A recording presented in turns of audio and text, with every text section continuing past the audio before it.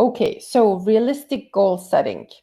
When we look at how the job search process looks like, and to understand how long somebody will be looking for a job, we need to look at the complexity and consequently the duration of the job hunting process. Standard duration would be if you're looking for a job in line with your experience, competencies, and interests. A medium complexity and job search duration would be that you're looking for a job in line with your competencies outside your key industry.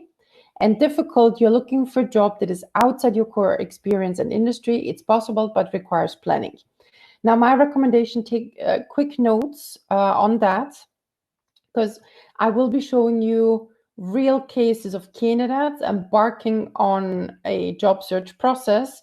And I need to be sure that we're on the same page when we say this is a standard job search process or a medium or difficult one. I want to make sure that we fine tune and really get on the same page. So, and I will be showing you soon a couple of scenarios, and I will be asking you the question, is it a standard, medium, or difficult job search process? And we will discuss why you're right or not right. So standard job search process in the past would take 3 to 4 months. Now it could take up to 6 months when looking for a job. A medium complexity in the past would take 4 to 6 months of systematic job search. Now I'd say it would be around 9 months. Difficult in the past, we would estimate, including the preparation time, to last 12 to 24 months. And I'd say with the coronavirus, that will still be the same.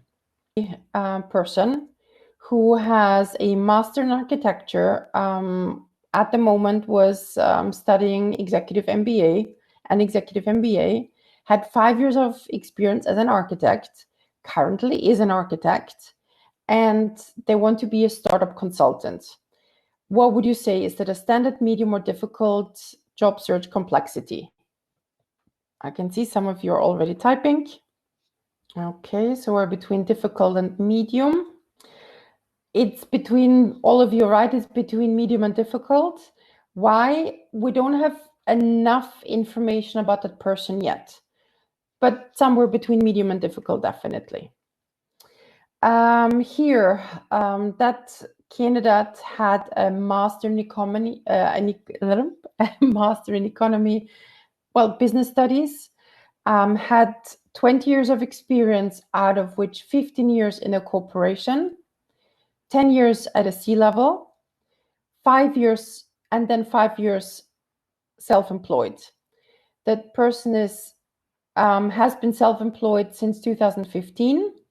And let's say because of the coronavirus, they say, I don't have enough clients, I don't have enough consulting projects, I need to go back to a corporation. I can see you already started answering the question that I haven't asked yet. Standard, medium, or difficult? Standard, medium, standard. Okay. There's one person who says hard. It is very difficult to rejoin the corporate world after having left it at a C-level. These are our most challenging projects from a career consultant position. There is something, and this has nothing to do with the actual competencies of the person, but there are some certain dynamics and invisible dynamics on the job market that prevent people from moving into certain directions, and I'll explain. So for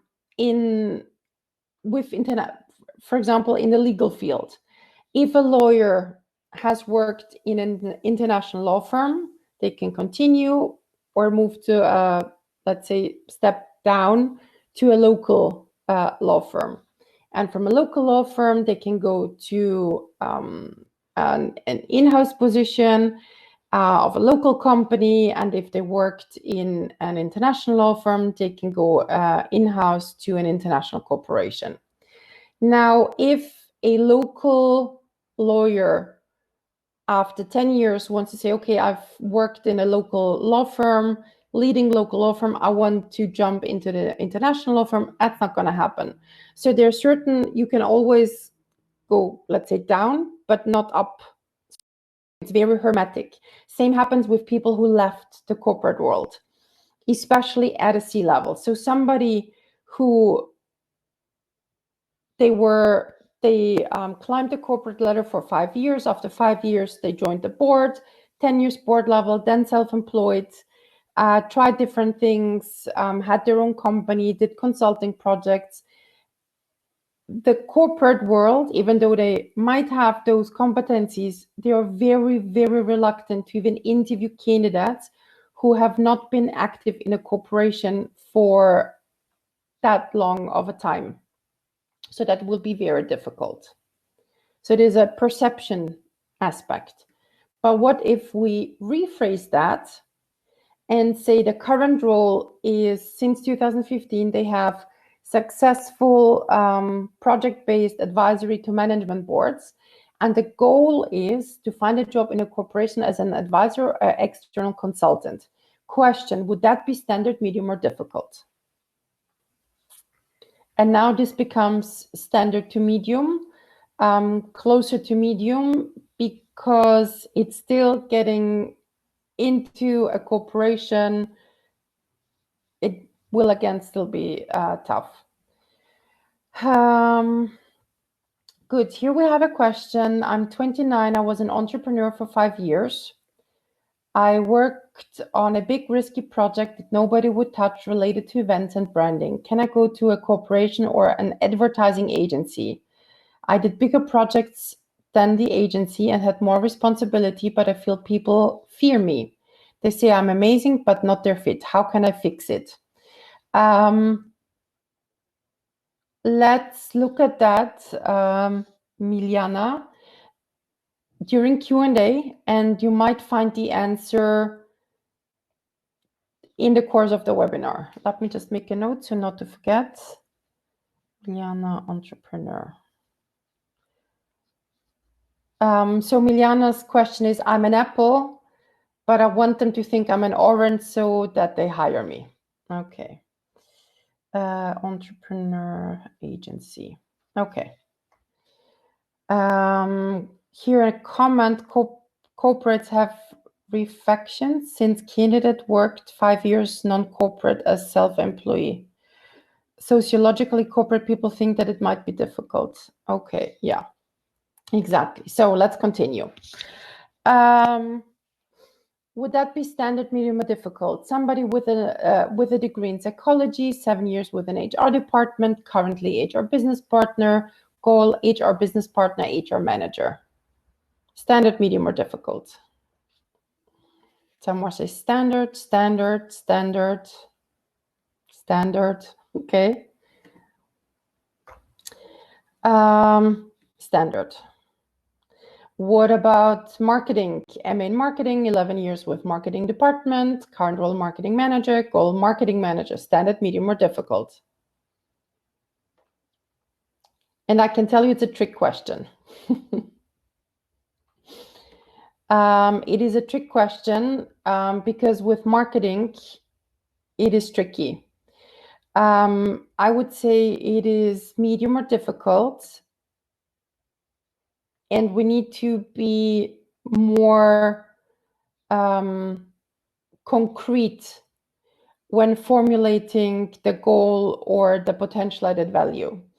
There are a lot of marketing people, and in uncertain times, the first thing that are cut are the cost centers. Cost centers includes marketing.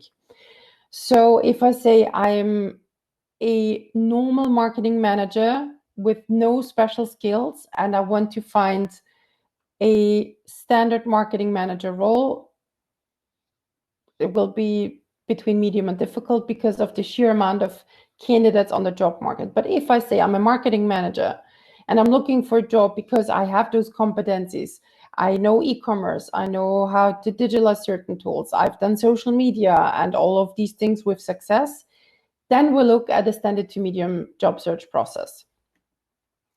Okay, so summarizing, if your job search process has a difficult complexity, that would include change of industry. If you want to be promoted, for example, from a manager to board level, you want to change countries without prior experience or language skills. Medium, when there's high competition, or standard would mean plug and play. So you have the relevant skills, especially for 2020. So if you have experience in digitization, restructuring, change management, optimization, leadership, anything analytical IT tools. So this is how we'd divide up and summarize those levels.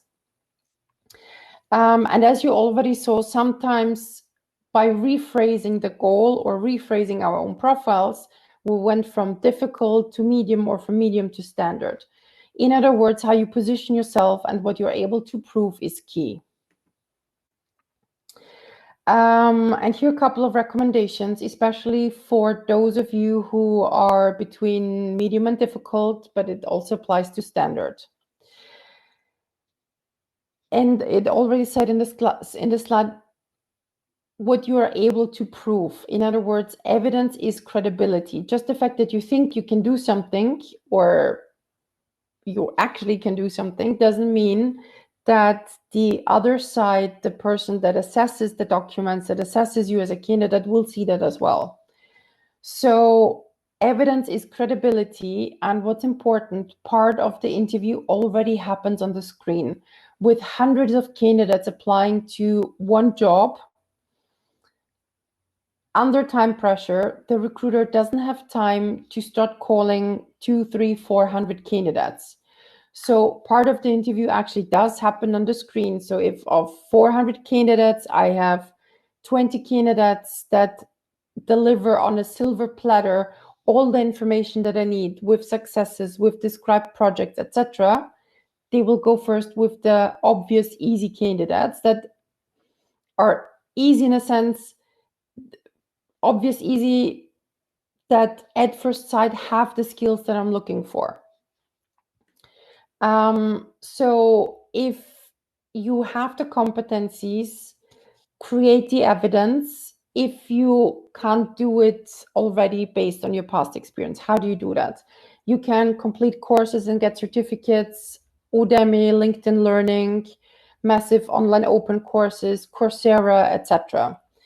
Some of them are completely free of charge. Then, and I recommend everybody to do that, no matter how small or big your role, express your projects and successes tangibly year by year.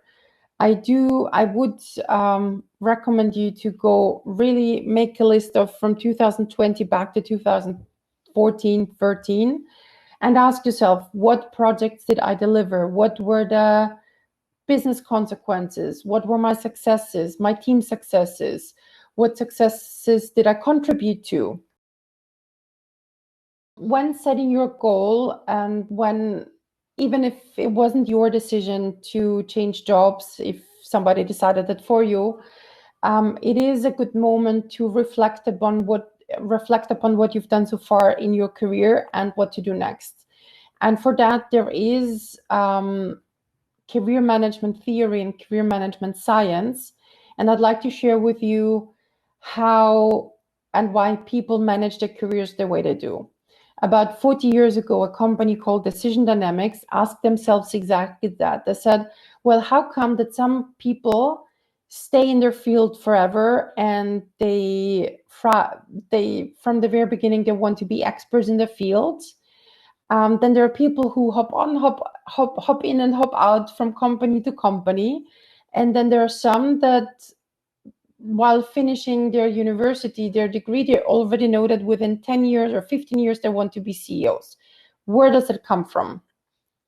So they embarked on a big study that included 40 years of research and analyzing over 1 million careers.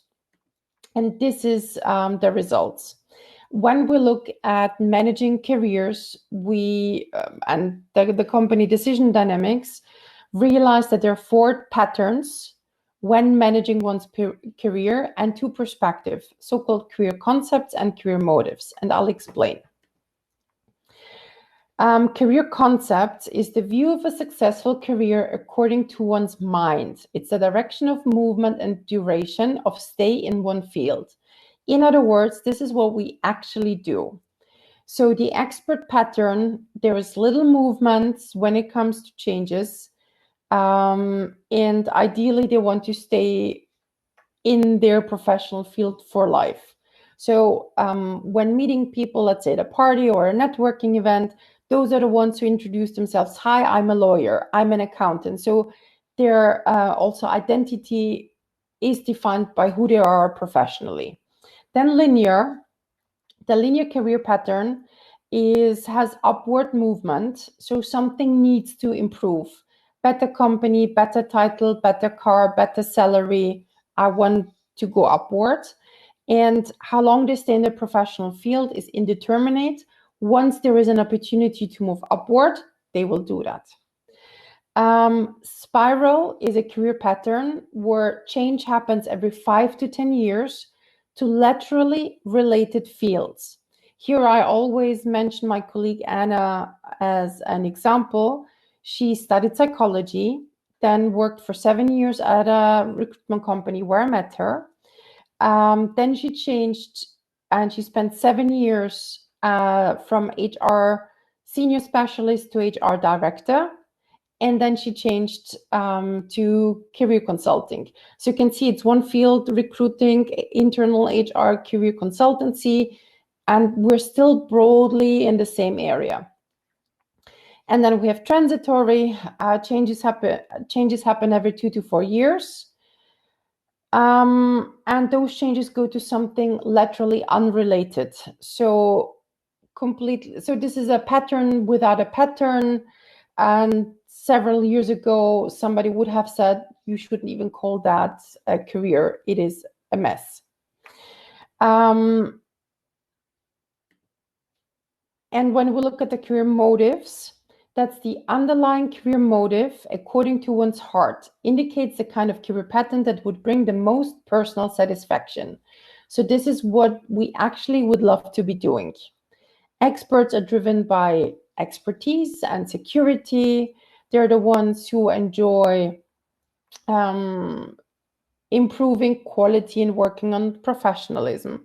Linear, they are driven by power and achievement and hierarchy, remuneration, etc. Spiral is all about personal growth, creativity, team working in a team, etc.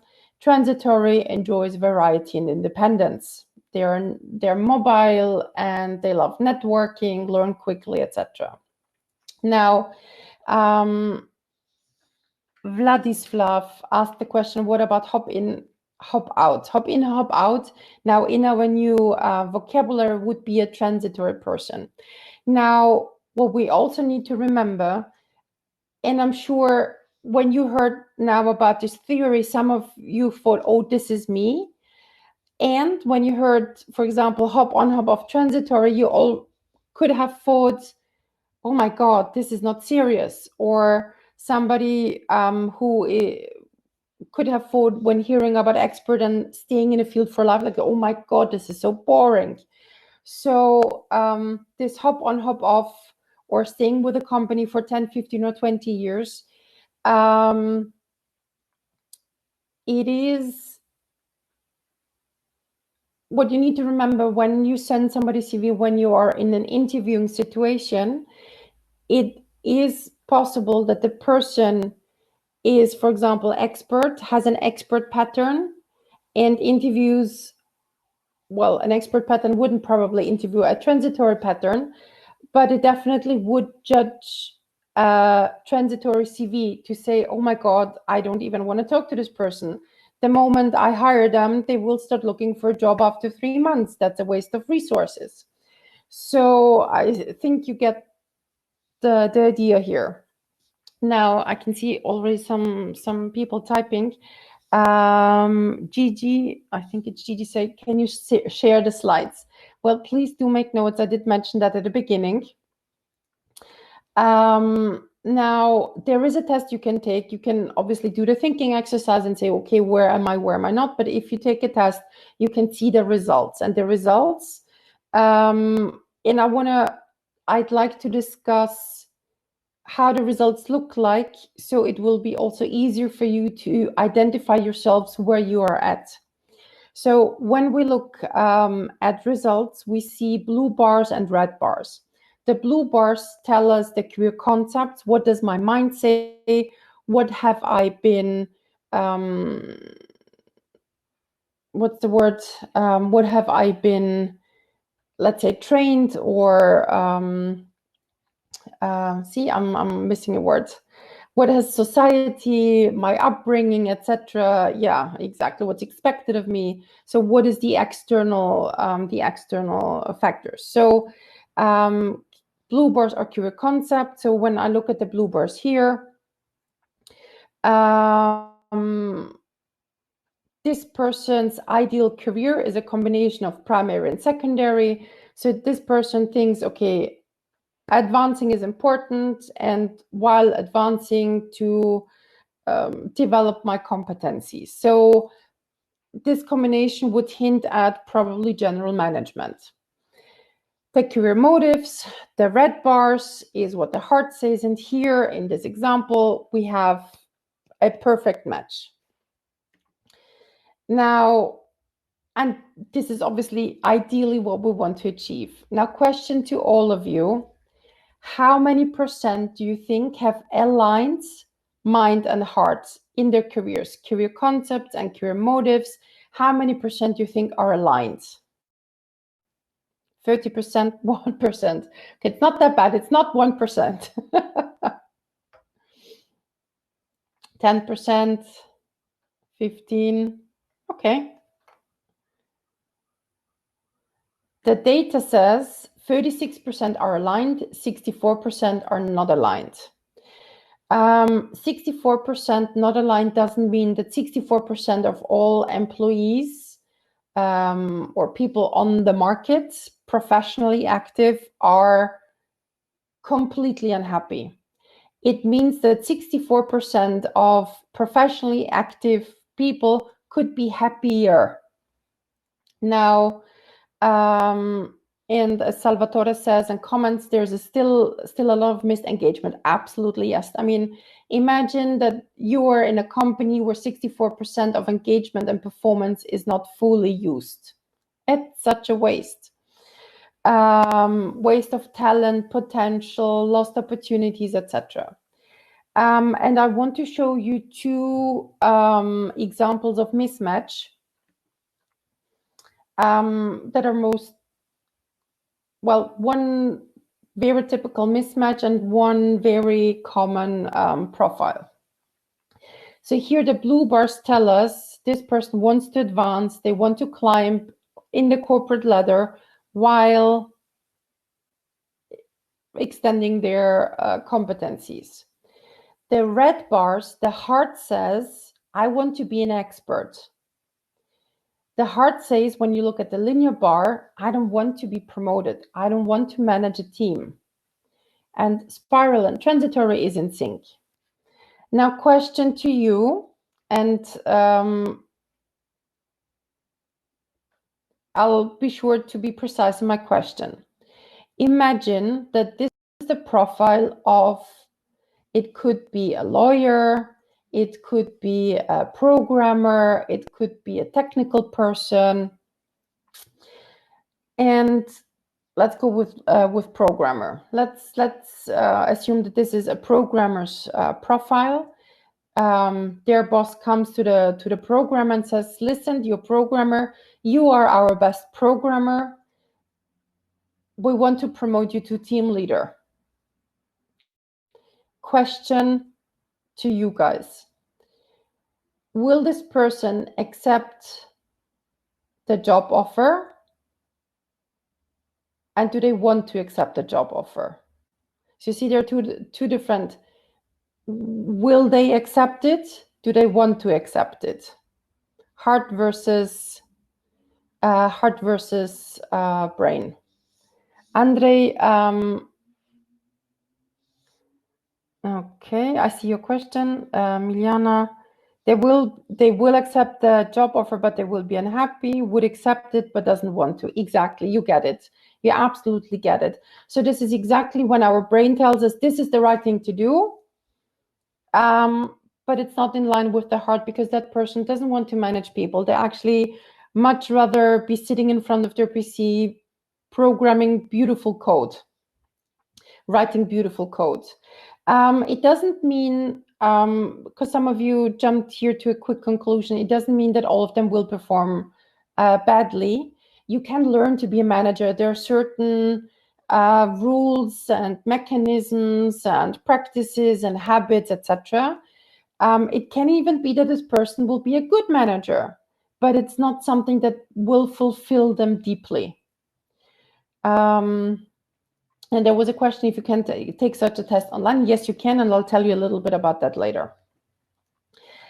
Here we have another profile, good news, bad news pattern.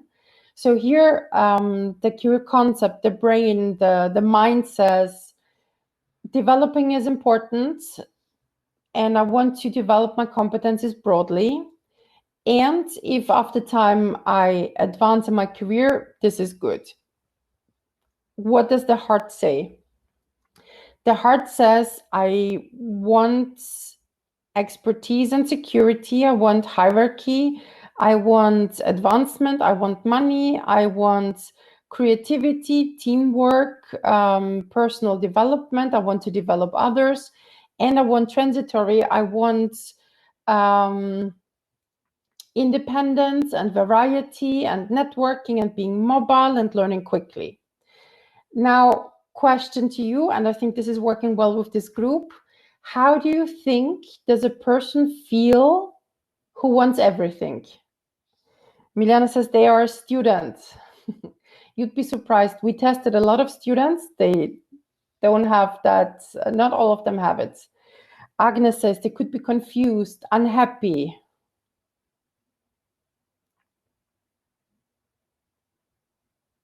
Unsatisfied. They can't decide. A lot of potential to be tapped. Don't know what they really want.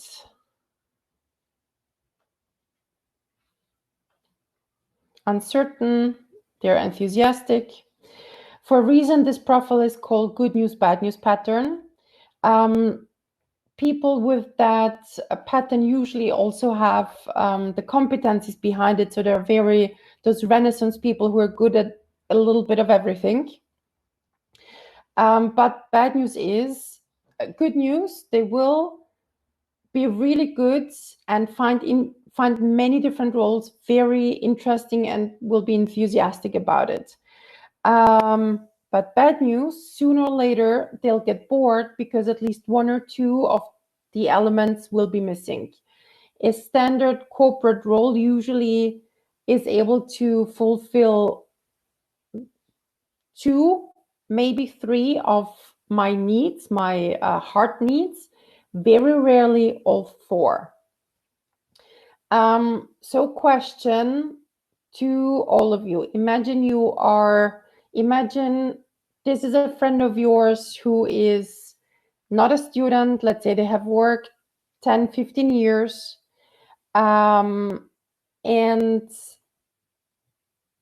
they have that profile. In the words of a client of mine, he said, Sandra, I need to talk to somebody. I have the feeling I'm standing not at a crossroads of my career. It's not left or right.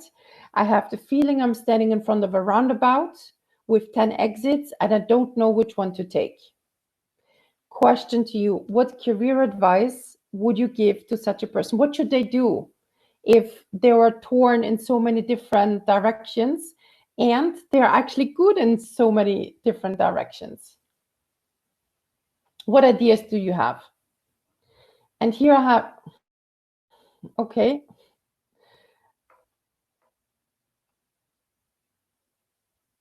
And I'll say it right away. There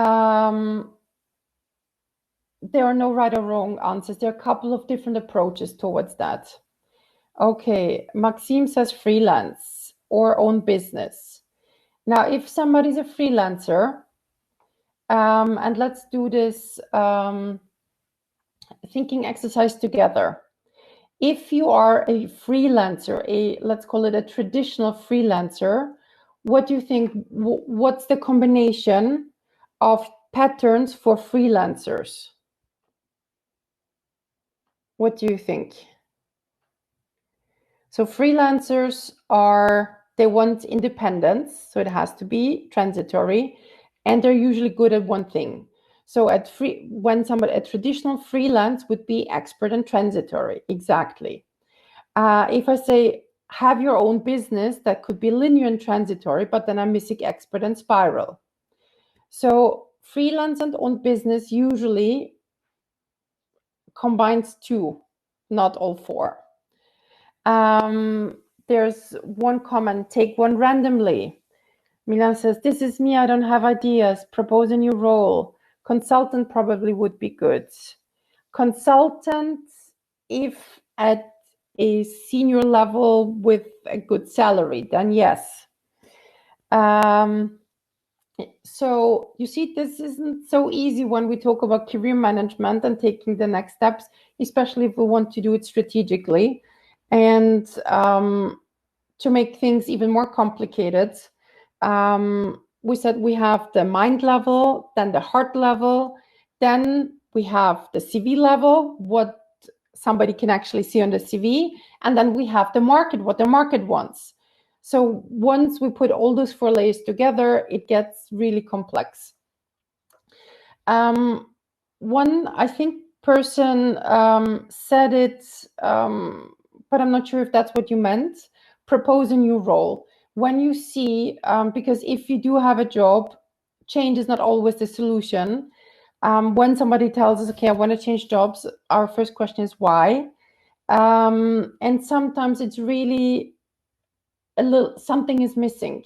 So we call the job crafting, to be able to go back and say, where is the discrepancy? What is missing? Are you managing people that you don't want to be managing? Maybe go back to your organization and say, listen, I don't want to be a manager anymore. Maybe it's that you need a little bit more variety. So maybe you can engage in different projects within your organization. So one solution here is definitely job crafting.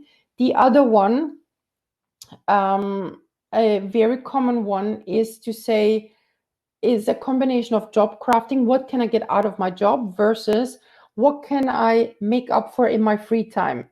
For example, your organization doesn't allow to develop your expert competencies and live your expert pattern. Start an expert blog. Your organization doesn't allow for transitory, for variety, independence, and autonomy. Those are people who usually do lots of sports, traveling, art in their free time, or they do volunteering. So there are things that we can make up for outside our, let's say, job context.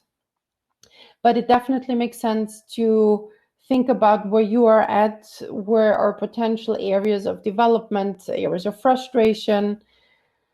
And now you've seen that the majority does have primary and secondary preferences. So when you start combining those, we said expert and transitory, we can then deduce and say, oh, actually, you would be very happy in a freelance situation.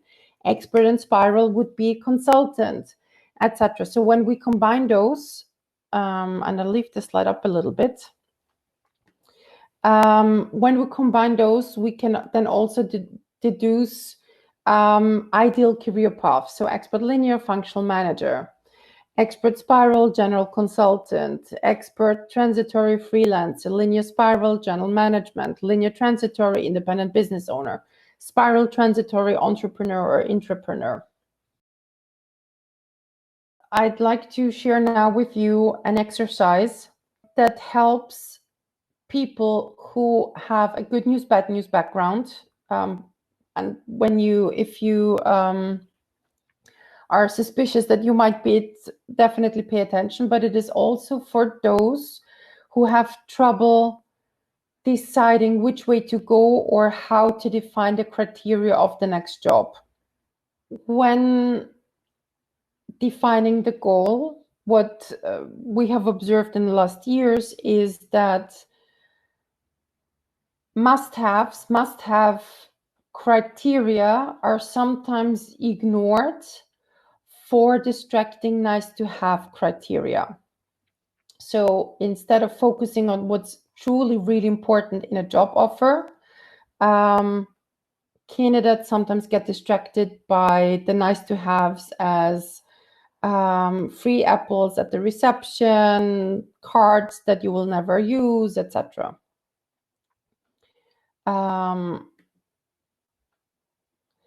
So here, what's best is to design an objective decision matrix or evaluation tool for offers. So that when you actually, and this what I'll be explaining now will work for what should I do next. And it will also, if you know what to do next, but you receive 3 different offers, it will help you objectively assess which of those 3 offers is the best. Exactly. Good. So, first step, make a list of 10 to 15 criteria or elements that are important to you in your next role. For example, that you don't want to be an expert anymore, you want to start managing people, or you want to finally be on the board. You want a good salary. You want to have a boss that manages by objectives, so gives latitude. You want to change industries. You want to have nice peers, and you want to commute 15 minutes because why waste so much time and commute for an hour? So this is the first step. In other words, you prepare your ideal job ad that if you apply to, you would receive.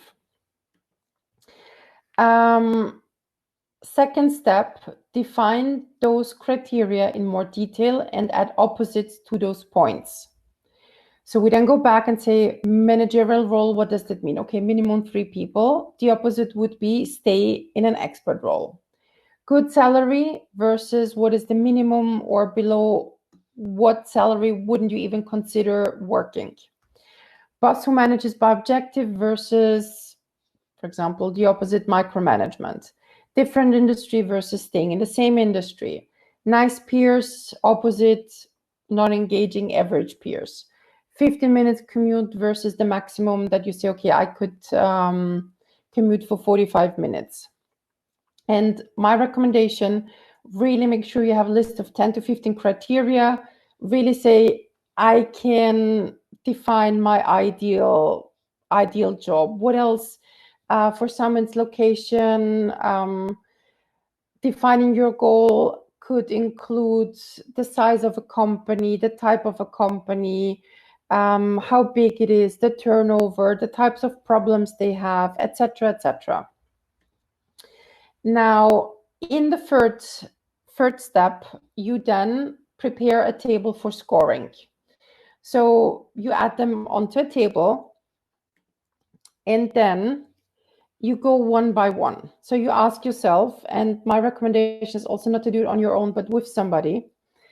You ask yourself a lot of questions in the following structure. Imagine you receive 2 offers that are identical and overall okay, but not wow. But they differ in the following. Offer A offers you the position of a manager, but at €2,500. Offer B pays €4,000, but it's an expert role. Which one do you choose? And then either you say, no, being a manager is more important than the money, or you say, no, 4,000 is better than 2,500. So you give a point to the option that you choose. And then you go back and you move to the next pair. Offer A offers you the position of a manager, but your boss is a micromanager. Offer B, you would have a manager who manages by objectives, but it would only be an expert role. Which one do you choose? And again, you score. Either you say, I want to be a manager so much that I don't care for the micromanager boss, or you say, no, I really rather have my freedom and be an expert for another 2 years. And you again do this. And you basically do that for the whole table. So you go 1, 2, 1, 3, 1, 4, 1, 5, 1, 15, and then 2, 3, 2, 4, 2, 5, 2, 6, 2, 7, until the very, very end, where you have 13, 14, 15, 14, 15. So this is an exercise that can take between 1 and 2 hours if you do it properly. Step number 9, you then summarize which of the criteria actually won. So your objective must-haves. Usually, when doing the exercise, you will come up with 3 to 5 must-have criteria, which means that once we have that, we can put the winning criteria onto another table and say, okay, it turns out that the 3 most important things currently are the type of boss, 15-minute commute, and to be a manager. And then when you have and here it's either the career paths or the actual offers, and you start grading. Okay, if I decide to take that offer, this is the boss, this is the commute time, this is the managerial role. Very important, before you start qualifying the objective must-haves, define what the scale from 1 to 10 actually means. So to say managerial role, at 10 would be more than 10 people, and 9 would be 5 people, 8 would be so many people, etc. So very, very rarely do we really have 0, 1 or 1, 10 situations. So before you start qualifying, define what is a 10 boss, what is a 5 boss, what is a 1 boss, 15-minute commute is a 10, what is 20 minutes, what is 35 minutes.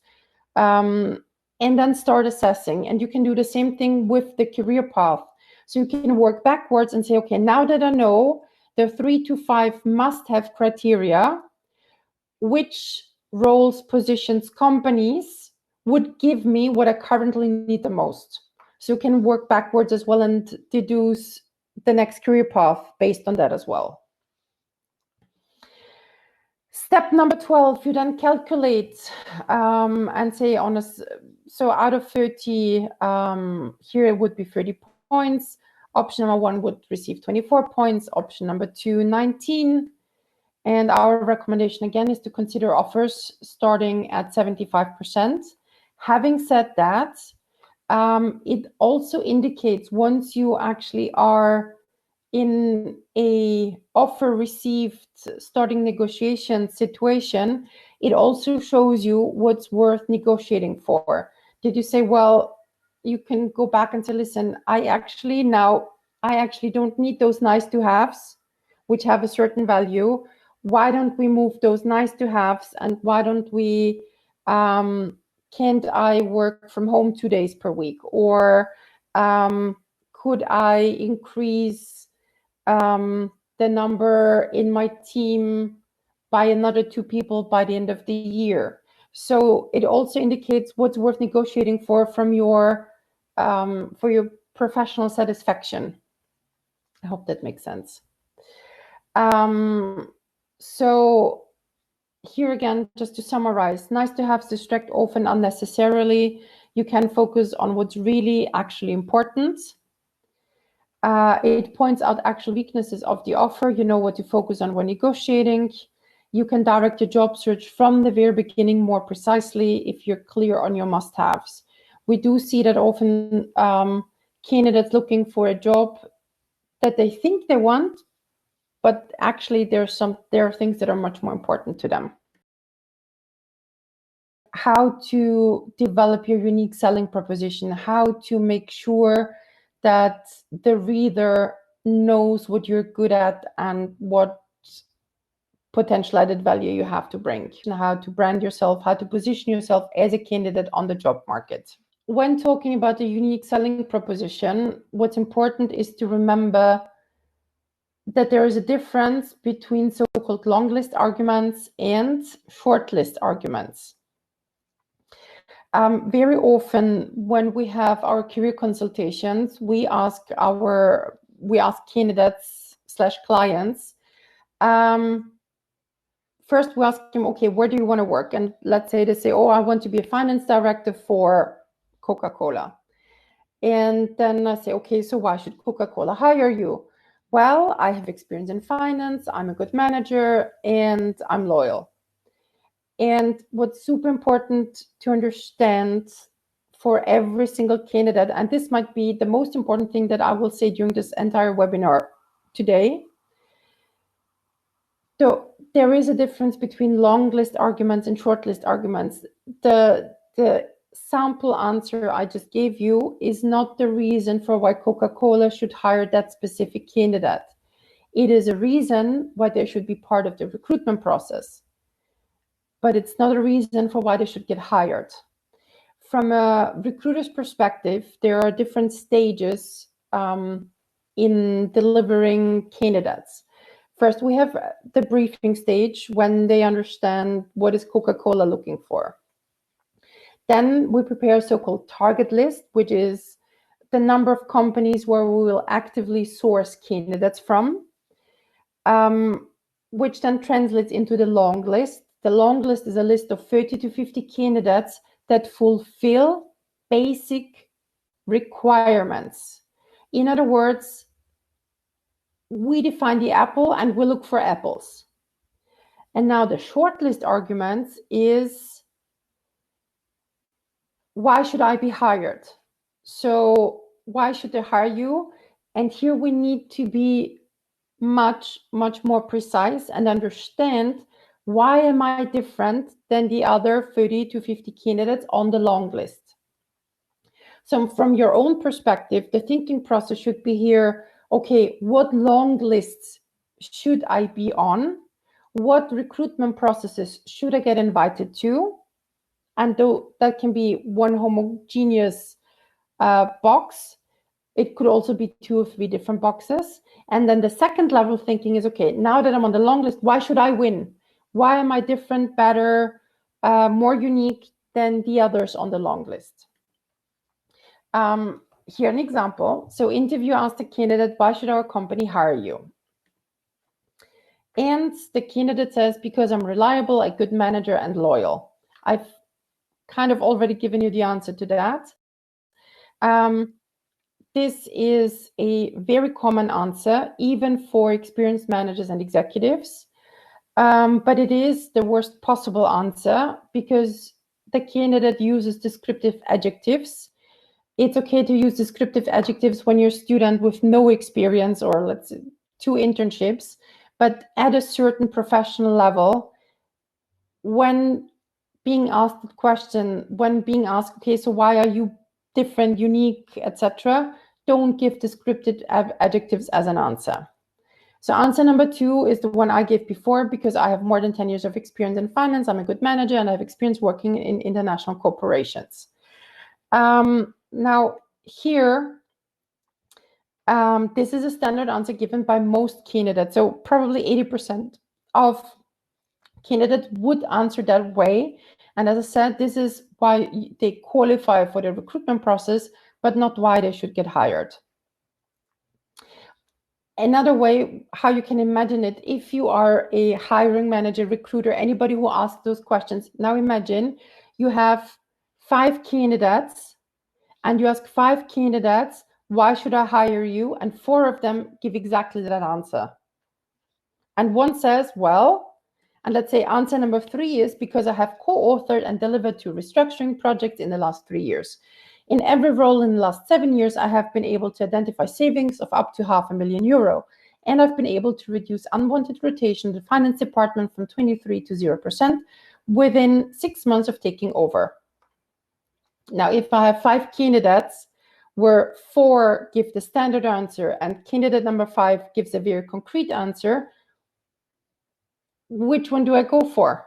Of course, with answer number 3. It is the best possible answer that the fewest candidates give. It gives the executive search consultant or HR department arguments to put you forward on the shortlist, or even attach a recommendation for hiring you and not the other candidates. Now, what's important here, and this is one of the reasons why I'm not a recruiter anymore, giving a concrete answer, or the candidate with the best answer doesn't necessarily have to be the best candidate, if you know what I mean.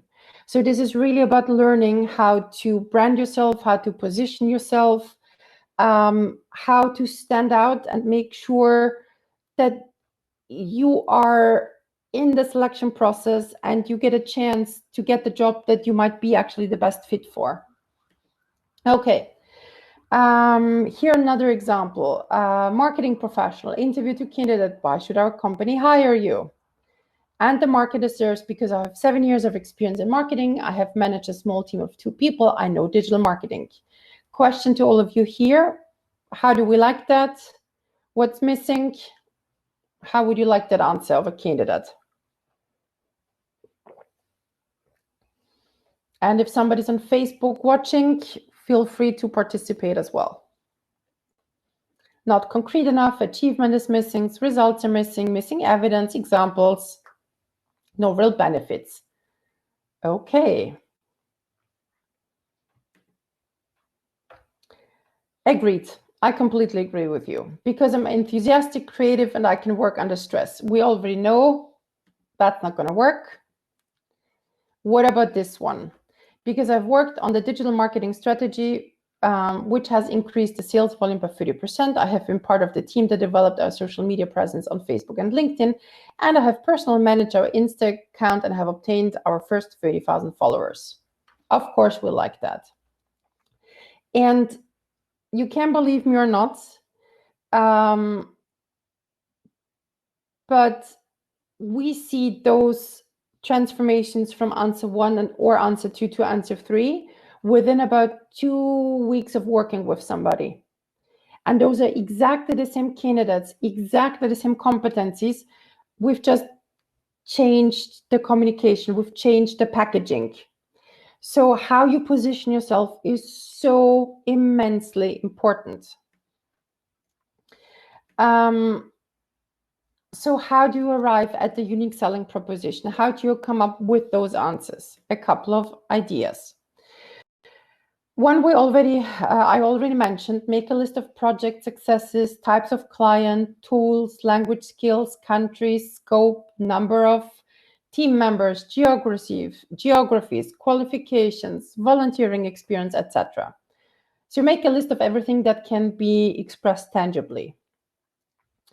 You look for patterns when analyzing. This is also something, especially if somebody has been working for 10 to 15 years, there are a lot of things we do out of, I'll use the expression autopilot, without realizing, hey, actually, this is something I do differently than my colleagues. So I do recommend everyone to make a list of projects, make a list of successes, do some self-reflection and see, how am I doing something differently, better, more effectively? Where does that come from, etc. Another tip, and I'd recommend everyone to do that, research your competition. So let's say, okay, one of you decides, okay, I want the goal is marketing manager in Milan. Then go on LinkedIn and search from the recruiter's perspective, how many marketing managers are there in Milan? And you'll see it's probably several thousand, which is a very big pool. Then go back and say, okay, so maybe not marketing manager, what's the other keyword that I need? Maybe it's digital, maybe it's e-commerce, maybe it's Facebook or in something.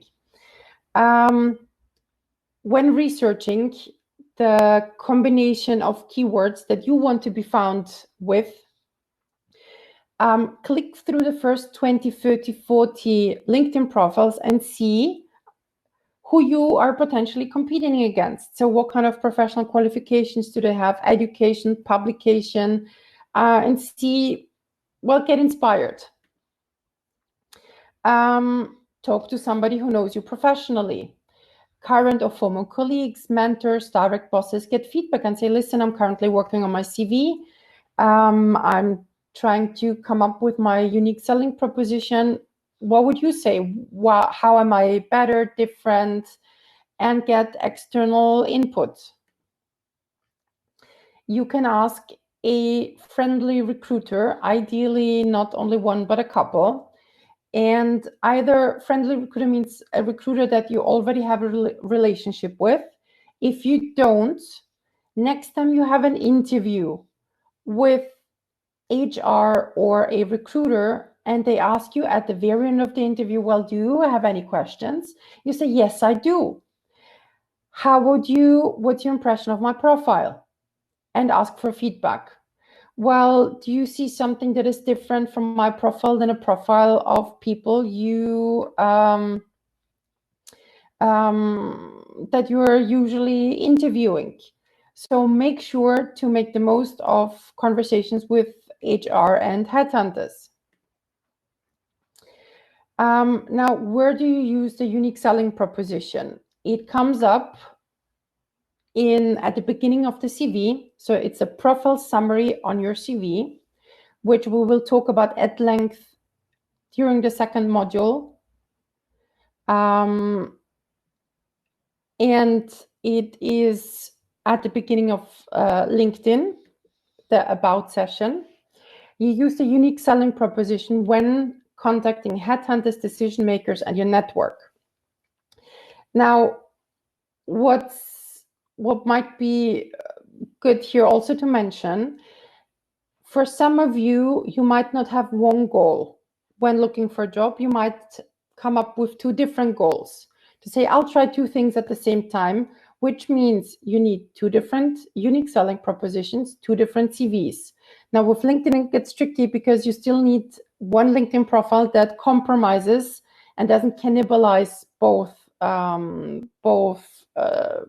goals. You will also use the unique selling proposition during the interviews, especially at the beginning. Final comments.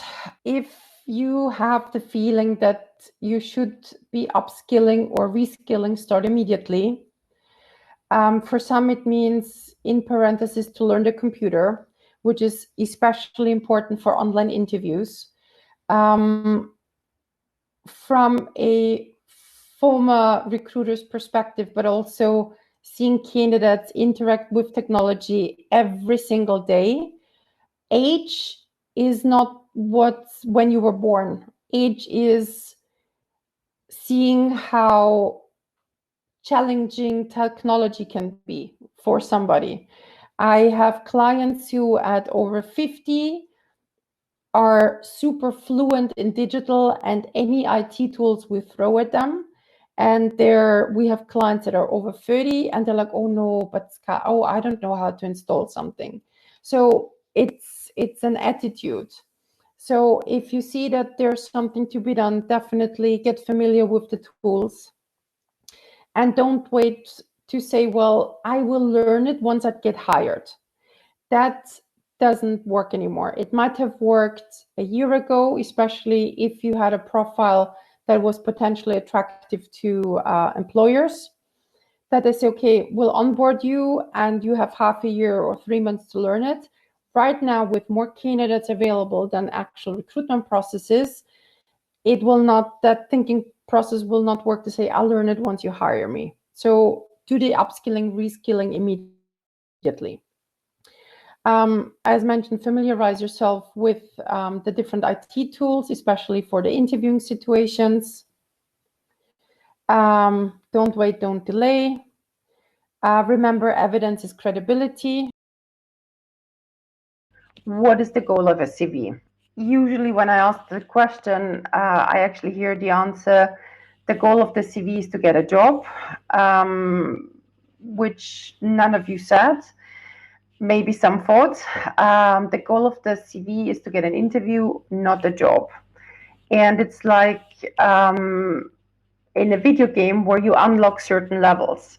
So if you have a good subject line in an email address, the recipient clicks on the email or decides to delete it. If the cover email is then well written, somebody will click on the CV or delete it. The goal of the CV is to get a screening call or be deleted. After the screening call, interview or delete. First round of interview, the goal is to get a second interview. The second interview would then see offer. Maybe sometimes it leads to more rounds, but you get the idea. So when looking at job search and an application process, we look really at every single element that influences the decision whether to click on the email or delete, read it or delete, CV or delete, etc. The rules when talking about CVs, it is, should be, has to be, must be written for the audience in mind. In other words, if you realized when doing the first module that there are two different career paths for you, or two different industries, or two different roles, you would have two different target audience, meaning you would need two different CVs. It should not have any mistakes, and you will see why soon. One reason is the human that reads the CV that could not be very mistake resistant. There are perfectionists, or there are actually also recruiters who say, if I receive a bad CV with spelling mistakes, bad CVs means bad candidate. And this could be a subjective human impression, but then when we look at applicant tracking systems and machines that scan the document, a machine doesn't understand spelling mistakes. So if you have misspelled a keyword, you will not be flagged or tagged as a potentially good candidate. So no mistakes for the human as a subjective quality kind of perspective, but there's zero tolerance for ATS when it comes to mistakes. What's also important to remember that part of the interview already happens on the screen. With more and more qualified candidates, imagine that you are a recruiter, you posted a job ad on LinkedIn, and you have 400, 500, 600 candidates, out of which 50 have sent their CV that has no mistakes, well prepared, out of which 25 present the most important information right there and then, which means I have 20 easy candidates where I already have all the information in front of me. And with the other 30, I actually have to start calling them. Yes, it's the job of a recruiter to do that, but recruiters very often work on 10, 15, 20 recruitment processes at the same time. They're paid upon success, so they will go with the easy candidates. And with that in mind, part of the interview happens already on the screen. So how you prepare the CV is important. Now, as I said, we do collect a lot of data. One of them is the efficiency of the job hunting channels. There are 4 channels that you can use to create job offers, or at least interviews and interest on the job market. One is speculative introduction, meaning contacting your potential boss directly. Networking, executive search firms, and job ads. Now, I want to do this interactively with you. If you decide to contact your potential boss directly, do you need a CV that is prepared for human or applicant tracking system software? Okay, this is pretty clear, human potential boss. What about networking?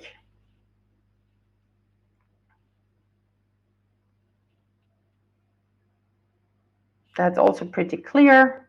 Networking human is a source of information, can introduce you, etc. When it comes to executive search firms, or in general recruitment companies, what kind of CV do you need here, human or ATS? Okay, we have one that says human. Okay, anybody here has been asked to upload your CV to a database in the last weeks or even years? Yes, database means potential for software. So with the recruitment companies, we need actually both. We need human, unless you're specifically asked to upload it to a database, then you also need an ATS version of your CV. And job ads, We have both, and I'll show you today how to recognize if there is a software behind it, what kind of software, and how to optimize for that. I speak a lot about recruiters, and their job is really not an easy one. Recruiters do receive approximately 50, on an average day, 50 unsolicited CVs per day, meaning they receive CVs they have not asked for themselves. So those are proactive candidates. That's 250 CVs per week, 1,000 CVs per month, 12,000 CVs per year. That is a lot of CVs for one human being. On top of that, they do have 5 to 15, sometimes 20 ongoing parallel recruitment projects and KPIs. There are recruitment companies that are managed by KPIs, meaning that the recruitment consultants have 5 business development calls to do, 2 client meetings, etc., etc. So it's a very high pressure environment. So grasping their attention is important. And nowadays, because of COVID-19, they're obviously flooded with CVs. Let's look at before and after examples. Remember Barbara Smith, the French from the beginning? This is a before and after example of how the same person can be perceived completely differently. So here, if I were to ask you, what role would you recommend this person to? What would it be? If you now were the recruiter, general manager, which industry? Or sales senior manager? And do we see he builds hotels, so in construction, exactly. And here we see the before and after. This is exactly the same candidate. Nothing has changed in terms of their competencies. Nothing has changed in their experience, but we showed information in a completely different way. What about this person? Now, what role would you recommend this candidate for? Finance manager. What is their unique selling proposition? Why is this candidate potentially different than other candidates?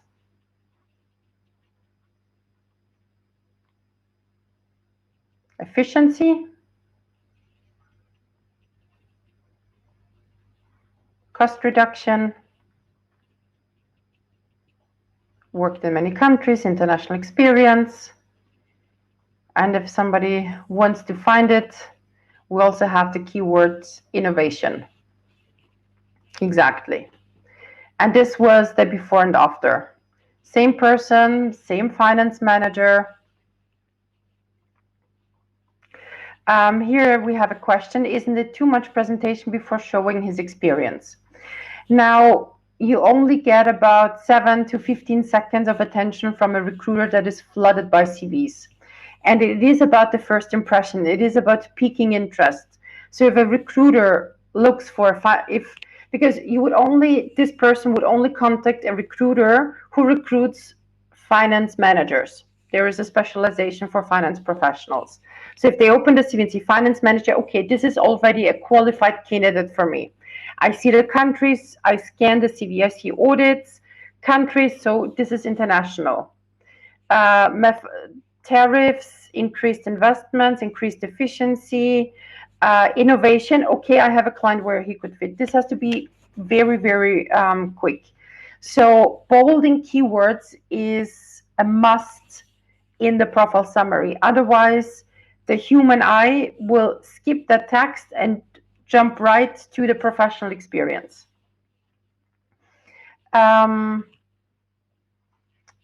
Now we have a question, but then in the professional experience, will he repeat the achievements?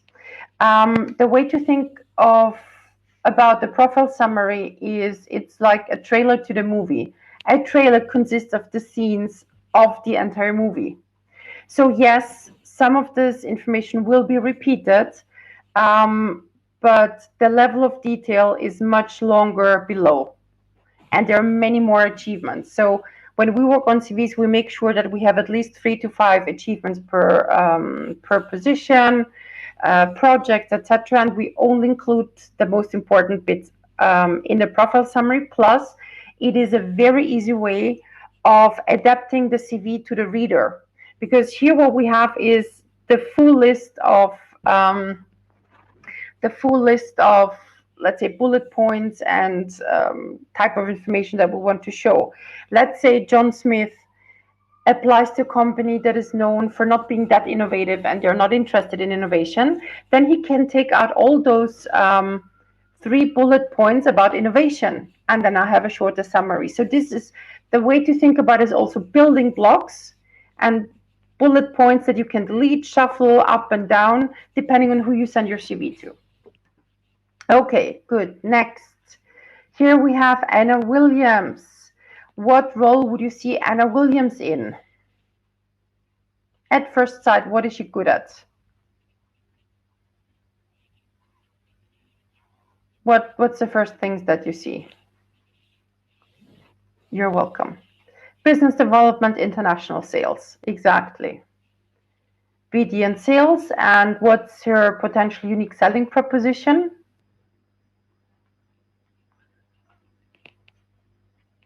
Potential unique selling proposition. What is she different in than others? Not every sales and business development professional, for example, is good in crisis management. And this, you can see here, we were a bit more restrictive when it comes to anonymizing the CV, because it was referring in, among others, to the coronavirus and the response to that. So here, and again, it's exactly the same person, same experience, same successes, but a completely different way of presenting that information. Okay, here we have an example, Jessica Johnson, and I'll skip right to before and after. On the left, that is a very that is a template that is used very often in the UK and the US. There is a very popular template apparently, and all the CVs look the same. So this is one thing. The other one on the left, it is generic blah blah. On the right, I have increase in sales, increase in channel sales, more than 70%. I have countries, I have numbers. So now, okay, this could be really a salesperson for export sales, for example. Okay. And this is the last one. This is David Johnson. We saw him before and after. So here, as you have mentioned yourselves, the header is much smaller, and I can then better space usage. Yes, exactly. I can see this person has had P&L responsibility, 650 FTE, sales, marketing, people. So I already know, okay, what box to put that person into, and whether this person is relevant for my recruitment processes or for my organization. So grabbing their attention is important. I will show you now a couple of CV examples, and I'd like you to look at those CVs from a recruiter's perspective. Now, this is a recruiter, it's 4 p.m. They've already had probably 7 interviews and 3 client calls and 50 emails. And then they receive a CV they decide to open. And my question with the CVs, I will walk you through the first one, but in the following examples, I'd like you to spot the mistakes. And I want your impression, what you think this person could, what kind of position you would recommend this person to, etc. So examples. All of these examples are real CVs we have received for review. All the details have been anonymized or substituted. So here we have Barbara Smith. Question to you, what position, if you were a recruiter, what position would you recommend this person for at first glance?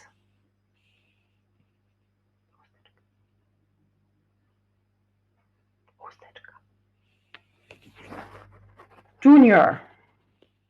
At age 43, She should have an intro. Absolutely. No summary, education before employment. Okay, I can already tell that you're looking at the mistakes. So yes, we don't really know. As a recruiter, I would have no idea. Maybe something with engineering, 43 engineering. And here, what are the fact that Smith is in all caps. I know that this is probably somebody from France. And we have the age there, we have number of children, driving license. These are all things that shouldn't be, at least not there in the CV. And as you've correctly pointed out, education is before employment history. And if you pay attention, there is in the second section, it says languages and IT, but only the languages aren't listed. Plus, and this is a common mistake, it does not say, the languages do not mention their own language. I do assume that if it's a French nationality and they've had a French education, that they are a French speaker. Now, this is a common, especially if you think that your CV could be forwarded to headquarters to somebody, they will not recognize, looking at your last name or even your address in today's international job market, they will not know what your native language is. So make sure that you do include your own native language in the CV. Okay, second example. What would you recommend? What role would you recommend this person for?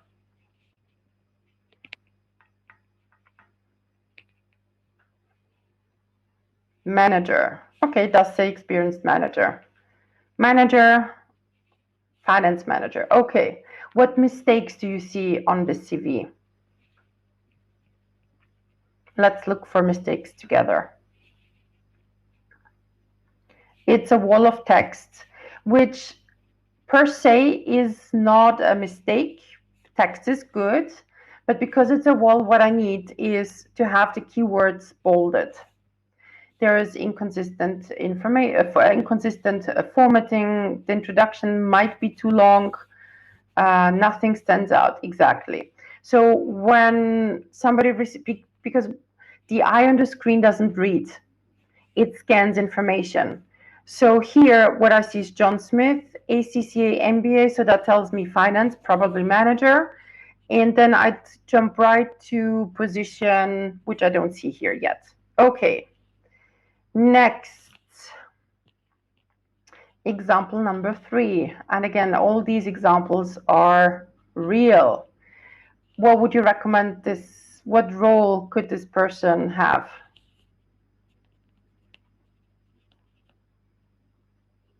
Something with communication, decision maker, public relations manager, maybe. And this is a perfect example of why it's so important to send your CV in .pdf. Everybody works on a different Word text editor. Some work on Mac, some on some old Windows, some on new Windows, some have Linux and OpenOffice. And this is somebody who works in communication, in public relations. And the first impression I have from that person would be everything is completely scrambled up. Okay, next example. What mistakes do you see in this CV?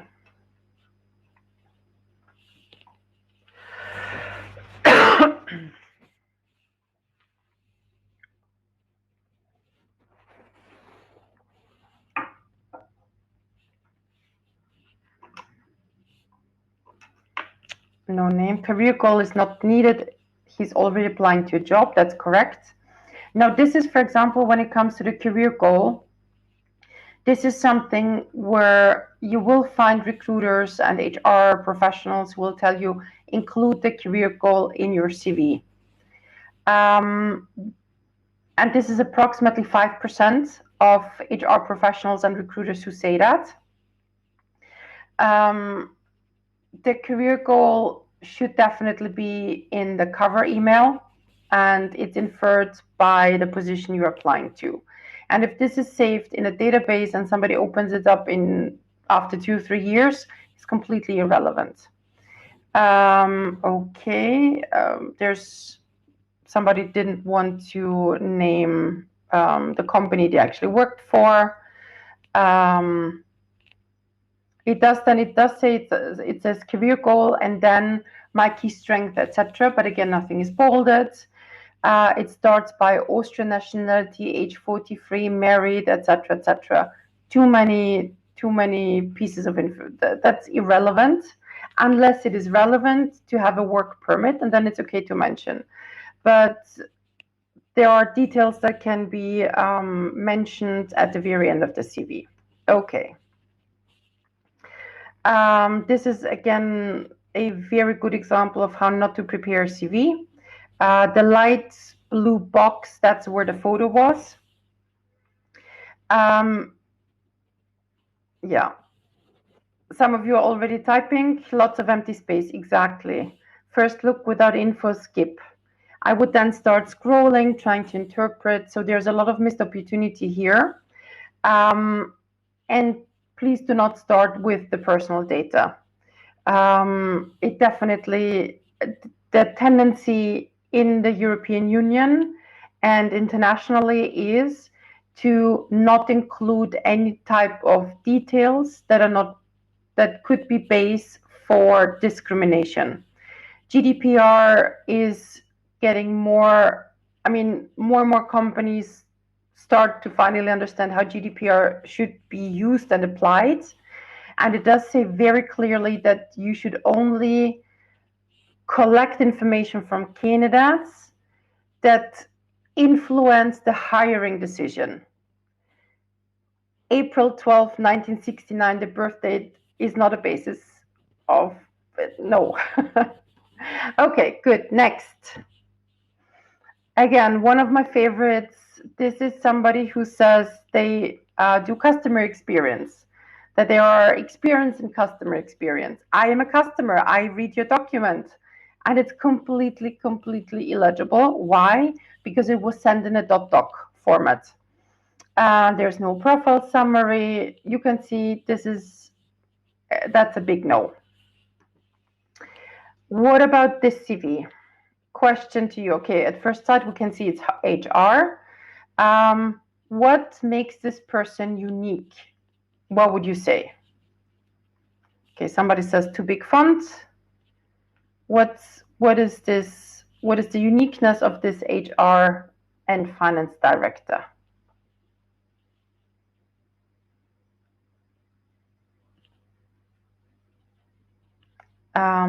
Here it says he puts achievements first. I cannot see the whole document. Should it be like this?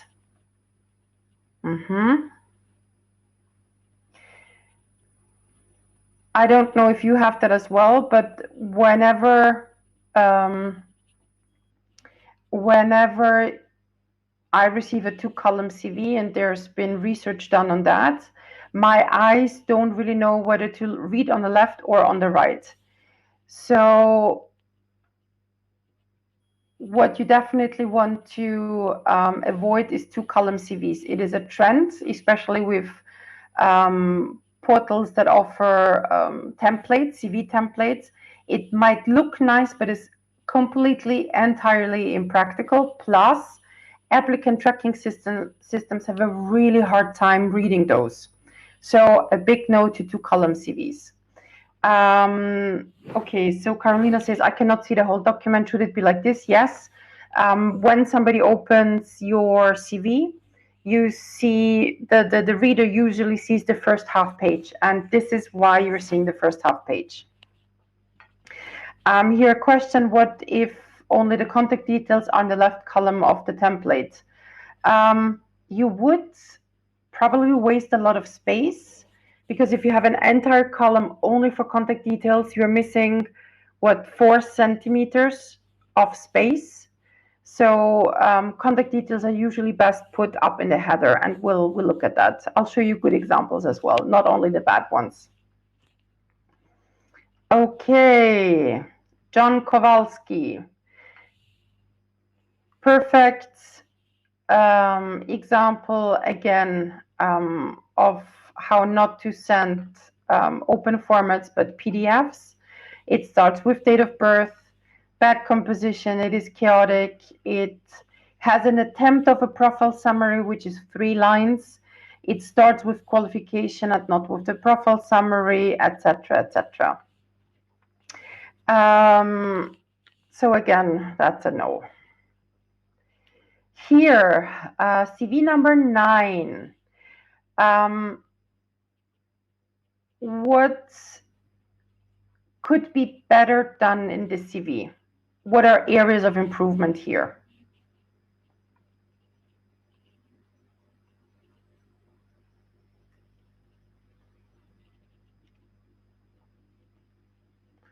The introduction is missing, yes. So the profile summary is missing.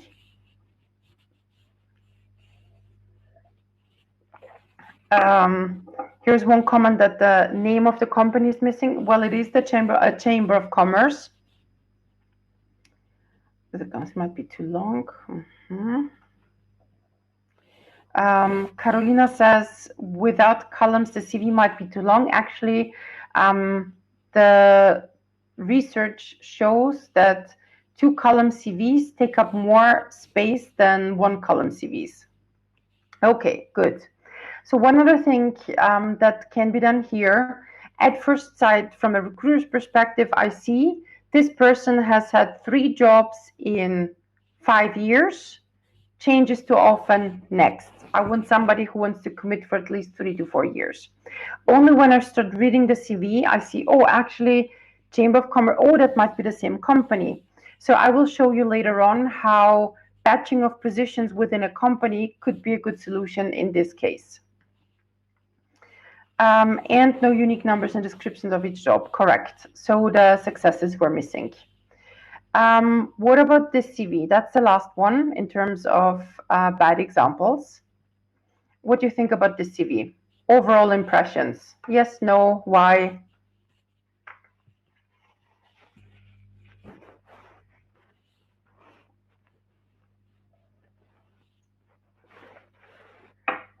Too much space just for the name and the contact details, correct. If you want an exact number, we found that the best header is maximum 4 centimeters. Much better, too long summary, 5 points would be enough, but he has numbers. There are some numbers, but it is in a light gray. So it would be much more legible if it was a slightly darker color and the most important bits bold. In the header, maximum 4 centimeters. If it's relevant, you can add the photo, and we'll discuss photos in a bit. Contact details in the header. Then we have the profile summary, which should at first sight demonstrate your unique selling proposition, or at least what box to put you into. Then we have experience, then education, and then additional information. First step, when you prepare your CV, focus on the content. So ask yourself, looking at my experience, what is relevant for my target group? What is obvious? What is not obvious?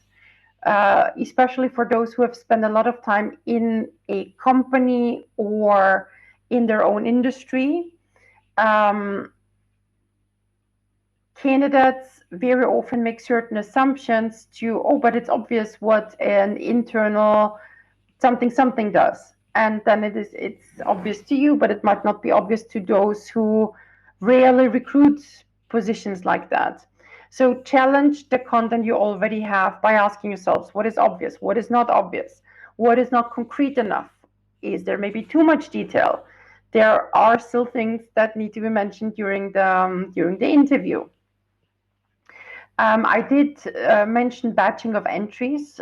That helps us avoid looking like a jumper, especially if it happens every 1 or 2 years. The way you do that, or to show progress and continuous promotions. And before I show you the example, it's important to not overdo it, especially if you've been with a company more than 7 to 10 years. And here are the examples.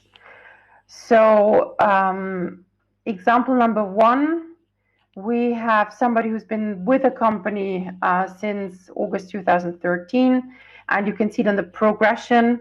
So instead of having 4 entries on the CV, I have 1 entry, and I can see senior manager, head of, regional head of, global head of, and the changes happen every year to 2 years. So I went from, oh my God, this person changes every 2 years, no, to, oh, look, somebody is really good and gets promoted. Or in the second example, we first start with the company and then we have the positions, just to show you 2 different approaches to that. When it comes to graphics and layouts, pages 1 to 3, even in the United States, you will now see that more and more people say it's okay to have two pages. It is usually up to 2 pages unless you have more than 10 years of experience. Then it's also okay to have 3 CV pages. Photo, it depends. In the US, it is a definite no because of their anti-discrimination laws. And the way we approach photo advice is very practical. If the photo helps you, use it. If it doesn't help you, don't use it. And by help, I mean if it's a good quality photo. If, for example, the photo is about showing positive energy or your caliber or your demeanor, then by all means add it. But if it's adding a photo just because somebody said that you should add it, and you cut out a photo, your favorite photo of a wedding of a friend, no, then it's a definite no. So if photo, then only a professional good photo. And here professional good photo means dress up as you would for an important interview and take the photo, and that's what you then add to the CV. A photo on the CV also helps develop a color scheme for the documents. So if, for example, somebody wears a blue tie, you can use then the color blue from the tie in the titles of the CV, for example. Usually, however, we recommend to stick to 2 to 3 maximum colors, 1 to 2 fonts, and 1 column as discussed. When it comes to colors and fonts, please keep it simple and professional. It is an opportunity to positively stand out. It does add personality and energy. And I've gotten ahead of myself. I do see a slide on graphics with photos. So good quality photo, neutral background. Don't take photos or don't use photos where you're outside. Dressed as if you were to go to an important interview, recognizable in real life, especially ladies like overdoing it with Photoshop when they have a professional photo shooting. This is not for a magazine. This is for you to be authentic, for you to come across as somebody natural. So when they actually meet you in person, it's not open the door in a conference room like, okay, did I choose the right conference room? Because you're not recognizable. Don't cut out photos from your favorite weddings, parties, etc. And last but not least, please proofread your CV. Here, please do give the CV to your peers and colleagues and neighbors to say, please find all possible mistakes. Especially if you've spent a lot of time on your document, your brain does not register mistakes anymore. So here's some proofreading tips before you give it to your friends and family. Read the CV from bottom to top, and ideally then from right to left. So the inverse, give it to somebody else, use spell check and double check. And here you have a list of all the things you might be checking: margins, spaces, typos, dashes, consistency in how you write repetitive elements like the positions, company names, bullet points, beginning and end of sentences, etc. And last but not least, GDPR. So the thing with GDPR, what to include, what not to include, how does it work? GDPR forces all companies to obtain proper consent from candidates that apply in the European Union. Important, GDPR does not define a correct and unified clause or consent form, so you need to read each company's requirements very carefully when applying directly to job ads. From a candidate's point of view, it is better and more secure to have a clause directly on your CV than to not have one at all. This applies to all countries in the European Union. So why do companies use applicant tracking systems? Having mentioned and described a day of a recruiter, if a person receives 12,000 CVs per year that are not even solicited, and this is a regular recruiter, there are recruitment companies that are even more busy. It simply saves time and money when it comes to the research says 30 to 50 hours on physical application browsing. In the US, it helps prevent lawsuits when it comes to discrimination.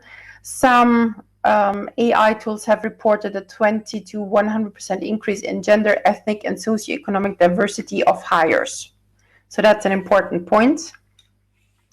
And of course, applicant tracking system means I can track all of my applicants in one system, so I know, has a candidate, are they coming back, are they reapplying, have they been in a recruitment process successfully, unsuccessfully. So I basically have a master system to track all the candidates. Here's some more data. This is from topresume.com. On average, a corporate job posting receives 250 applications. Of those 250 applications, 4 to 6 will be contacted for an interview, which means 95% of large organizations use ATS as part of the recruitment process. Big companies receive about 50,000 to 75,000 resumes each week. That could be, for example, like Amazon. And 75% of resumes will never be seen by human eyes. And I'll show you how that works in detail in a bit. Here's a list of applicant tracking systems used by Fortune 500. The most used one is Taleo, followed by Workday, SuccessFactors by SAP, SAP, IBM, Kinexa, BrassRing, etc. How do you know? Here's another top 10 ranking prepared by, you have on the right Fortune 500 Jobscan database, etc. One way or another, what you see, Taleo is the one used most commonly. And here, so when you have a job ad and it says click apply, it very often then redirects you to a different website to upload the CV.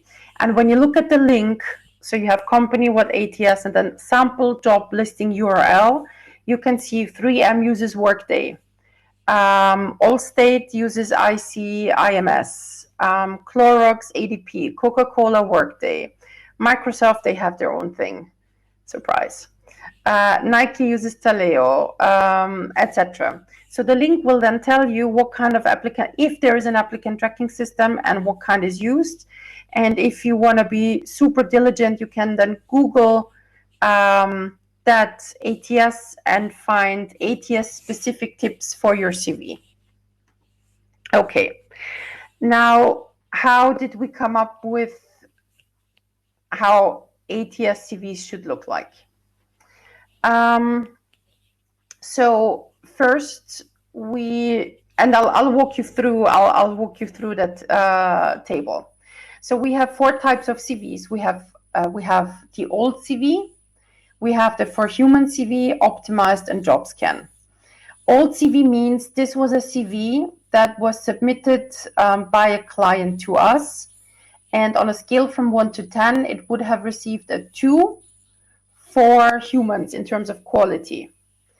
Then we worked on that CV. So the for human CV is our, on a scale from 1 to 10, we would have given that CV, let's say, a 9.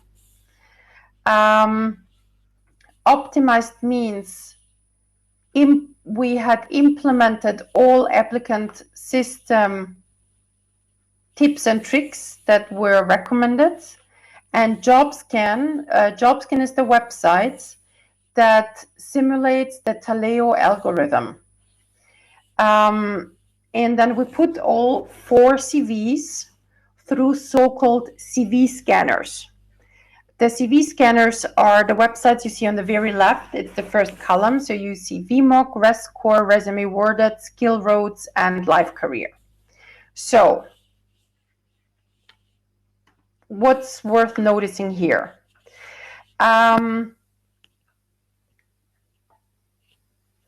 Here, for example, we see that the for human CV that would have received a solid 8 or 9 is assessed worse than the before bad version for the human. In other words, what's good for one isn't necessarily good for the other. It's a completely different approach. Livecareer.com, don't use that website. It doesn't matter what you put in, what you upload. You will always have 8 critical errors. This is more about selling their services. And here, when you look at the difference between Optimized and JobScan, if you work and use JobScan as a guidance to optimize your CV, you are good to go. Okay, so how to use JobScan? It basically mimics a version of, or mimics a Taleo applicant system. So on the left, you paste your resume or you upload it, and on the right, you paste the job description that you applied to. And then you click scan, and then it tells you, based on your current CV, the system would match you at 28%. Now, here's the thing. We did that with our client CV, and had a human received that CV, they would have seen she's a really solid candidate and should be definitely interviewed. But ATS said no. As we already saw before, what's good for ATS is not necessarily good for human, and vice versa. So let me show you the process. So on the very left, we have the initial match of 26%. And then we added 5 lines, which is yellow. And all of a sudden, a 26% match doubled to 52%. And again, it's 5 lines. With the 77, we added another 5 lines. And with the 85% match, it's in total, I think, 13 or 15 lines. Same candidate, same competencies, no lies. And we adapted the format a bit. And we went from a 26% match to an 85% match. This person definitely will be recommended for an interview by a human. What the applicant tracking system basically does is to compare keywords from the job description and the CV, and sometimes something else that is maybe added in the background in terms of looking for. Here we have a question in the chat. So we take a good CV for human and we add some key lines for the ATS. Correct. If only it were that simple. Unfortunately, you're thinking the right direction, but it's unfortunately a bit more complicated. So the insights, the best CVs for ATS are chronological with a skills and competency section. The contact details, and these are the differences, the big differences that do make a difference. Contact details, phone number without spaces, add your postal code, city and country, and email address without an active link. ATS don't like active links. So yes, we need to go into optimization mode. Some might say, why would the phone number not have spaces? Because if you had a space, the ATS might think it is a date and interpret that line in your CV as maybe that was a job. So we reduce risks of misinterpreting your data by a bot. Format.pdf unless it asks for a doc, again for the scrambling, etc. No information in the footer or in the header. Very often the ATS can't read information that is in a text box or not part of the actual document, which then also means no tables, no text boxes, no graphics, no images, no columns. Length, it doesn't matter, or some say maximum 2 pages. However, the majority, it doesn't really matter because we go for keywords. Font, traditional black bolding is okay. Bullets, only standard bullets. Language, 0 mistakes. They do prefer active verbs, however, and I'll show you that in a bit. It is more about, again, the matching of the language in the job ad and the CV. Use long and short. So everybody would know what an MBA is, but if the job description or any future job descriptions that you could potentially be matched against would say Master of Business Administration, then they will not find the MBA. So if something can be written out or shortened, add the abbreviations and the long versions.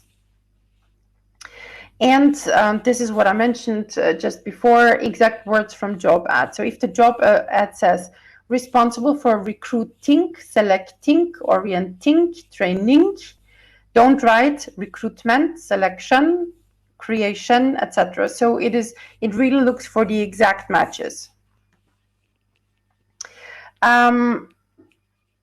If you find a recording of one of my webinars or trainings from about 2 or 3 years ago, we ourselves would recommend to copy paste the job ad in white font.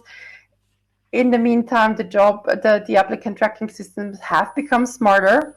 So adding additional text in white font will not work. Don't repeat keywords at the end. Don't copy paste the job ad. Yes, what does work? Add keywords throughout the CV. Add competency section. So far, and I do have to say, in the past, very often, sources of generating candidates were the database of the recruitment company, their own network, recommendations of current and former candidates, LinkedIn, Golden Linking, Twitter, nowadays even Facebook, and attending industry events. And I'm now obviously oversimplifying, but in very brief terms, this has been substituted by LinkedIn. There are recruitment companies, 1 or 2 executive search companies that will, if you send them your CV, they will say, thank you very much. Because of Gdpr, we have stopped having a database. Please find one of our consultants on LinkedIn. Own contacts, the majority of professionals is already on LinkedIn. So if they have a contact base, it's on LinkedIn.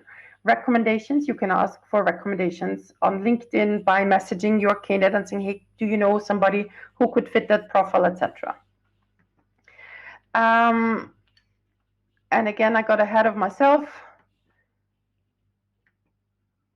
I described the slide that was already on. I described the slide that wasn't visible yet. And industry events, well, for obvious reasons, they're not happening now, but lots happening online. Okay, so when it comes to the recruitment steps, very often recruiters or a researcher's path starts with searching and understanding how big of a candidate pool I have.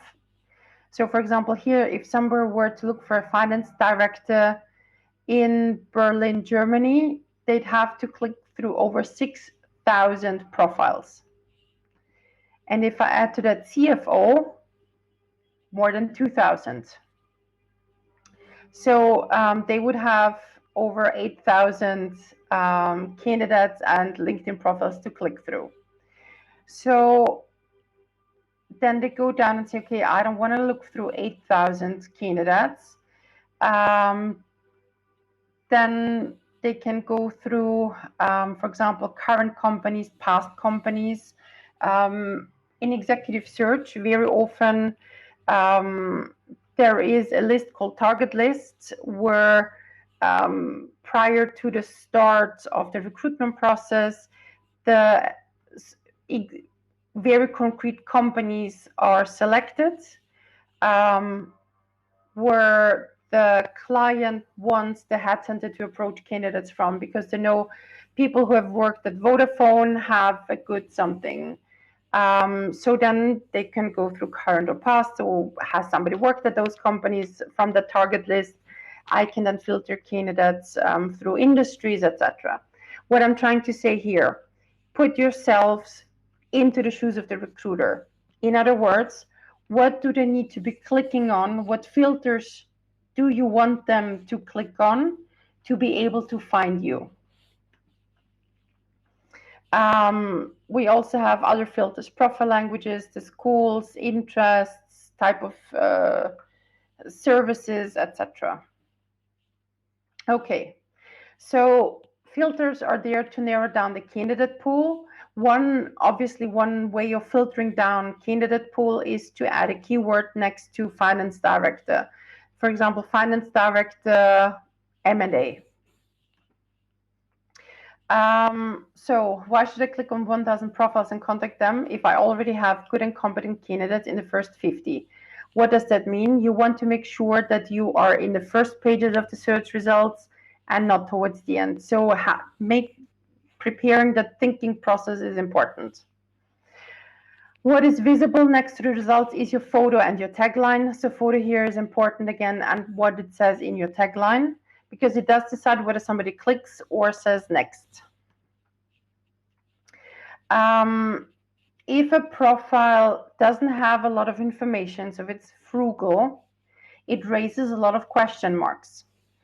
So again, if I have to click through 100 candidates and 20 have full, relatively nice profiles, and with the other 80, I have to request a CV and follow up and track them down, it's a lot of work. It should be the work of the recruiter, but we've already discussed what type of a day they have.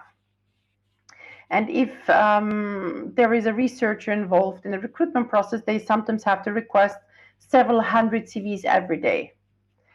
The opposite is if there are too many details, then the recruiter can falsely make certain assumptions and say, too much information, I don't need that kind of profile. So it's important to balance between too much information and not enough information. The researcher sees those profiles which the algorithm suggests as the first ones.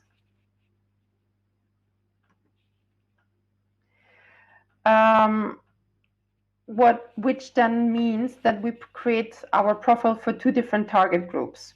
One is the human and the other one is the LinkedIn algorithm. So the human could be the headhunter, the decision maker, the hiring manager. And the LinkedIn algorithm here, we need to look at keywords and skills. I have a question in the chat, too much information in what sense? For example, there are candidates or professionals who add sensitive information in the profile. Sensitive information, budget increases, that is not the point of, it's okay to say increased sales, but increased sales by 7.2% while the market was minus 2%. That's too detailed. So for LinkedIn, we don't want to copy paste the CV. We select parts of the CV to put onto the LinkedIn profile. The recruiter should have a reason to get in touch with us to invite us to the recruitment process. Researcher has to submit a list of candidates. And here the details decide about whether the candidate is in or out. So those could then be the typos, photo, quality of the profile summary, etc. There is a paid version of LinkedIn. It's called LinkedIn Recruiter. It is expensive. It's $120 per month. And a lot of companies, especially the small recruitment companies, can't afford all 5 recruiters or all 10 team members to have one. So what they do is they have either they don't have an account, and then it's important because then they would search for candidates traditionally through their network and the search result based on the network, which then means that if you are if you're a candidate who's actively looking for a job, you need a big network to increase the chances of being in somebody's search results. And this is one of the reasons why we decided to set up a group on LinkedIn and Facebook for open webinar participants. If you see others in the group, reach out to them, say, listen, we are attending the same open webinar program. Can we connect? It will increase your chances of being in somebody's, in a recruiter's or hiring manager search results. So use the power of the group. The other option, especially with smaller companies, that they have one paid account for the whole company, meaning that, for example, 5 or 10 people access one account. So they have lots of messages in the inbox, and if you are not fast as a candidate in terms of submitting the CV, the LinkedIn inbox is not a good inbox. It has a lot of flaws, which means if you are an hour late or 2 hours late, you are not within the top 10 messages, but like message number 79. And then again, they won't see you. Okay. Therefore, a good optimized profile is the key to success. So ask yourselves, what criteria, what filters do I want the headhunter to click on to be found? What are the keywords? And you want to have a correct profile. So what is a correct profile? And I'd like now to go through the whole section one by one. This is a real example. I've chosen at random somebody from the US. So we'll go from top to bottom. Number 1, we have the link to your LinkedIn profile, which should be personalized. So it shouldn't say Martin Denman 9ABB1919/. It should say Martin Denman. You personalize that in the public profile settings part of your own LinkedIn profile. If you can obviously add that link to your signature, to your email signature, to your CV. But if you add it, make sure it is personalized. If it's not, it shows that you're probably not that familiar with the tool. If you work in HR, IT, something with technology, marketing, communications, it is expected of you to understand the tool and have it personalized. So definitely do that. Then we have the tagline, Director of Finance at AT Kearney, which is, this gentleman has an automatic tagline. He has not personalized it himself. Question to those present here. What would you say is a good tagline?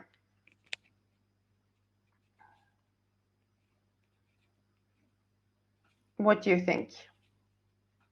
What is a good tagline? Or if it's easier for you, what is a bad tagline?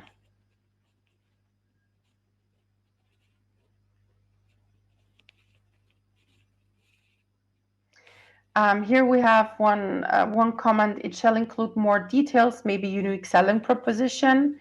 Good tagline, international finance executive. Automatic for the algorithm, question mark.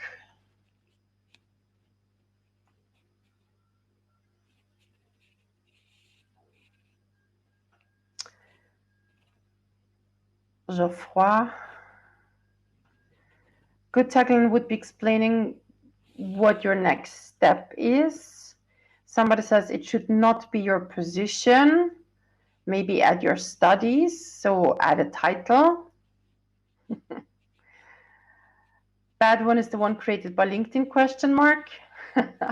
See, there is no consensus. The tagline is actually a very tricky thing to go about. And the tagline will very much depend on your current situation and on your target group. So a good tagline, I can give you one example of a bad one. A bad tagline would be, I'm looking for a job. This means I'm desperate. There are so many other ways of communicating to your network that you're looking for a job, be it by reaching out to them personally. So looking for a job, there's no recruiter in this world who sits down in the morning with a cup of coffee, says, oh, let's help those candidates who are currently looking for a job. No. So if you have a job, or looking for new opportunities, exactly. If you have a job and if you have a job and the new job would not really be in line, or you don't want your current employer to learn about it, you need to be more careful. So it has to be a little bit more enigmatic, and you can't jump out with a unique selling proposition. So the tagline is admittedly something super tricky. The easiest way out is to actually put there the label, the box that you want the recruiter to put you into. So let's say director of finance, definitely, comma, M&A, or slash private equity or something. So it's good to have the position if it represents what you want to do next, and then something an additional keyword. Here I have a comment. I was very selective to accept connection requests on LinkedIn, as I was only adding the people that I knew personally. However, to extend your network, maybe it is smarter not to be very selective then. To comment on that, there is a thing about quality versus quantity. If you're looking for a job, I'd say quantity is more important. And then in a couple of months, once you have a new job, you can then go through your network and, let's say, do some spring cleaning and go for quality. This is also a tip for those here, for the participants. If you decide to reach out and grow your network with the participants of the open webinars, always add a note to your invitation. So add a note saying, hey, open webinars, smiley, whatever, just that they know, so they know the reason. Otherwise, it might seem very random that somebody, we had a Romanian in Czech sending a contact request to somebody, what did we have today? Italian sitting in Germany, for example. Here's a question. Should the titles be included after the name, for example, MSc, PhD, MBA, CFA, etc.?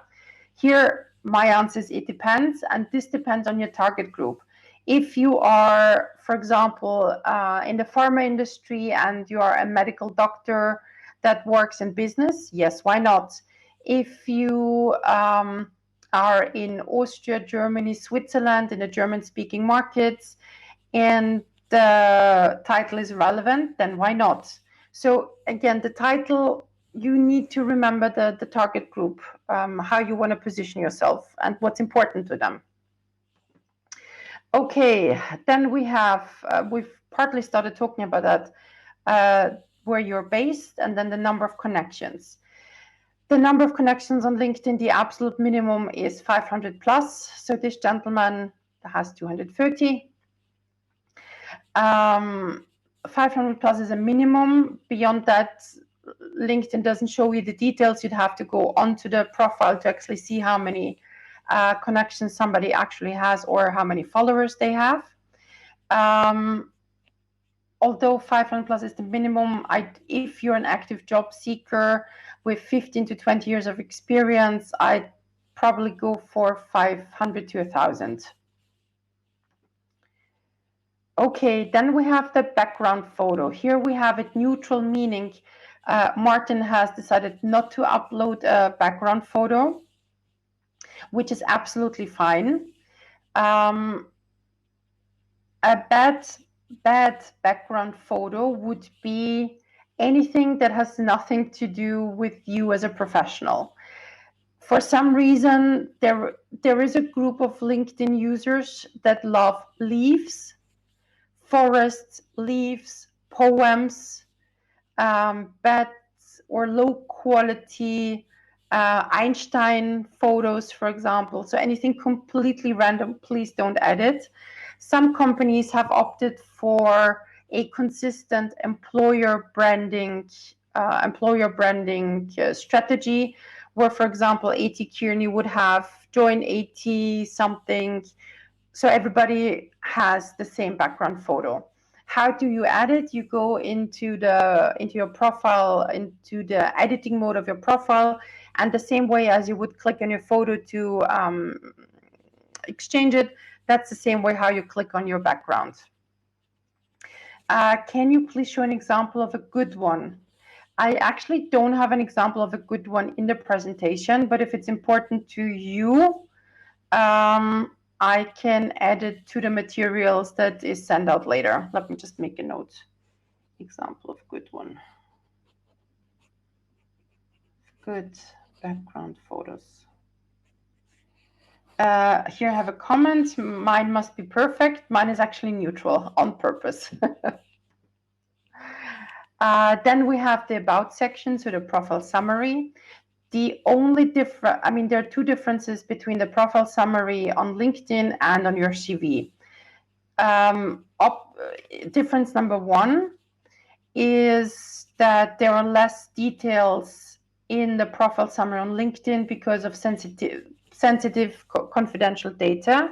And number two, the profile summary should be written for both the human and the applicant tracking system. So we need first a well-written USP that is well-written. And then we have a section called specialties or areas of expertise or highlights. And then we have a list of keywords one after another. Accomplishments. For some reason, the languages are an accomplishment. They used to have their own section many, many years ago. Here, as with the CVs, please do add your own native languages. That's a very common mistake. And as I've mentioned, profile summary, the best structure, first a unique profile summary, then keywords for the algorithm. So we have finance director with 10+ years in CE, etc., and then you have areas and skills, finance, comma, strategy, comma, forecasting, comma, etc. So this is the section for the applicant tracking system. Okay, now how do you show, other than as an alternative to writing caps lock on your profile, I'm looking for a job. The alternative to that is to fill out the job seeking preferences. So you go to LinkedIn, to the settings, privacy, job seeking preferences, and please fill out all these sections if you can. And I mean, if the opportunity is there, use them. Non-obvious job ads. So if you're actively looking for a job, obviously LinkedIn has a job section. What most don't know is that there are so-called non-obvious ads. LinkedIn is still location driven, so you can't say that we want candidates from 3 countries or anywhere in Europe, even with remote work being on the rise. So what does that then mean? That if you are based in Budapest and you're looking for a job in Budapest, it might mean that you also have to look through job ads in London, Vienna, Berlin, etc. To give an example here, for example, I think I need my afternoon coffee. So here we have head of risk and controls, published in Munich, but is Bangkok based. Or we have head of CDR, BDR based in either Paris, Madrid, or Milan, but it was published in Paris. The majority of candidates don't think about looking for a job in Madrid, but looking through job ads in Paris. Why does it work that way? Because LinkedIn is expensive. That's it, it's expensive. So we know that, and by we, I mean Career Angels. So we do that search for you every single week. We click through all the job ads that are relevant for experienced managers and executives, and we find job ads that are really gems. We find the non-obvious job ads, etc. And I highly recommend everyone to go on to LinkedIn and find the group Hidden Job Market for Experienced Managers in Europe. And on Monday afternoon, we published a list. We also publish job ads that have been given to us through headhunters that are not published anywhere. And we publish job ads there that have been given to us directly by companies. Some of them are confidential, some of them are not, but it's definitely worth checking out. Okay. Now, if you want to optimize now that you know where to find job ads, you can also optimize your profile for job ads. Anka says, how do we find the hidden job market? When you go on LinkedIn and the search bar, type HJM hidden job market for, and it should come up. Otherwise, I'll make sure that Marcelina, when she's sending out when she's sending out the materials after the call, I'll mention to her to add the link to the hidden job market. Okay, so how do you optimize your LinkedIn profile for specific job ads that you're interested in?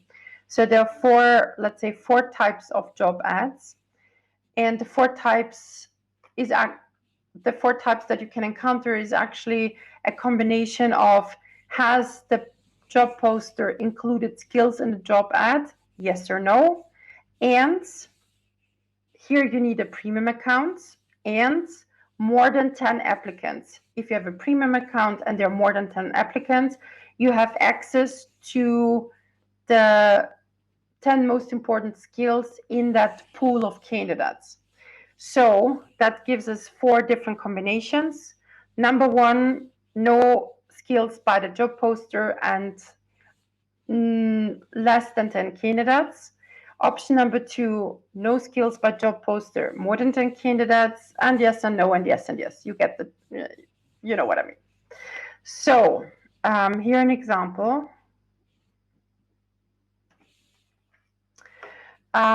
This is an example for number two. So the job poster itself has not included any skills, but because of the fact that there are 101 applicants, I see the 10 skills and which I match.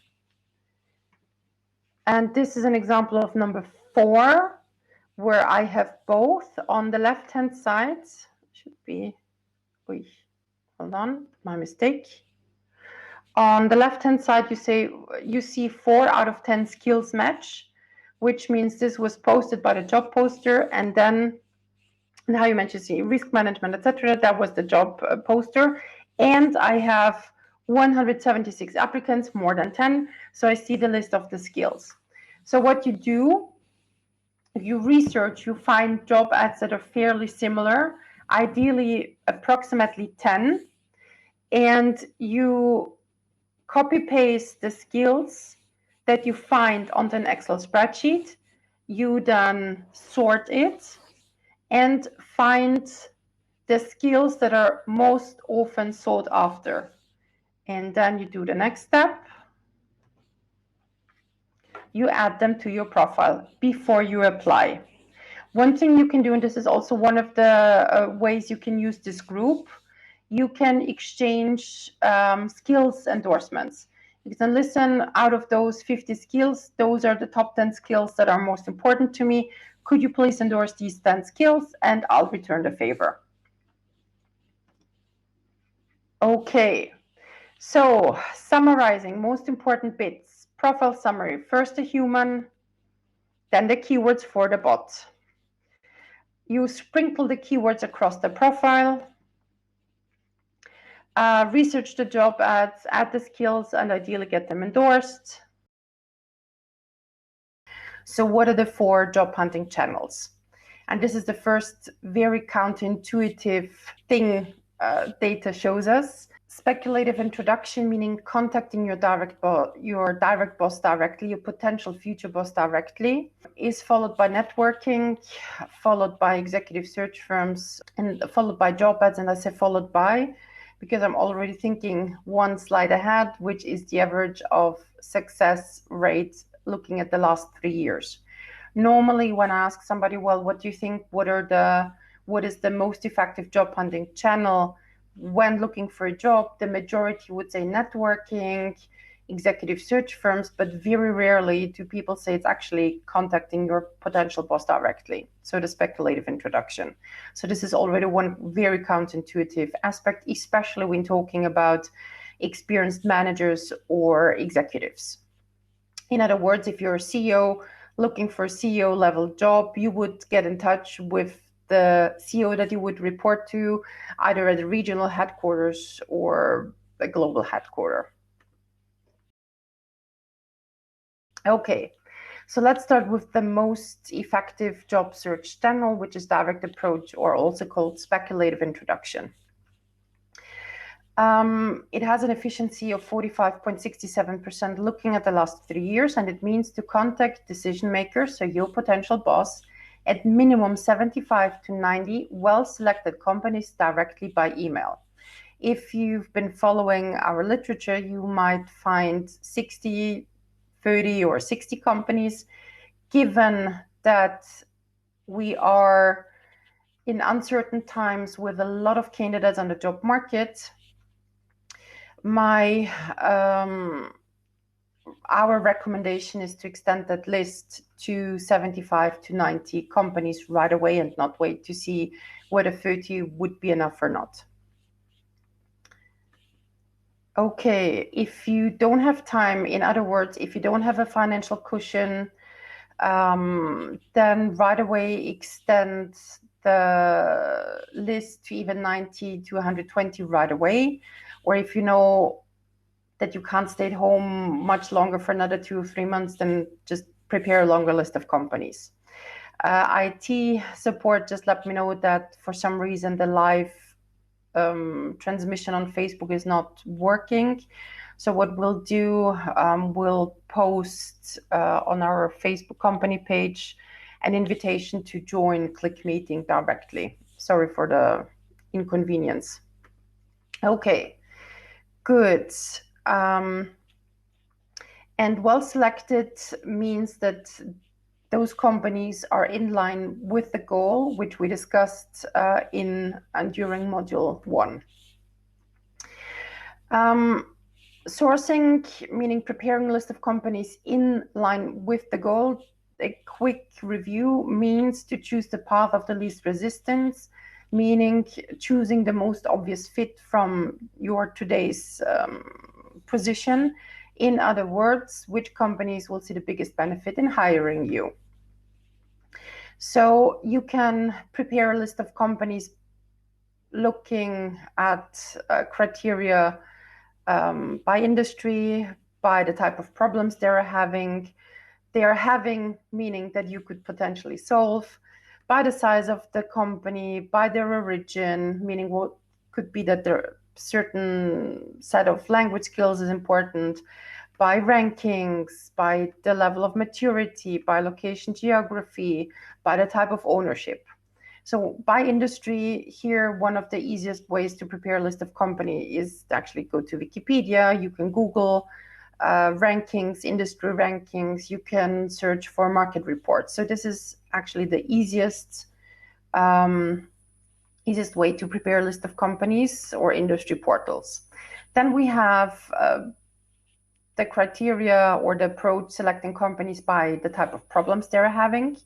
So the approach here would be to define the problems you can solve, and it's usually either indirectly, directly or indirectly to help them make money or save money.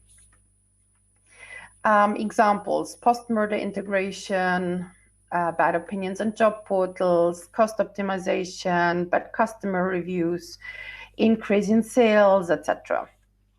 Where do you find the type of information? You can track the media, you can track your own KPIs, reviews, rankings.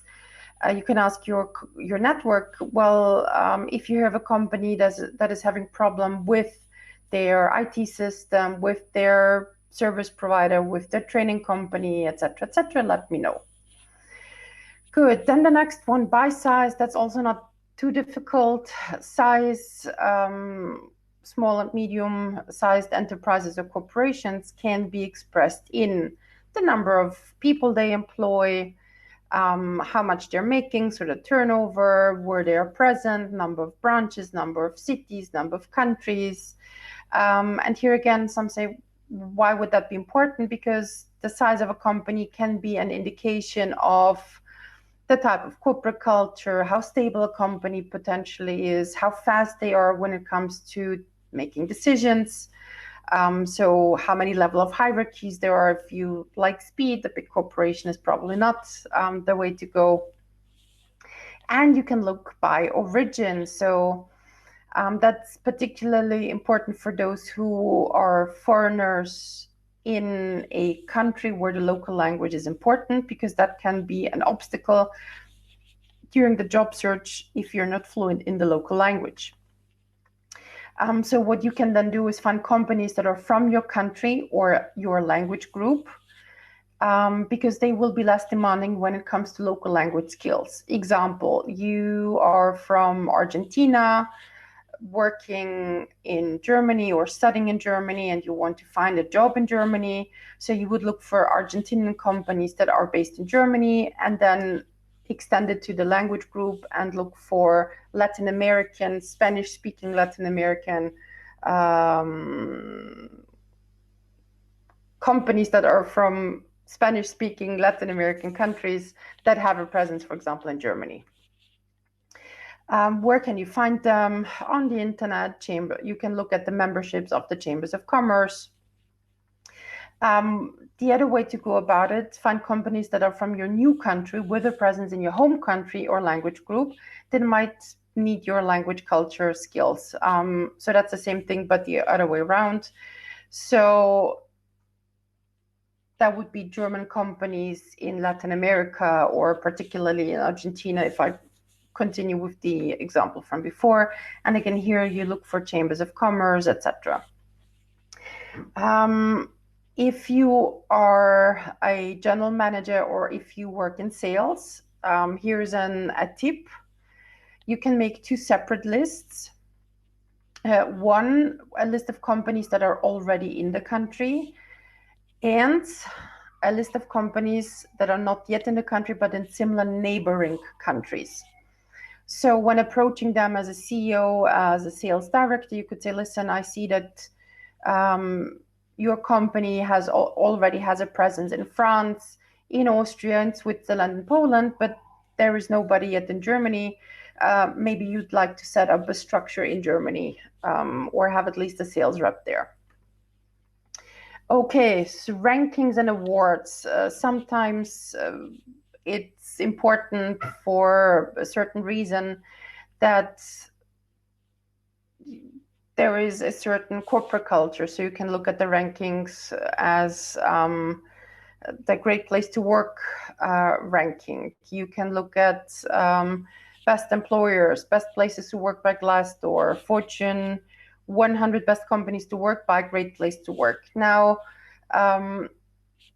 what's important to take here into consideration is that the majority of those rankings are paid, so companies paid to participate in them. Still, I mean, it is another source to find companies that you want to work for.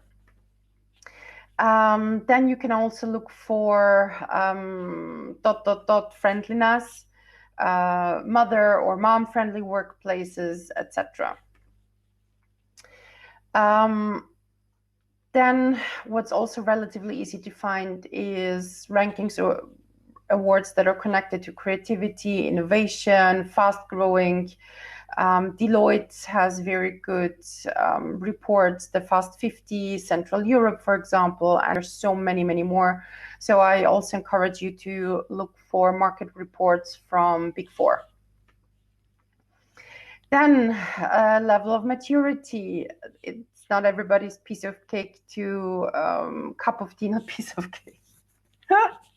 It's not everybody's cup of tea to work for a startup, maybe it's a backed startup, so some startup that has already received the first round of financing, maybe a third round of financing. You can look at a company that is intensively expanding or stable, or that they have been on the market for quite some time. So whatever reflects your needs the most. Then you can also go and look for companies by location and geography. One thing, especially if you need to be close to home for some reason, you can check out tenants of the closest office buildings, and you might be surprised to learn what kind of companies are actually in your closest vicinity. Then you can look for regional, local, global headquarters that are close by. You can open Google Maps and search on Google Maps. A comment on the chat: work at startup is not a piece of cake for me. That's why it's not my cup of tea. Exactly, that's what I meant. Thank you very much for rephrasing that. So going back to Google Maps, you actually, when you use Google Maps, search for specific keywords, but also go from very specific keywords to broad keywords. Try to search in both English and the local language. And here an example, if for some reason you were to look for a job in Sevilla, Spain, you can look for a broad keyword, recursos humanos, and you already have like 10 pins to double check, and then you can look at the keywords that the companies used and selección or consultora, and start using and combining those keywords to generate a list of companies that are close by. Good, then we have type of ownership. You can decide whether you want to work for a private owner. And here in parentheses, we've added normal private owner versus rich private owner, meaning, and this is especially for those at the board level, working for a private owner that is regularly ranked as the top 5, top 10, top 50 millionaires of a country. That is usually associated with a certain volatility, relatively frequent change of the boards. So also to take that into consideration. Then we have family owned, that has its advantages and disadvantages. One of the disadvantages being whether they allow non-family members into the board.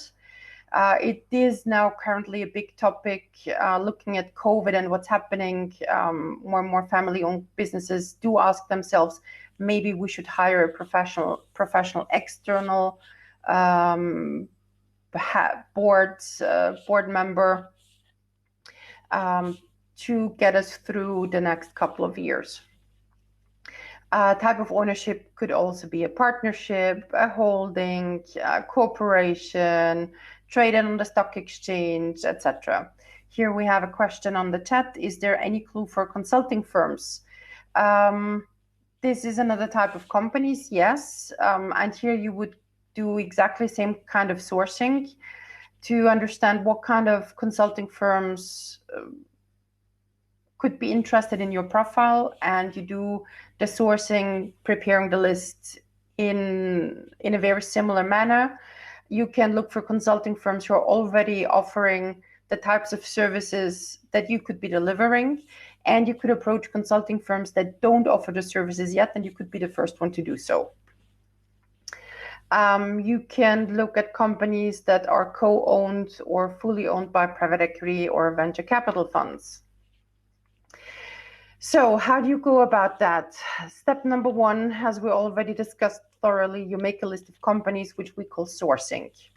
Once you have the list of companies, you need to identify your potential boss. Step number three, find their direct email address.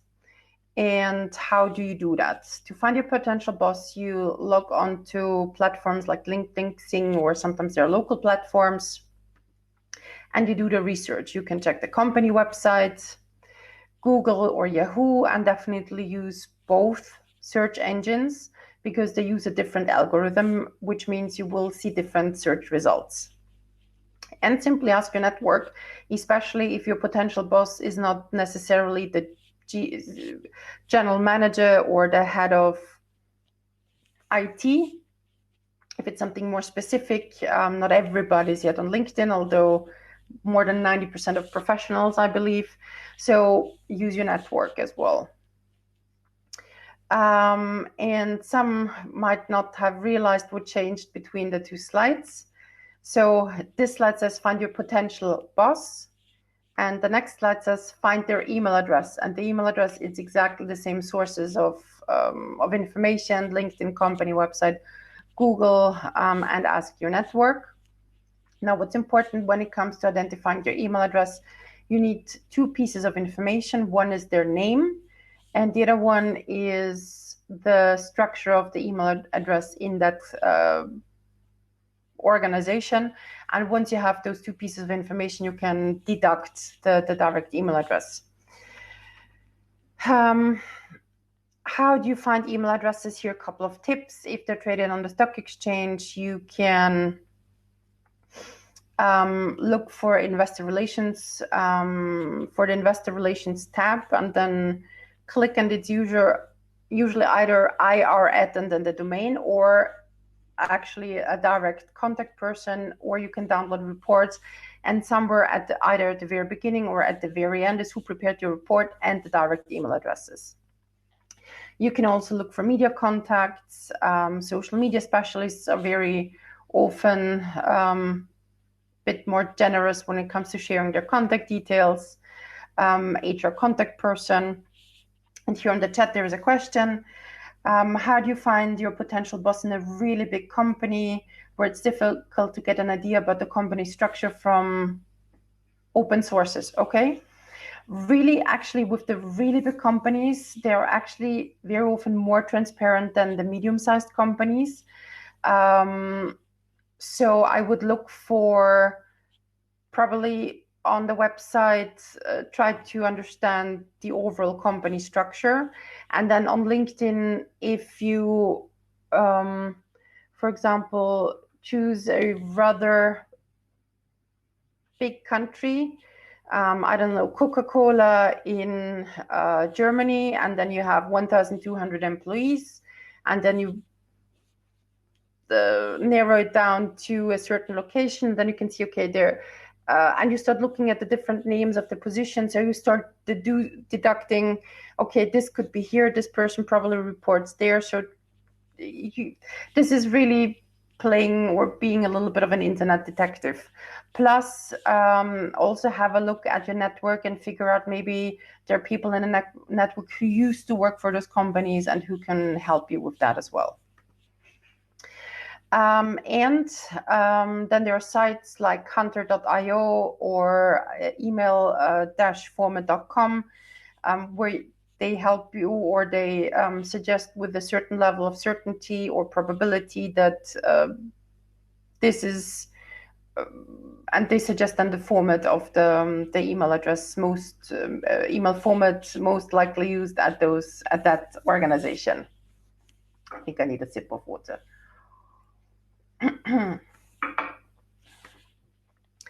Good. One thing we'll do after today's webinar, Marcelina will add a link to download a full guide of how to find email addresses. So you can, and there is really a step-by-step guide of how to identify the right person and their email addresses. And then step 4, so we said step 1, make a list of companies. Step 2, find your potential boss. Step 3, find their email address. Step 4, contact them. Here on the chat, I have a new suggestion from Claudio. If I can suggest to exploit Google single quote plus. So Claudio's, if you can read Claudio's comment. So of course, when using Google search, there are obviously abbreviations, and that's part that is included in the guide we're sharing afterwards. But thank you very much for mentioning that. Okay, so when you contact them, what's important is to remember that we don't want to overwhelm the reader and take it one step at a time. Which means that when reaching out, the first thing somebody sees is the subject line, which then leads to the reader, to the recipient, to either click on the email or delete it. And how the email, the cover email is formulated, that person will then either click on the CV or delete the email. And the quality of the CV, which we discussed last module, then leads to a screening call or delete, etc. Okay, so contact your potential boss. This is a question out to all of you. What would you add in the subject line when reaching out to your potential superior in a company you really want to work for? What ideas do you have? What would you include in the subject line? Name of potential position. That is one example.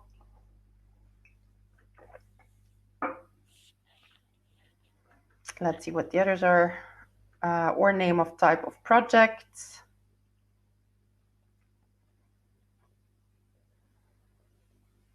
In the meantime, I'll confirm online streaming, live online streaming on Facebook. Is it? No, still not working. Okay. Personal value proposition, question mark. Okay, so whether to include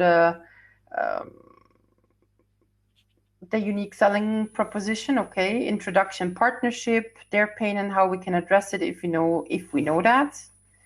Okay, see 2 more people are typing, so I'll wait for some ideas. You have to sell a solution to their common problems. If you have that solution and if you know about their problems, yes. Okay, good. Now, the most common subject lines are usually name and CV. My favorite, all written in caps lock. Looking for a job, CV. Do you want to increase sales? Now, all of these subject lines, I'd say, is a big no, because they communicate, I'm looking for a job, I might even be desperate. So this is a no. What we want to achieve is to find a subject line that is neutral, enigmatic, that says, I'm not desperate. This is a business as usual email, so not something completely extraordinary out of the blue, but something your potential boss would usually receive and clicks on it, even by mistake. Could be, and some of you have suggested it, executive team, sales team, direct contact, etc. Now, here is another comment. If you research someone in a company, a hint could be to use the key.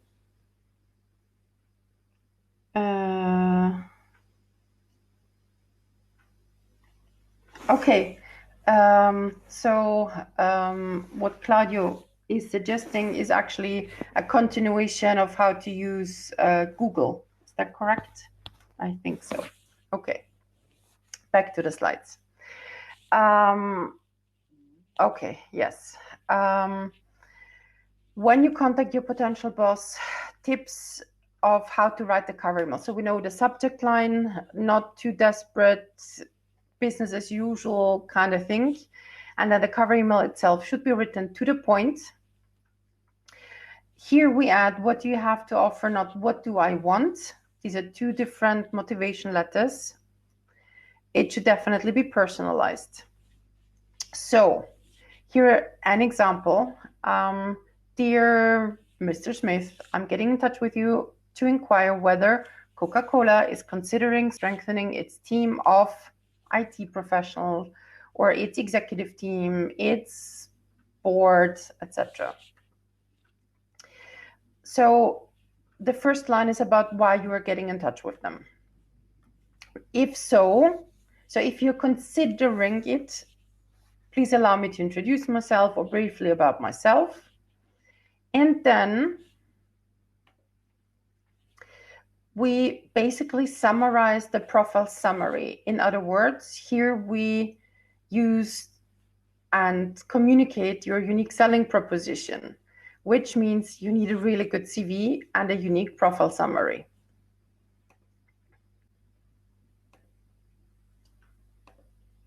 Okay. So as already mentioned before, it's what is your potential value, or one of you phrased it, what's your value proposition, and not what is in it for me. And then you add anything else that's relevant, for example, the languages that you speak in or the languages that you work in, that you are open to relocation, etc. Then, so if so briefly about myself, and then you have about 3 to 5 bullet points. Please find attached my CV with documented successes. And there you add, if it is relevant to your group, to your target group, and to your own position, you add business cases or a project portfolio. Who adds that? Anybody who looks for a job at a board level, and project portfolio for people who actively work in IT and project management, and lawyers. And then you add, but lawyers call it a transaction list. And then you say, I'd appreciate your brief feedback, kind regards, and that's it. So step number 4, you contact them. Step number 5, you follow up within 7 to 10 business days if you have not received an answer. So headhunters, to understand how to write to headhunters, we need to understand how they work. Headhunters before coronavirus would receive on average 50 unsolicited CVs per day. Unsolicited means they have not asked for them. So it's candidates finding their email addresses and contacting them directly proactively. 50 CVs per day is 250 CVs per week, 1,000 CVs per month, and 12,000 CVs per year for one person. This is not per company, but this is per consultant in a recruitment firm. And that headhunter, on top of passively receiving so many CVs, they usually have anywhere between 5 and 15 parallel ongoing recruitment projects that very often they need to close because they are paid based upon success. So there's high pressure on speed, and they have their own KPIs. Some recruitment companies are here a bit more aggressive than others. KPIs can mean how many business development calls you make per day, how many sales or client meetings you have, etc., etc. So this is a high pressure environment with lots of emails, lots of deadlines, lots of sales targets, etc. Now, this is before coronavirus. During coronavirus, they're flooded with CVs, as you can probably imagine. So what does that mean now from a candidate's perspective? Again, if you've tracked our literature, you will see that we used to recommend getting in touch with 30 to 40 headhunters. Our recommendation now is to reach out to more than 50 headhunters per country, unless the country is city-driven.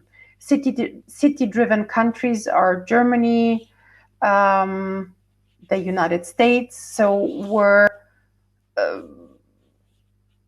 there are more than 3 or 4 big cities outside of the capital. Poland could be partly a city-driven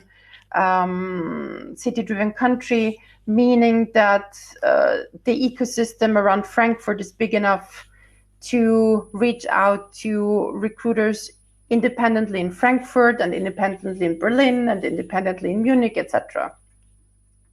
And why now more than 50? Because more than 50 also means reaching out to smaller organizations, not only the top 10 or the biggest 10, etc. Companies, from a company perspective, working with the top 10 or the best 10 or the largest 10 recruitment agencies usually also means increased costs. In times of crisis, companies need to reduce costs. So we can very much imagine that companies will try to find alternative local solutions that are not worse in terms of quality. So it's good to diversify the list of headhunters and also reach out to smaller ones, including freelancers. Headhunters, the type of headhunters, you can find generalists, or they specialize in roles or industry, sometimes both. I already mentioned that they are paid upon success, or the type they're paid in a retained form, which means that they are paid in stages depending on the stages of the recruitment process, irrespectively of success. And usually, and it doesn't matter if it's success or in stages, recruitment firms would receive anywhere between 10 and 33% of the gross annual remuneration, spelling mistake, of the candidates, of the hired candidate salary. Okay, where do you find recruiters? You can find them on Google rankings. If you type in best recruitment firm Berlin or Rome, you'll immediately have lists. LinkedIn, you can see what type of recruitment companies or executive search firms publish job ads. And for those who are experienced managers and executives, you can look up the members on aesc.org, and aesc.org is the Association of Executive Search and Leadership Consultants. So those are in vast majority retained executive search firms that recruit at board level, sometimes board -1. Where do you find the email address? This is usually an easy one because they do publish it on the website or LinkedIn or Xing. However, having said that, contact them first by email, not by LinkedIn or Xing. Attach your CV in PDF, knowing that it's very likely they'll ask about an open format later. Why don't we send the open format right away? Because very often the open format gets scrambled up on the screen, as we saw in the previous module. So first send it in PDF. Once you've made a good impression, they'll say, oh, please send me the open format. And even if it's scrambled up, they won't care anymore. They just want to be able to copy paste it, for example, into a report or a database. Here are tips on how to write the cover email. Define your box and help them read. I'll show you in a bit. A good subject line would be actually the type of role you're applying to or that you're interested in. And the text here, I'd like to ask you if your colleagues are currently recruiting for, and then the name of the role, and at the location if it's relevant. My profile, and here you summarize the unique selling proposition, but it's even shorter than as if you're writing to your potential boss. Attached my CV, and that's it. So when using headhunters as a channel, step number 1, make a list of those, make a list of companies. Step number 2, find the most relevant consultant. Step number 3, find their email address. Step number 4, contact them. Step number 5, follow up within 7 to 10 business days if you haven't received any response. Now let's look at the differences between the cover emails to headhunters and your potential employer. In terms of length, to the headhunter is short, to top, meaning your top employer, is still short, but a little bit longer. Level of detail. With the headhunter, you define the box because at first sight, they need to understand, am I currently working, or is there any chance for me to be in the future be working on a certain type of role? And this is a very quick reaction at a yes or no. Here's the question: what is a box? A box is the role. So are you a sales director? Then you're in the sales director box. Or are you an operations manager? Then you are in the operations manager box. So the box means the label you put on yourself as a candidate. So they need to know, are you a general manager who makes 10,000 euro or a general manager who makes 50,000 euro a month? So that's the box. So they know through their own filters if you are a potentially relevant candidate for them or their colleagues at the firm. With the potential bosses, you also add your successes and your potential added value. Personalization with the headhunter, how you address the person is enough. With the top, you saw there was an XXX name of company, so you also make sure to personalize name plus you mentioned the company by name. Attachments, with the headhunters, only the CV. With your potential employers, if it's relevant to you, also add the business cases. Then let's move on to inbox management. What does that mean? Inbox management is what we have now been discussing. What happens if I follow up, they don't answer? What's behind that? So as you can see, with the headhunters and the direct approach, we have sourcing, contact them, follow up. So these things we here have in common. Question to you: if you were to contact 100 potential bosses, how many do you think will respond to your email?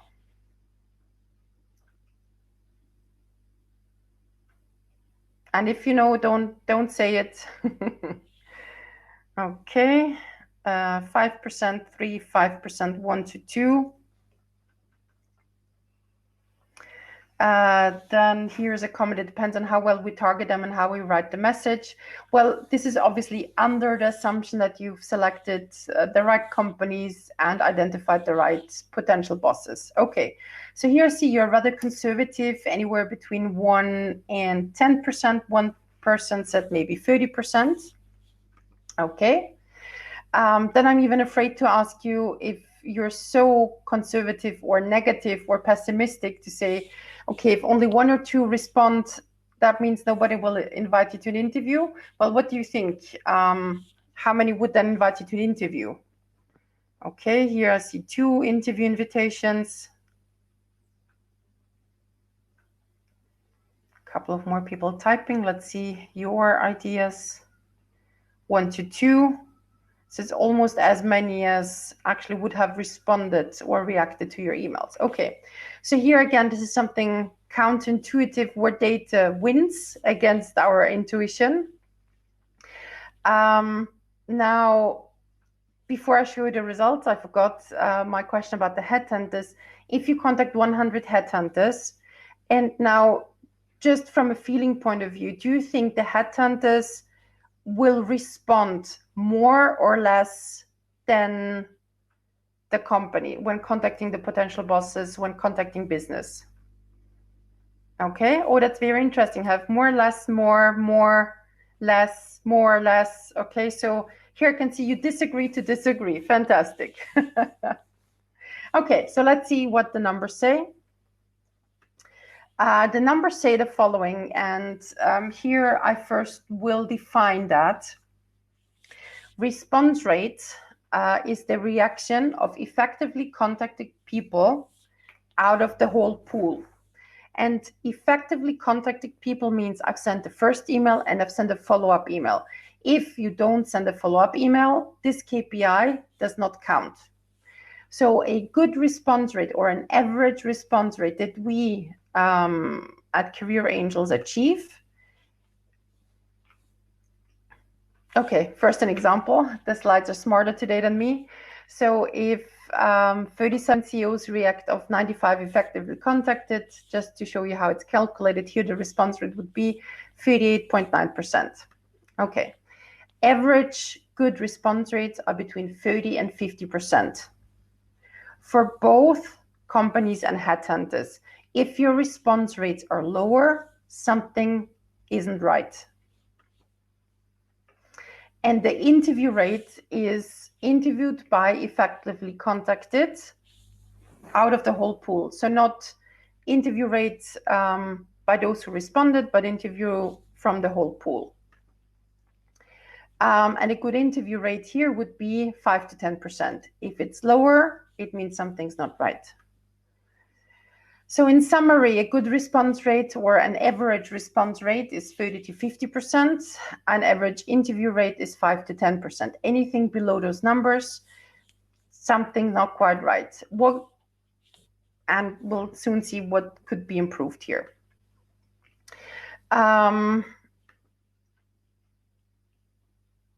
So if it's below, you definitely should review the whole process, meaning, is the goal right? Have you defined your USP? Is the USP visible in your CV?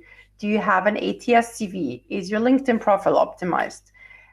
Do you have the right subject line? What about the cover email? Are there maybe formatting mistakes in the CV, etc., etc.? So definitely audit the whole process. Now, what happens if you have good but low KPIs? Meaning you got in touch with 100 companies, but not 50 responded, but only 30. Yeah, 50 responded, which means 70 did not respond. Contact an alternative decision maker. Okay, so the CEO didn't respond. Maybe there's a deputy CEO or the COO. And then again, 30 responded out of the whole, 40% did not respond. Then you find a second alternative decision maker. Okay, so the CEO didn't respond, the COO neither. Maybe there is a matrix organization and you should be reaching out to the regional head of sales because you're a sales director. So when we visualize that, and I know that looks a bit much, but let's look at it systematically. So when you see the first level inbox management, it starts with the first email. So you send out the first email to 100 potential bosses and 50 headhunters, and then a couple of things can happen. You can receive a reply, an interview invitation, or no reply, which means you need to follow up. Once you follow up, there's no reply, thank you email, or an interview invitation. And once there is no reply after the follow-up, you send a first email to the alternative decision maker, and you play the whole thing through. So when looking at that, depending on the KPIs, you can run through 2 or 3 levels of that so-called inbox management. So RR is the response rate. It's both reaction, including invitation to an interview, and the interview rate is everybody who invites you to an interview. And here, interview also means the screening call. So even if it had not been properly scheduled, but somebody from HR, a recruiter, a headhunter calls you spontaneously for a 10-minute call, that is also an interview. You might have noticed that it doesn't say contact HR. It does say contact the business side, unless obviously you work in HR and your potential boss is the HR director. But other than that, we do not say contact HR. Why do you think that is? And there's now a question to you. Why do you think, do we not recommend to contact HR? Okay, 5 people typing. I'm sure the others also have some ideas, so feel free to type. We have time. I'm rushing through this today. Okay, HR will direct you to the company website or job board. HR will respect what is given by the business leaders. HR are not decision makers. Here is one that says they're already overloaded. They only work in service of the departments that need the position to be filled. They have less feeling about the needed skills within the organization or a department. Because in the screen call and interview, the personal chemistry matters. Okay, so that's why first business, then HR. Okay, all of you are right. All of you are right, and because sometimes there are people who say, nah, I still want to do, I mean, I'm a CFO, it doesn't really look good, or I don't feel comfortable with getting in touch with the CEO. I'd contact HR. If you decide to take that shortcut, it will not be a shortcut, it will actually be a detour, because the response rate is then 0 to 5% for all the reasons you have just mentioned. Networking. As we said, networking has an efficiency of 29%. With networking, it's important to be systematic and consistent, which also means that you should get in touch with your network 3 to 9 months prior to the job search, depending on how complex your job search goal is. And we talked about complexity in the first module. Now, I understand that not everybody has those 3 to 9 months, but need to start immediately. And then especially, you need to be strategic and purposeful. What does that mean? How do you get started? And here, if you haven't used networking yet in a strategic and purposeful manner, I do recommend taking notes. This topic is, as the previous topics, not a fluffy, you have to be nice and look for things to reciprocate, etc. kind of networking approach. This really is about auditing your network, Excel spreadsheets, etc. So I recommend taking notes. So how do you get started with networking? You audit your network. You divide them into active, passive, and none. I'll explain all these things in detail. You identify areas for improvements, and you prepare and implement a strategy. And I will be explaining all of those 4 points in detail. So let's start with the audit of what already exists. Step number 1, add all your contacts to LinkedIn. Why LinkedIn? Because LinkedIn allows you to export your contacts to an Excel spreadsheet. And Excel allows you then to manipulate the database. One important thing, if you decide to do this strategically, the export to the export of your contacts from LinkedIn to a file needs to be, what's the word? You need to ask LinkedIn for the download, and sometimes this can take a couple of minutes or sometimes a couple of hours. So if you say, okay, now I have 2 hours to do my networking strategy, make sure you do the first 2 steps, or at least the export step, a couple of hours in advance, so you don't have to simply sit waiting for LinkedIn to release the downloads of your archive. Okay, so B, you export it to an Excel file, then you delete unnecessary columns and add minimum 3 additional columns. Those columns will be the type of contact, type of relationship you have with those contacts, might be personal or business. If they are strategic in your job search, yes or no, and the level of trust on a scale from 1 to 10. Of course, not all of your contacts will be on LinkedIn. So between B and C, there is one more step. If anybody is missing, you add them manually to the list. You can go through your phone book, through your, I don't know, Facebook, through your old email address, and add them manually. Then, and for example, here's another column option to add language, whether you're on a first name basis with them, etc. And then you qualify that, which means if you have a network of 2,000 people, you actually qualify 2,000 people, which also means that this is a good part to clean out your network and delete people who simply don't know you added maybe 2, 3, 4, 5, 6 years ago, because you were growing your network, but you actually have never met this person, you have never interacted with this person. So really qualify all the contacts and then sort the file and divide them into segments. So you can sort them then and make combinations of, okay, sort by level of trust. And then you have from 10 to down 10, 9, 7, 6, 3, etc. And then you can sort the file by type of relationship. So you can have high segments, high level trust segments, personal, high level trust segments, professional. And for each of those sub segments, so usually if you add to that the type of language that you communicate with, then if you're on a first name basis, how long you've known somebody, etc., you probably come up with 5 to 10 subgroups within your database.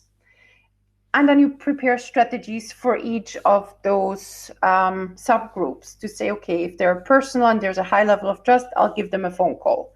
And I'll tell them straightforward, listen, I've been affected by COVID. If you hear of a company that is looking for a finance manager, please let me know. And then you might find a type that could be very strategic for a job search, but there's a low level of trust. Then you need a different strategy to say maybe first to send an email, or instead of an email, maybe try to reach out by sending a message on LinkedIn, etc. So you prepare strategies for each of the segments, and preparing strategies means also preparing the right texts for each of the channels. So here, different strategies will mean different channels, different approach. With some, it can be straightforward. With some, you need 2 or 3 emails. You prepare the texts, which can be the different languages, the level of detail that you include in them. And what's super important, what's very often ignored or forgotten, is to add a call to action, meaning what is it that you actually want from them? Do you want them to hire you? Do you want them to share market info? Do you want them to share concrete company names? Do you want them to help you identify your potential boss in an organization? So make sure to add a call to action. And anything else that's important. Okay, and then G, implement those strategies. While doing that, while auditing the old network, you will usually already realize where you have certain areas of improvement. You might realize, I don't really know anybody outside my industry, and I should. Or I don't really know enough people at board level, and I should. So, or I don't know enough HR people, or I don't know enough headhunters. So you identify areas of improvement, which means you can then research whatever's missing online, LinkedIn, intonations, offline, which slowly in some countries is starting again. And again, for each of those areas, you prepare and implement strategies. So with online and offline events and contact, if you, for example, you're part of, could be part of open webinar participants group on LinkedIn or Facebook, you can research your co-members and see, okay, who could I reach out to? So this is also a new network that you can use to your advantage.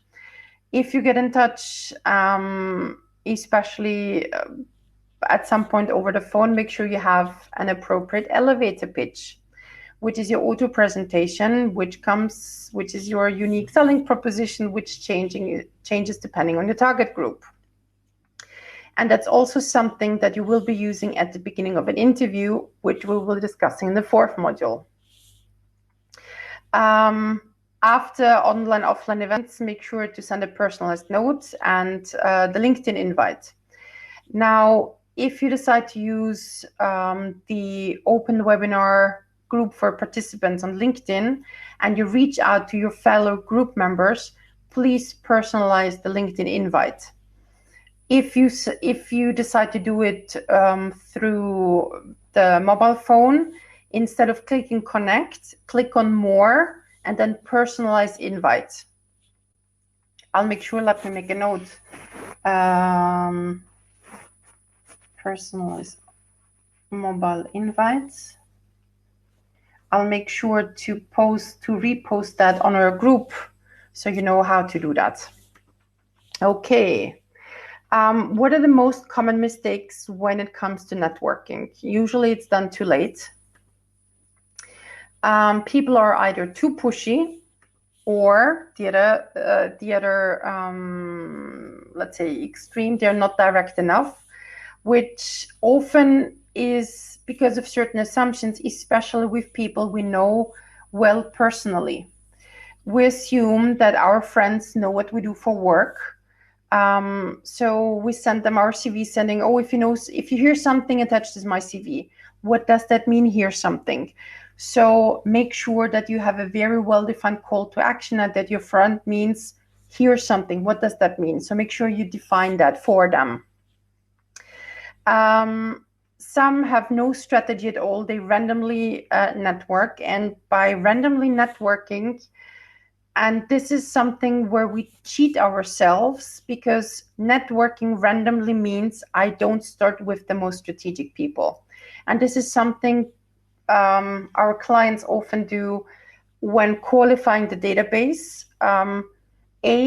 Not a lot of people actually sit down and do the proper qualification. And if they do, so if they actually say, okay, I understand this is important, and they'll go through over 2,000 contacts, they sometimes cheat themselves by qualifying potentially strategic people as non-strategic, because it means they won't have to get in touch with them. Which here, my recommendation between the lines, start with the strategic ones. Don't cheat yourself out of potentially really good opportunities. Then when it comes to networking, here I'd say the misuse of social media, because people want to take shortcuts. So instead of reaching out personally to the network one by one, even if it's 1,500 or 200 emails, they use the tagline or posts. So let me share a couple of examples from that. So using in a tagline on LinkedIn, or the headline also called looking for a job, looking for a new challenge, open to new challenges, opportunities. And here I've selected on purpose examples from the United States, because this is where we have the least clients and participants. Unemployed at looking for a job now.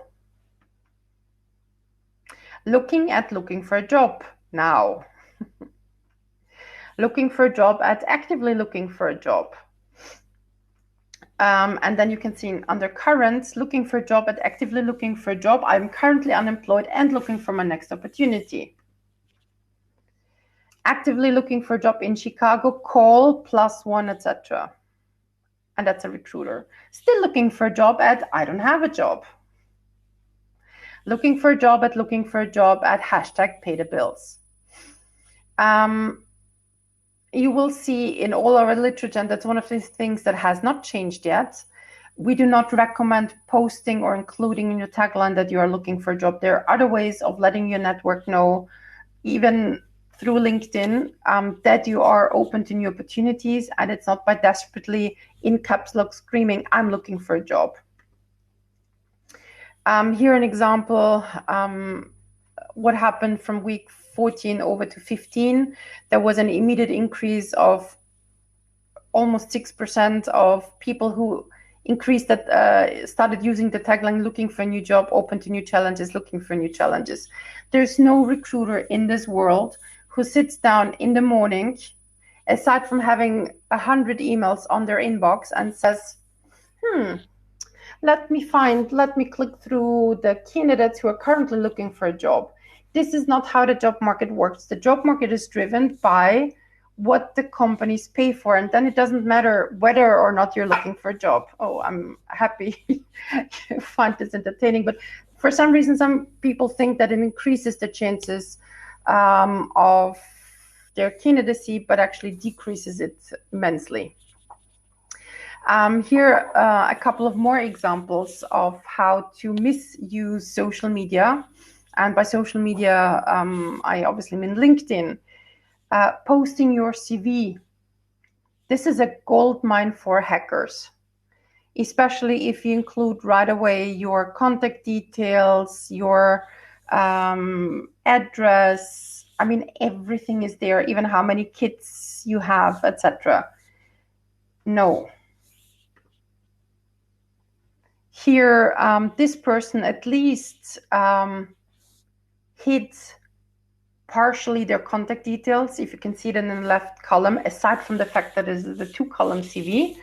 But it does say 40 years old, and currently that person has, this recruitment manager has 2 kids that he calls 2 Smurfs that are 2 and 4 years old. It's sweet, but no, it is your personal data out there for everyone to grab. So if in the future you have problems with your credit cards, you see that you've bought something through PayPal, then you know where it comes from, because you have decided to publish your sensitive data on a platform like LinkedIn. And then my favorite. My favorite is frustrated candidates publicly shaming companies. Had an interview today scheduled by the company recruiter for the role. When I got there, they were shocked and had no record of my interview. The HR lady was on the phone and the receptionist said she'd be right out after the call. 30 minutes later, the receptionist came out and said they don't know what happened and to go home, and they'll email me to reschedule. Wow. I took off work to take this interview for this to happen. For the record, the recruiter was at interview was for what have you had happen as a bad interview experience? This is my most interesting interview to date. Hashtag bad interview, hashtag disrespect, and then adding a screen of, dear Russell, I'm sorry for the inconvenience this caused for you. The interview should have been cancelled beforehand, blah, blah, blah. Now, if a candidate, I understand it can happen to everyone, and venting your frustration, this is definitely a red flag for other recruiters and headhunters to say, this candidate, if I ask this candidate the wrong question, they will post about it. If they don't like my questions, they might post about it on social media. So maybe this candidate should be avoided, etc., etc. So this is not the right way to vent frustrations. There are the portals where you can do that anonymously. You can do that privately on your, let's say, closed off Facebook, but not LinkedIn. And here, comment on the chat. Frustration is one thing, making it public is another one. Correct. Okay, so when it comes to networking, my recommendations, do 5 people per day, meaning contact 5 people per day. It's better if you don't have the time, the discipline, the something, at least set aside 5 to 10 minutes per day to reach out to 5 different people every single day. This is more than not doing anything. And it's realistic. I know I've stressed that a lot. And here I'll mention it again. Start with the ones that you are most afraid of, that you most respect, or as they say in English, that give you the jitters. So I think, I don't know, should I get in touch with them? That was my boss 5 years ago. This is a sign to say, yes, get in touch with them, because that means they're strategic and they can actually help you. Don't stop until you've actually signed a contract. Don't stop networking. Don't stop looking for a job until the moment you have signed an employment contract. And I'll talk about timing in a bit as well. In mature markets that are very competitive, you cannot afford not to do networking. It is a relatively slow channel, so it's not, from a timing perspective, the fastest channel is usually the direct approach. And then parallel in terms of speed, probably networking parallel to executive search firms, recruitment companies, but it's relatively slow. So I would recommend you to start with that immediately.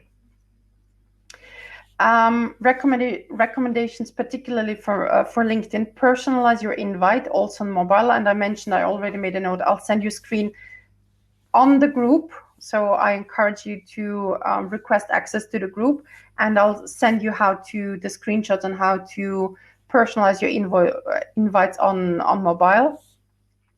Be purposeful and strategic, also on LinkedIn. And use LinkedIn as a branding tool. Yes, you can use it for passive research and reading articles, but you can also use it to brand yourself as a potential candidate. So make sure you first cover the basics and you do have a good profile, and we covered that in module 2. And publish content for your target group. And here, what also happens very often, that even if there were good intentions, very often people who decide to publish content, they forget that they're publishing for the target group and not for their peers. So remember that to give your content the right spin so that it's actually for your target group. Share content of the people, companies you'd like to work for or with, so that it also increases your visibility on LinkedIn. And if you want to read further, and I'd have to say for the extroverts, I recommend Never Eat Alone by Keith Ferrazzi. If you're more on the introvert side, I highly recommend Rainmaking by Fort Harding. It does say attract new clients no matter what your field, but it could as well say attract new potential employers no matter what your field. So everything we have been discussing today is also valid for freelancers and startups and business owners when it comes to attracting new clients. Job ads, they have a success or efficiency rate of 10.33% looking at the last 3 years. And here I'd like to share a review of the second module, and then invite you to review the second module, how to prepare CVs that fit ATS, how to optimize your LinkedIn profile for job ads.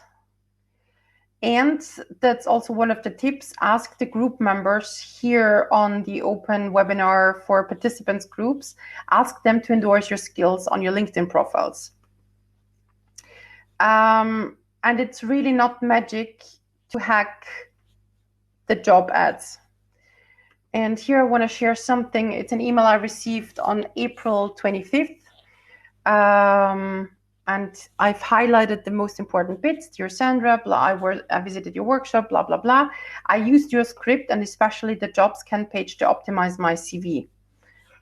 I got an invitation to interview. I recently signed my employment contract.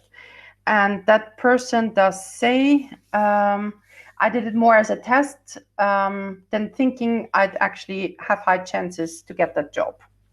So, of course, it doesn't mean that if you follow the instructions that within 3 hours you will get an invitation to an interview, but it shows that working the job ads, hacking that, if you know how job ads work, look at the second module, use that to your advantage. There's really no magic behind it. It is a very non-romantic, very process-oriented process. I don't know how else to describe it.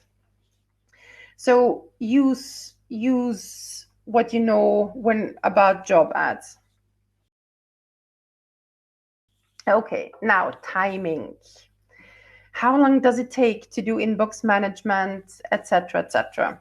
Now, the timing that I'm sharing here is under the following assumption. The assumption is that everything is well prepared, and by everything, I really mean everything we've discussed so far. You use all 4 channels at the same time. So in other words, you don't start networking the first week, job ads the second week, contacting headhunters the 4th week, and contacting companies the 6th week. It means you have preparation time, and once you've prepared everything, the goal, the unique selling proposition, the CVs, the LinkedIn profile, etc., and the sourcing and you do everything in the same first week. With that assumption, and you contact 75 to 90 companies and about 50 headhunters per country, and you choose the path of the least resistance. So you're not looking at increasing your salary by 50% or for your next promotion. So you look for really the next obvious role. From a timing perspective, you usually, depending on how fast you are, you need 2 to 4 weeks of preparation time and then 8 to 12 weeks of job search time. And here I will add a little plus. It can be 8 to 12 plus weeks of job search time. Now, what does the plus mean? Why plus? So the plus will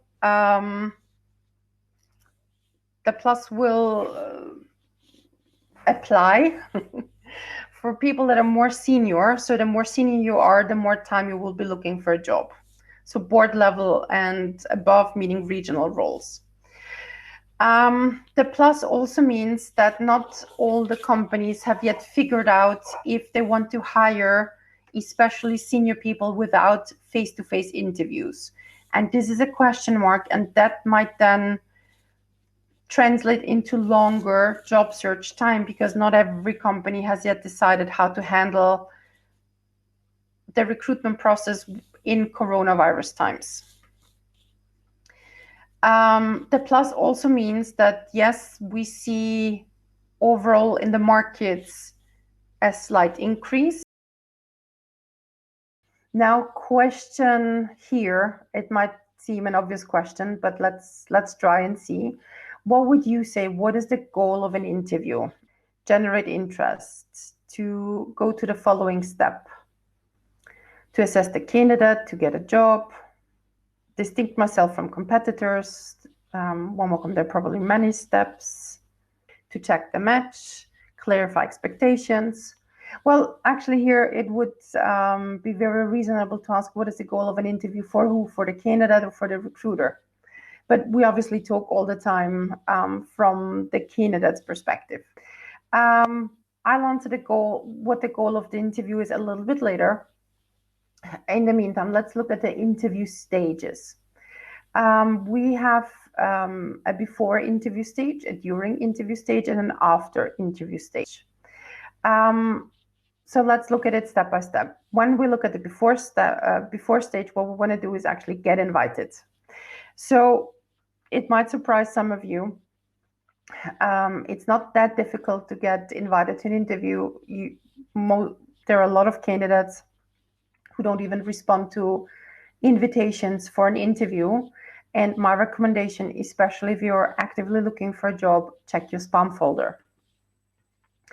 29 to 34% of our candidates, so when we recruit to Career Angels, they do not reply to a positive response that they've been invited to join the recruitment process. And here, what's worth mentioning is that the invitation to join the recruitment process is sent usually within 24 to 48 hours to the candidates.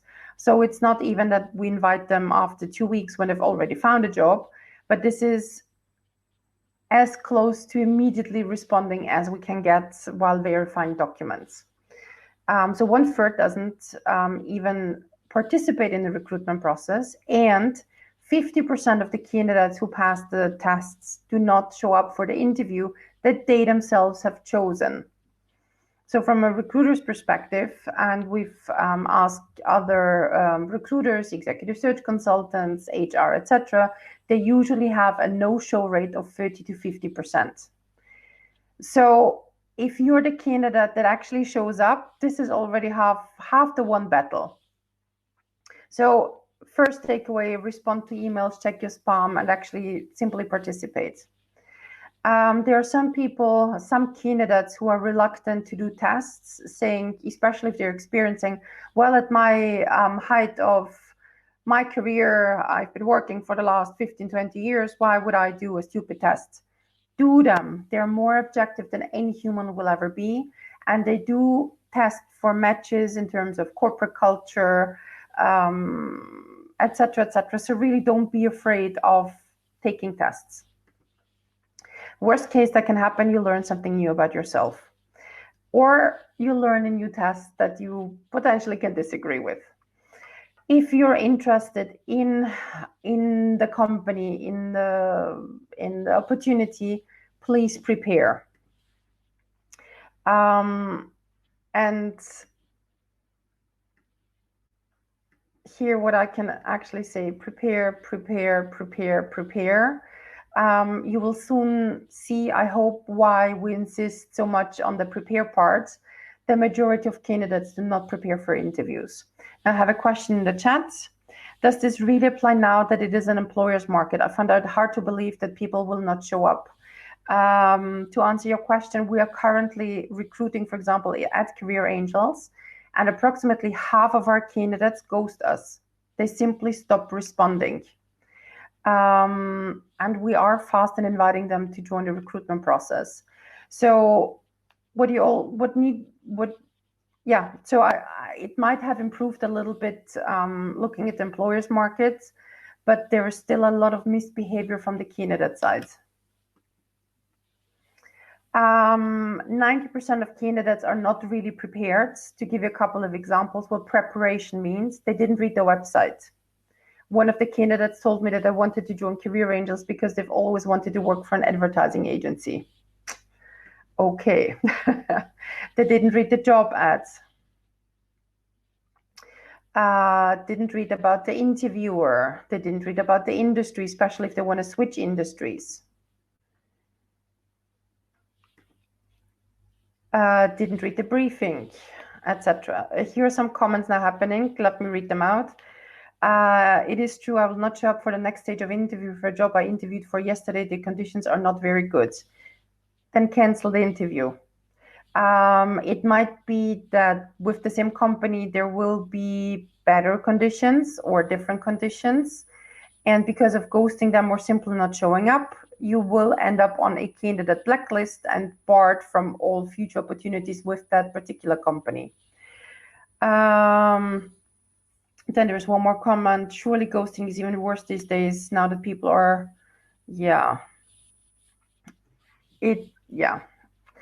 Good. Then what does being not really prepared means? Didn't read the briefing. And now again, preparation means at least reading it, not knowing it. So this is really the bare minimum, which takes half an hour if you're quick. Doesn't mean that you need to be completely, you need to know everything about it, but at least read about the company, the interview, the industry. Why don't candidates prepare? Could be lack of time, lack of motivation, the approach or the attitude, I will wing it, I'll make it work, which usually is that they say, I'll rely on my charisma or experience. Or they rely on having conducted interviews themselves, but recruiting somebody requires a completely different set of skills than being recruited. So interviewing somebody is not the same as being interviewed. So here, proper preparation means read everything you can get a hold on, research the internet and your network, know the most important relevant bits by heart, and ideally be a good conversation partner, have something meaningful or value to say or contribute. It's not always possible, especially not at the first stage, but later stage interviews, absolutely yes. And here again, if you have a job ad, then find examples to all duties and requirements. Job ads, interviews for job ads are very predictable because at the end of the day, they need to see who is the candidate who has done all the things or almost all the things that we're asking for. If for some reason you don't fulfill some, then find alternative arguments. And those arguments, you can find them in both your personal and professional areas. For example, volunteering formally or informally, international travels, shows cultural awareness, side projects, small consultancy activity, blogging, social media activity, etc.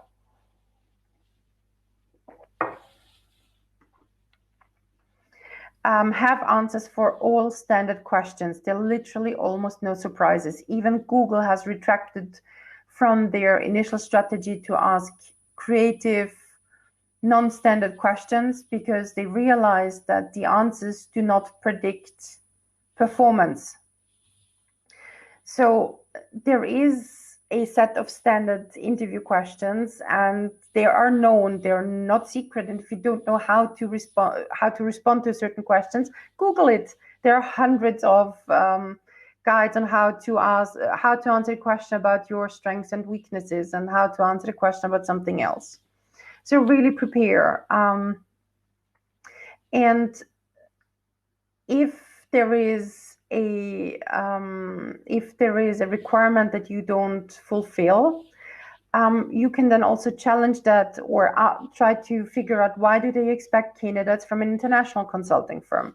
And I'll show you in a bit how to then answer those questions, especially when you're a non-standard candidate, or a candidate that doesn't fulfill all the requirements. So here, for example, the motivation could be that with an international consulting firm, there's a higher likelihood for the person to speak English fluently, that the quality of work is better, that they are more familiar with processes and different methodologies. So here, what we want to do is talk to the skeptic before he speaks to you, and I'll tell you later what that means. So let's first look at the differences between online and offline. For those present right now, what would you say? Looking at the last couple of months, if you've been in recruitment processes and interviews, what are the main differences? How are online interviews different from offline interviews? What have been your observations and experiences?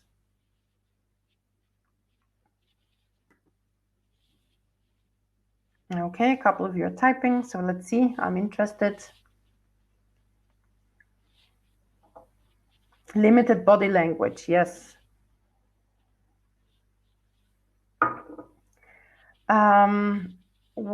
One person wrote, you cannot establish rapport during online interviews. Online is bad, they feel misjudged.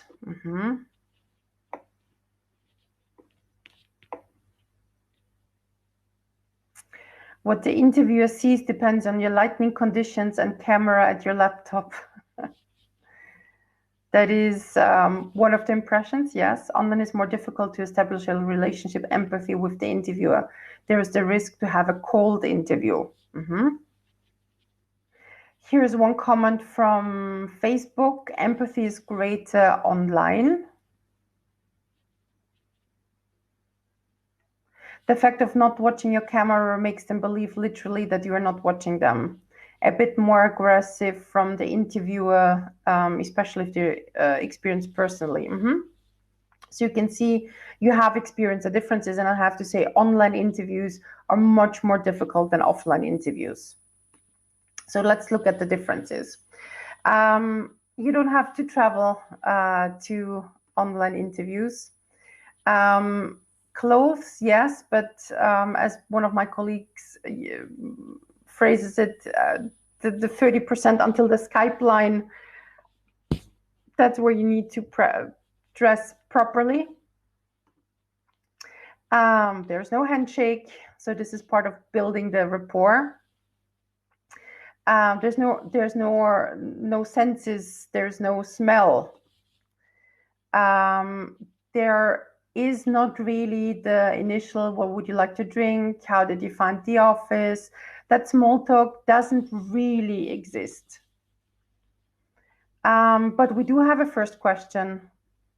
We do have standard questions, and we do have an ending. Now, because this big part at the beginning isn't there, a lot of candidates think, okay, if that's not there, I just turn on my laptop and go. Now, there's one comment here. I've tried dressing up on online meetings, but in the single interview is dressed up and they feel awkward. They should. Okay, What happens if a candidate has this approach, turn on and go? Candidates are very often late to online interviews because they can't log into a system. They need to install something last minute. The software needs updates. They can't find their headphones. They need to plug in the laptop to charge or the phone. They are often not using their own laptop, so they don't really know how it works, and then they often then ask for the presence of their children or partners to come and help them. They can't find the user on Skype. The microphone doesn't work. The video doesn't work. They have a bad internet connection. The candidate is not really seen well or heard well because there are no headphones, and then there is an echo. So what is the solution? And of what I've shared with you the last two slides, some of you know that Career Angels has been working online since 2013. And we see those when we talk to candidates on the job market in our first career consultations. Those things happen every single day. Although we do send them a preparation guide to say, make sure you have these things and test it, etc., people ignore it. So what is the solution? Create appropriate conditions, test everything you can, and please do not use your company resources.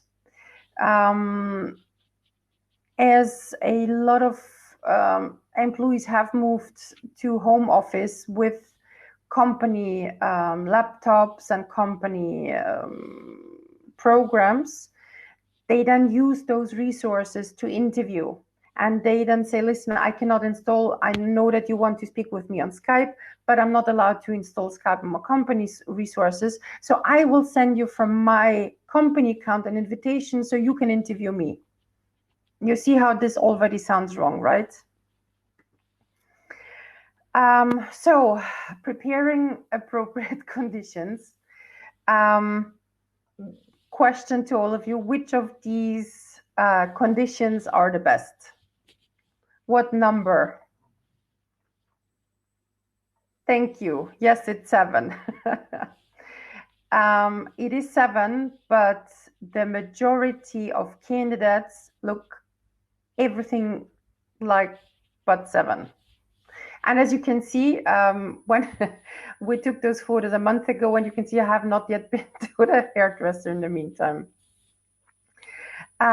So what happens, and some of you have pointed out 6 and 10, which is relatively similar, but the light comes from a different angle. So the ideal conditions here are 7. So how do you get to a 7?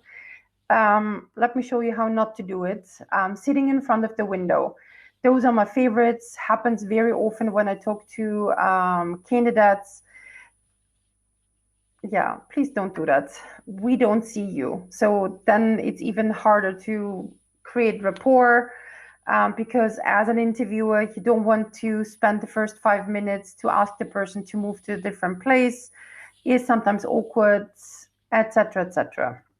So sitting in front of the window, no. Normal height. So when I talk down, no. Plus, it's the wrong lighting. Here I put the laptop on one box, it's a little bit better. Here I put the laptop on 2 boxes. If you're wondering, my laptop is now also on 2 boxes, so I have 2. For me, the ideal height is 2 toolboxes. For some, it might be 3 or 4 books or something. But again, the light is wrong. The light comes from the side window. Here it's the same, but a different angle, different sides. Here it would be kind of good, but I have distracting background, open door, open cupboard. So ideally you face toward the light and make sure the height is good. Then there are a lot of candidates who, for example, sit in an armchair, sit on a couch. I've had that a couple of times where somebody kind of speaks down to me because sitting on the couch, they put the laptop or whatever they're using on the couch table. So that's a no. Holding the phone at the bottom. Those are my favorite when I can see the person barely can hold and it's all please don't do that. Phone camera upside down. Phone selfie style. Landscape modes. No, please don't. Just no. So this is the ideal, the way I'm sitting now. I'm sitting in front of a window. There's a curtain that makes sure that the light is also equally distributed. Now, what you can also do, you can blur your backgrounds when you have Zoom or Skype. It's not possible with all the equipments. A blur background would look like this. If you have Zoom, you can then actually change your backgrounds. Now, what's important, and I had this in a panel discussion the other day, one of the panelists was very, well, there was a lot of movement and gestures and body language.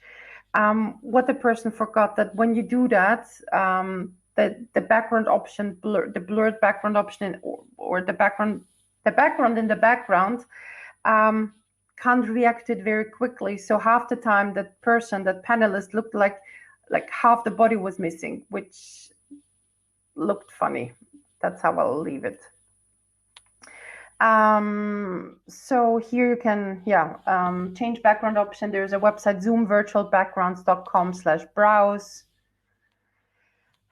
So best conditions, summarizing, make sure that the background is not distracting. Camera placed at eye level, so the person actually feels that you're talking to them. For me, this is about 2 toolboxes. Face toward the lights. From a technical point of view, 1 hour before the interview, log in, click, check if everything works. Usually there is a test video and audio settings. Please use headphones. Headphones increase the quality of the conversation by approximately 30%, and that is a lot. If you can choose, first, laptop is the best option when it comes to stability, then tablet, then phone. Make sure that you also prepare the plan B in case something doesn't work, and make sure you have a stable internet connection. Here's an example of my adapter that I use, especially now for webinars or important calls, to make sure that the connection is stable. With Skype, do the Skype test call. Important, which most forget, the display name is not the same as the username, is not the same as the email address that you have registered with. So here, for example, Mini Angel Marcelina is the display name, but the actual username is live:marcelina.woroniak. This is the person behind webinar@careerangels.eu. Here, the display name is Mini Angel Mira, but the username is live:cid.fch8309, etc., etc. Especially for users who have been using Skype for a long time, your email address can be associated with 2 or 3 different Skype accounts. How do you find that? You click on Skype, and then you have the Skype name and the actual email address, and you always share the actual Skype name, and make sure, you share the Skype name. So instead of turn on and go, make sure you prepare everything. And now some will ask me, because I did spend about 10 minutes on this, is it really that important? Does it really merit those 20 slides out of a webinar on online interviews? Yes, it does. Imagine that you are a recruiter who conducts 10 interviews per day, and 80% of the interviewed people present themselves in a bad way.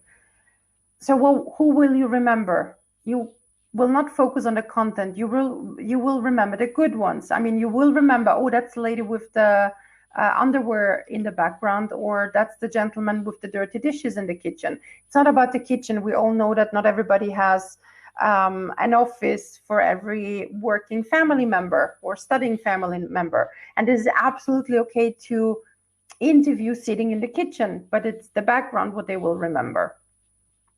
Yeah, so I already said that they will associate you with the one with the dirty plates, the one with the messy room, the one who couldn't figure out how to turn around the Skype photo. Or here another one. What would you think of a candidate who is 50 plus who can't figure out how the camera works? But they do tell you, they assure you that they're up to date with technology. What would you think about a candidate who underlines multiple times that they focus on quality, that they are a good manager, that they're detail-oriented, and you see a mess in the background? So, of course, you don't have all these things in offline. In offline, you pay attention to the quality of the shoes or if the fingernails are manicured more. But online, there are other things that we need to pay attention to. And those things can influence whether you continue into the next stages or not. We're now at the during stage of the interview. And here's an example that actually happened. So we'll have a couple of cases here today as well. This is something that actually happened. A candidate asked me to call them. So I did. Hi, this is Sandra calling from Career Angels. I saw that you applied to a career consultant role. Could I ask you a couple of questions? PCC means potential career consultant. Sure, but I can distinctly hear background noise. Probably shopping somewhere. Well, great. What is your current situation? I'm looking for a job. What kind? Well, something in HR. Why are you interested in Career Angels? There are similar companies out there. I found the job ad interesting. Which part? Oh, I don't remember.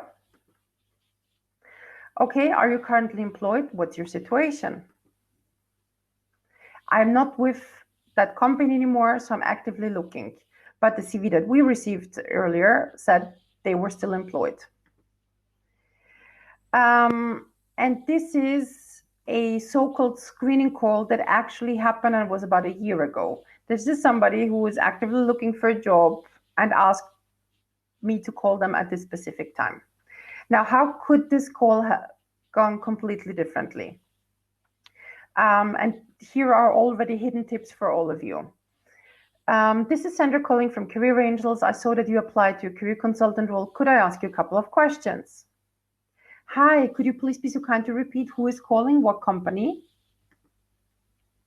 Sandra Bichel from Career Angels. Would now be a good moment? Could we please speak in 30 minutes? I need to find a quiet spot to be able to concentrate on the conversation. So again, this person might be still shopping,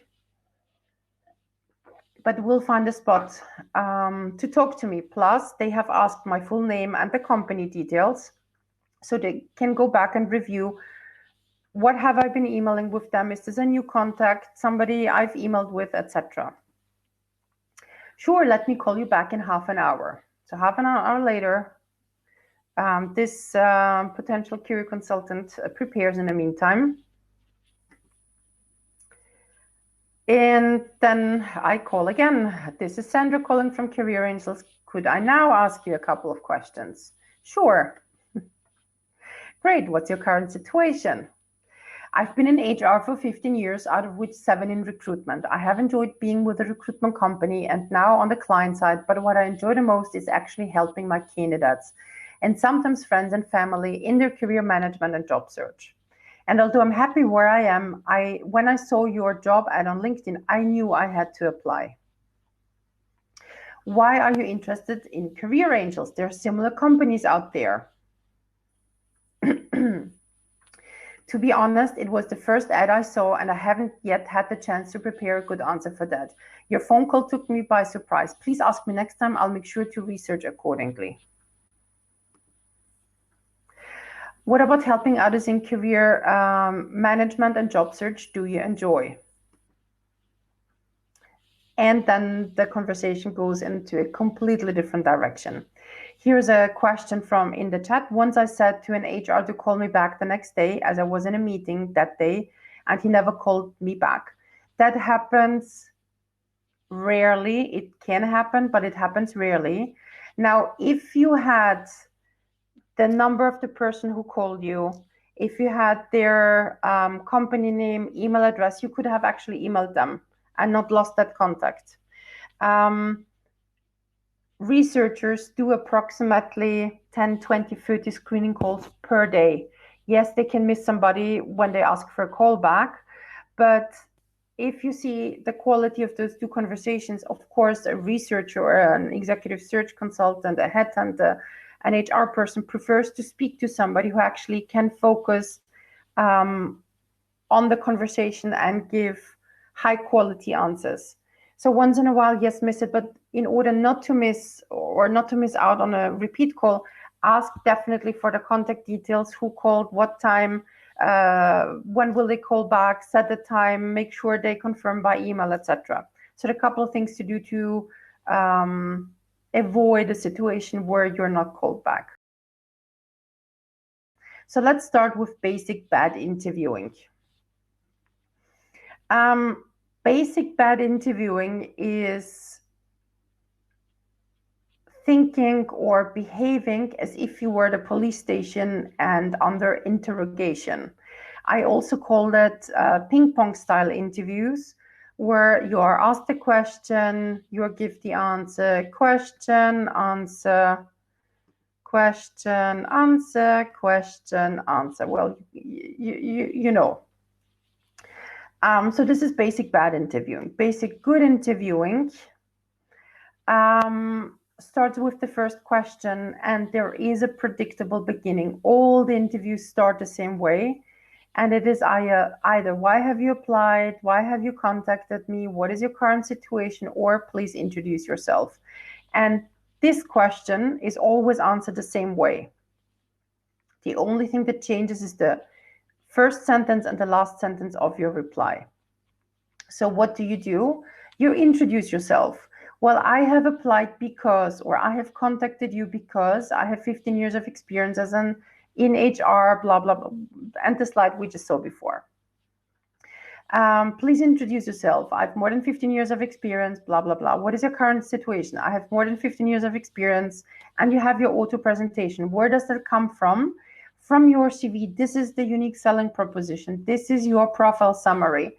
So going back to module 1 and the first step is super important, because the better you prepare your CV, the better will be your auto presentation at the beginning of an interview. And your auto presentation will set the tone for the rest of the interview. Practice it so it sounds smooth and natural and authentic, and it's really you. And don't ask, well, shall I introduce myself professionally or personally? You are in a professional context interview, so it's only professional. And please do not start with, oh, I'm currently looking for a job. We know that. That's why you're probably applied actively. Okay, here an example of the different levels of interviewing. Example, finance director, recruiter to candidate. Why should we hire you? Here the first answer, because you can rely on me. I'm a good manager and a loyal employee. This would be basic bad interviewing, and this is, I'll show you an example later. Candidates, because I have more than 10 years of experience in finance, I am a good manager. I have experience in working in international corporations. This would be better interviewing. Answer number 3, because in the last 3 years, I was a co-author of 2 restructuring projects, which I have also delivered. On every position I have held in the last 7 years, I was able to identify savings of €500,000. I have also managed to reduce unwanted turnover in my unit from 23 to 0% in 6 months since assuming the position. And this is strategic interviewing. Now, of course, we'll do that in a bit. So other standard predictable questions are, what can you tell me about yourself? What is your current situation? Why did you send me your CV? What are your strengths and weaknesses? Where do you see yourself in 5 years? Of all your previous jobs, which did you enjoy the most and why? And then, how do you manage conflicts? Describe an event that demonstrates your initiative, proactivity, something. What style of management gets the best from you? What kind of manager, salesperson, receptionist, finance guy, program, etc. are you? What have been your major achievements to date, etc.? You know that these questions might come, so why not prepare for them? Why are you a good candidate? Why should we hire you? Now, we will discuss during the Q&A the most difficult questions for you. So you now have an hour to formulate, not now, but you can prepare the 2 most difficult interview questions for you. I'll choose the ones that repeat themselves most often or are particularly tricky or non-obvious and generate the most mistakes. And we'll do that during the Q&A. And if it's something specific, make sure you give context. So for example, if you are,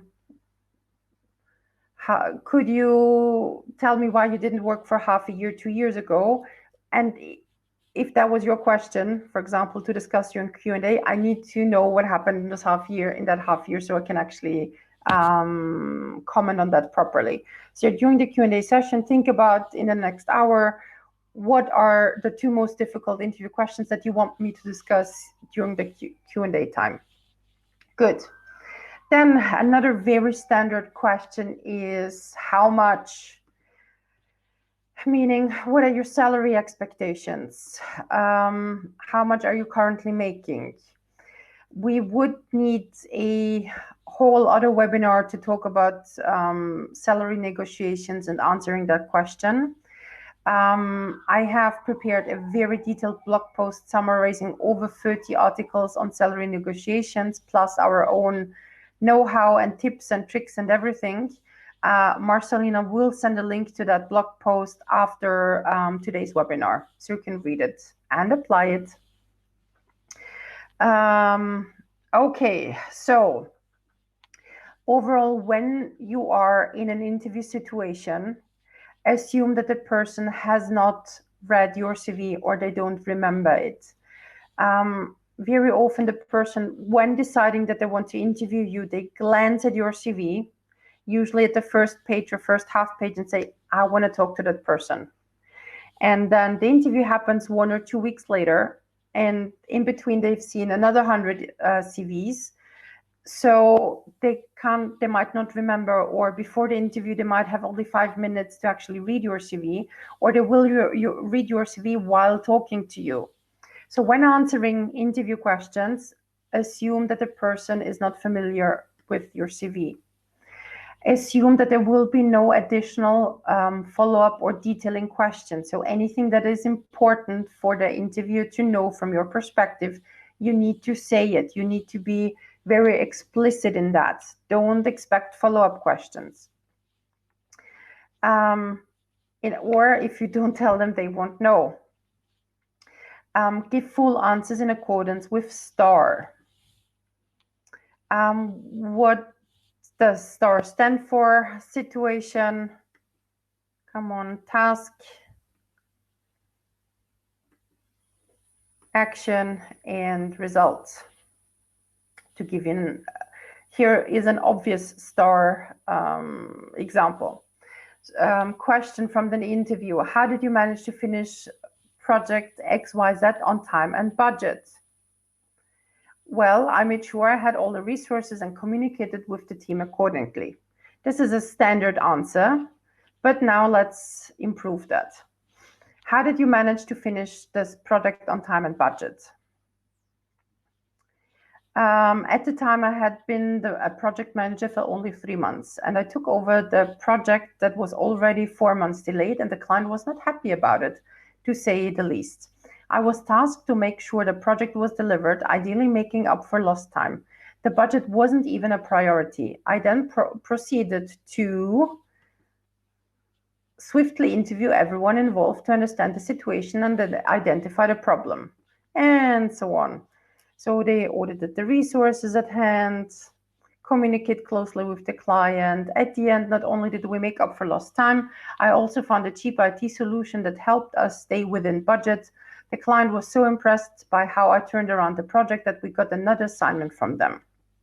So what did the person do? Instead of going into ping pong style and say, well, I communicated and that's how I handled the project, you give context: situation, challenge, problem, context. Then you describe the task, then the actions you took, and important, then you share the results. The most common mistakes when using the STAR format is candidates don't take enough time to embed the task, action, result in the appropriate context. And this is especially important when context brings out the importance of skills or results. It is a difference if you've just taken over a project that was already delayed and you saved it versus business as usual. Candidates focus only on task and actions, not mentioning the results, or they only mention the results without explaining how they and their teams got there. Here is, I do see the question from Facebook, and in 5 years, why are you looking? Why are you looking? Not now. Okay, I see those questions. I'll respond to them during Q&A. So a non-obvious situation, how to use STAR, is, for example, here, why did you change from company A to company B? An answer could be, well, ping pong style, I got a call from a headhunter. This is a true story. So this was one of my clients. And here also for you some background information, company and company B. So company B was located in a different country where the candidate had no previous experience in. So the change from A to B was something special. So there is some context missing. Okay, a headhunter called you, but it's very non-standard for a headhunter to source that particular profile in a completely different country. So the actual answer from that candidate that we worked out. Well, one thing you need to know is that country B has long been a favorite travel destination of mine. I've been going fishing there for more than 10 years, every summer, and I had taken my family there. Now imagine summer 2003, I'm sitting in the boat on this beautiful lake in B with my fishing buddy, and all of a sudden the phone rings. An executive search consultant I had known for years called to ask if I was interested in moving to B for a job he had seen on their internal job board for clients. And of course I said yes. I went through the entire interviewing process, and because I had been with company A at that position for already 5 years and I had just delivered that, it made sense. Plus, although I was based in B, I was still responsible for my previous region. And this is the alternative answer to a headhunter called me. Another example of how to use STAR in non-obvious situations. For example, how do you deal with conflict? I actively readjust my attitude during a conflict situation. This means that I strive to listen to the other person's point of view without becoming defensive. I also attempt to move the confrontation to a private space to avoid further complications. That could be an answer. Hold on, okay. But what I want to get there is to then say, let me give you an example. And that example is then in the STAR format.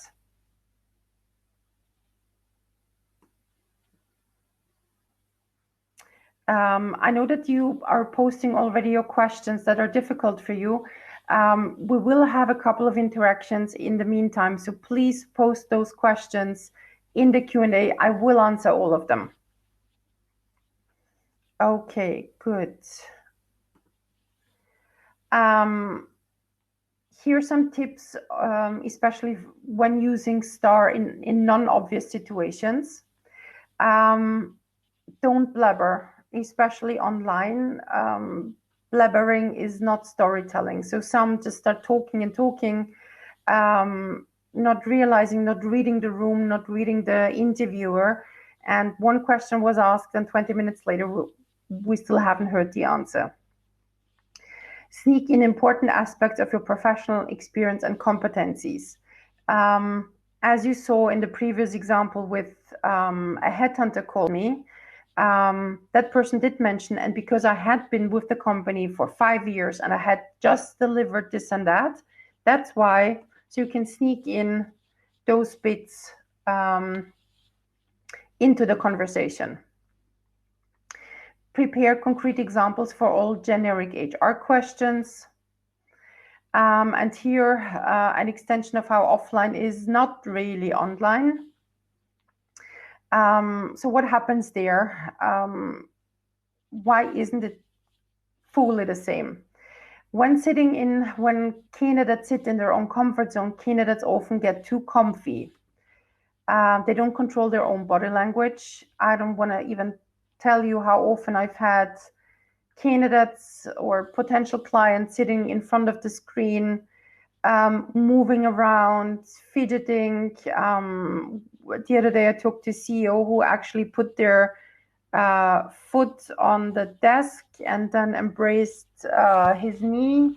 Some lie on the couch completely subconsciously.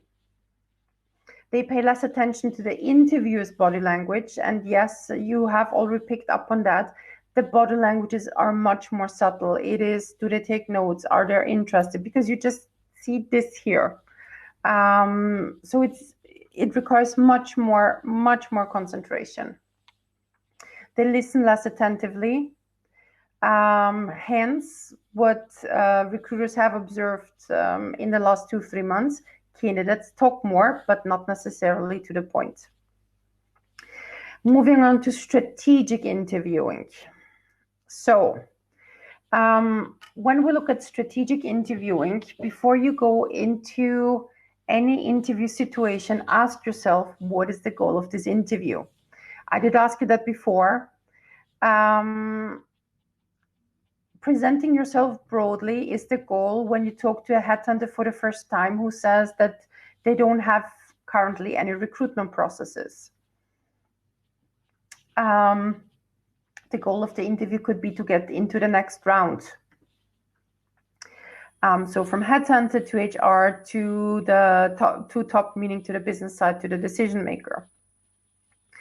The goal of the interview could be to demonstrate your added value to get hired. So this is when you talk to the business side. So it is tricky because you need to remember the goal of the interview, which every time will be different in the context of the company you're interviewing for, the industry that you're at, the market situation, the interviewer itself. So being a candidate, I want to say being a candidate, I can't say that, it's being recorded.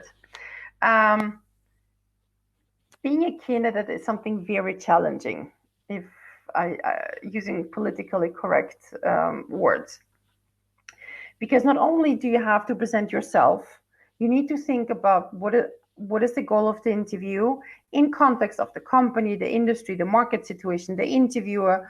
So it is very difficult. And you also need to remember, how did I get this interview? Is it through a headhunter? Did I get it directly? Was I recommended? Is there a networking? Is it a job ad? Because then your answers can be slightly different.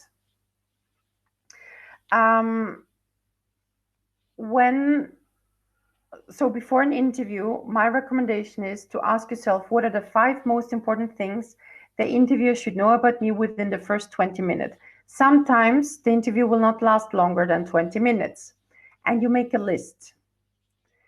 I said 5 most important things. Usually it's 3 to 5 most important things. And 20 minutes, because very often, especially if it's a get to know interviews, a mixture between a screening call and an actual interview, if they don't hear something relevant within the first 20 minutes, they will not extend the interview. So here an example would be, let me just pull out all 5. So let's say that for that particular candidate, what they want to make sure that is communicated within the first 2 minutes is experience in digitalization, complex projects, multicultural teams, MBA with digital, and they speak 3 languages. So how does that then work?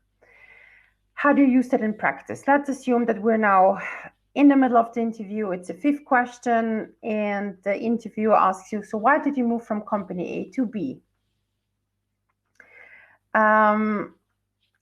So you would give the star answer and mention something that is important from the 5 points. So instead of only focusing on being technically correct in giving the answer, I also want to strategically add more points. So here I'd say I would give a star answer, and then I would get the opportunity to do a full digitalization project, not only for one department, but the entire organization, for example. What are your strengths? And then, depending on what has not been mentioned before, that's, I already mentioned just now, digitalization. So the person goes back mentally and says, okay, have I mentioned that I speak 3 languages fluently? No. So my strength, one of my strengths is that I speak 3 languages fluently. Thanks to that, I'm a better manager for my multicultural team, where I've been able to keep the attrition rate under 3%. And my second strength is this, and my third strength is that. So you answer those questions strategically. So that was actually, what are your strengths and weaknesses? Here, the answer will be different depending on how the first part of the interview has been going so far. If the 6th question wasn't what are your strengths, but what would your current boss say about you? Then you say, well, my current boss would highlight that I speak 3 languages fluently, and that's why I'm a better multicultural manager, etc., etc. So you can sneak in different points strategically from the 3 to 5 top list of things that you want to communicate. So whatever hasn't been mentioned yet.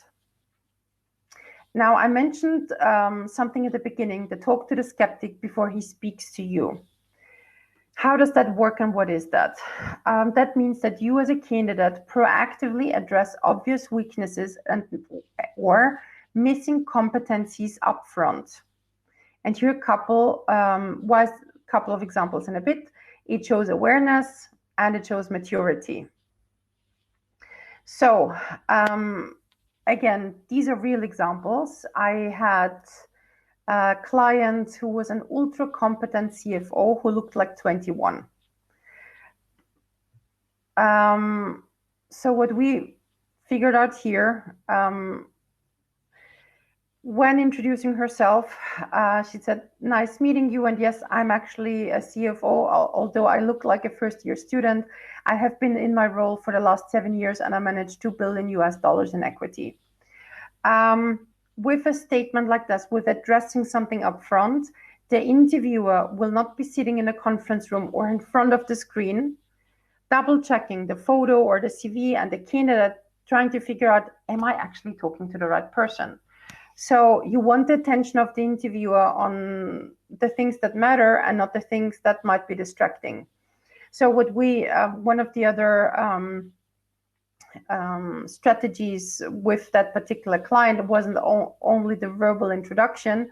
We also redid how she introduced herself more formally, not a shortened nickname version. Plus, she dressed and used a different makeup to at least not look like 21, but 26. This is a recent case, competent managers with rusty English. What did we do here? Yes, thank you for inviting me to the interview. I have to say I am a bit nervous. I used to work in English for every day for 10 years.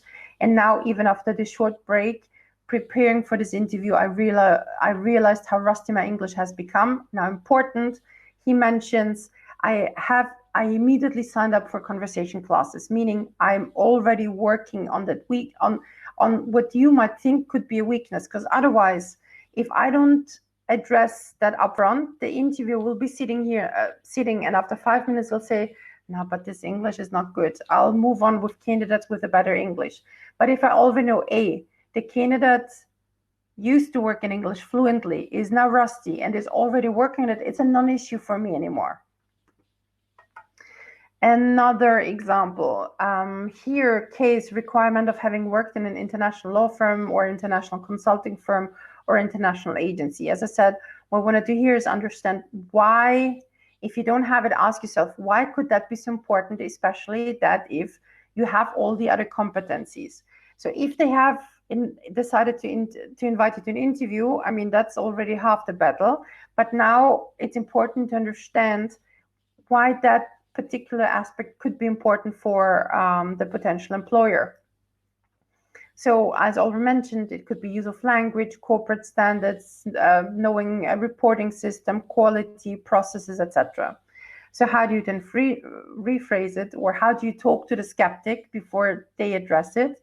I know I don't have experience in an international law firm, in an international consulting firm, or an international agency, but I've been working in English or German for 3 years. The majority of my clients, like Coca-Cola, McDonald's, and I don't know, Volvo, were international corporations with very demanding reporting rules, as well as strict quality and compliance standards. So I'm giving alternative arguments I'm giving alternative arguments. Here, that happens more and more often. Experienced project manager with no project management certificate, have been invited to an interview, could address it up front. I saw that the prerequisite are Scrum and Agile certificates, which I don't have, and I have to say, not yet.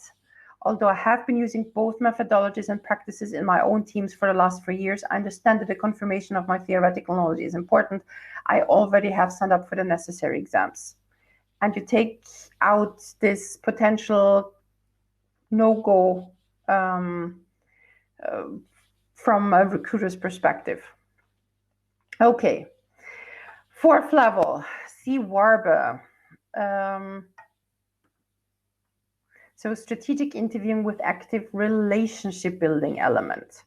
So we now went from basic bad interviewing, so ping pong style, to basic good interviewing using STAR, to strategic interviewing, where you make sure that you mention the most important things to know about you within the first 20 minutes.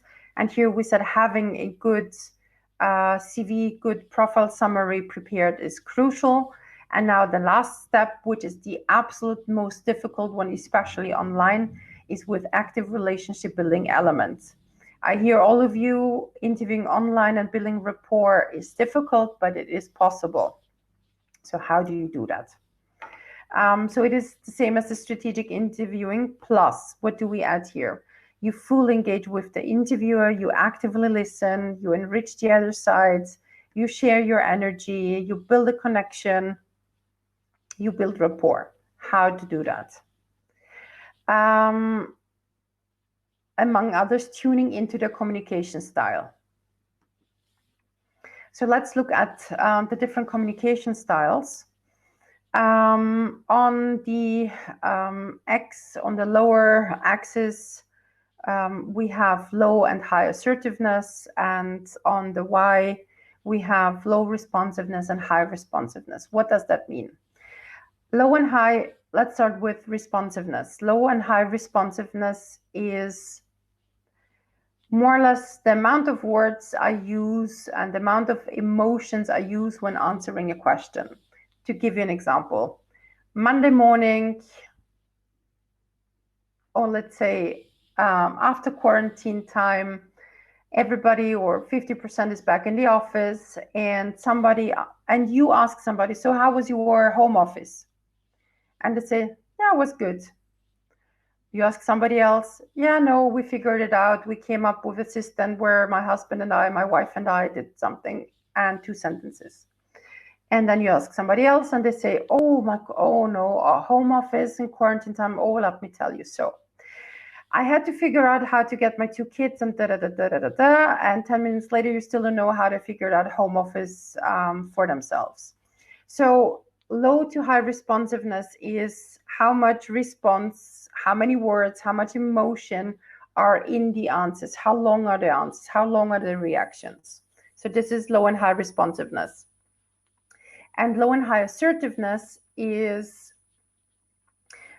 looking at the traditional assertiveness definition. How the own opinion, how much the own opinion is pushed, or how much I stick to certain limits.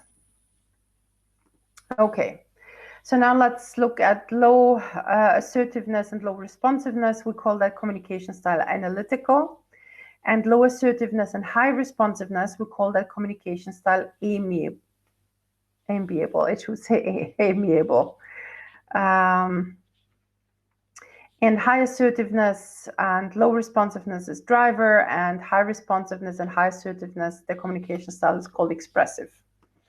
So amiable, how do amiable people come across during interviews? Patient, sympathetic, mature, stable, considerate, team person, supportive, loyal, etc.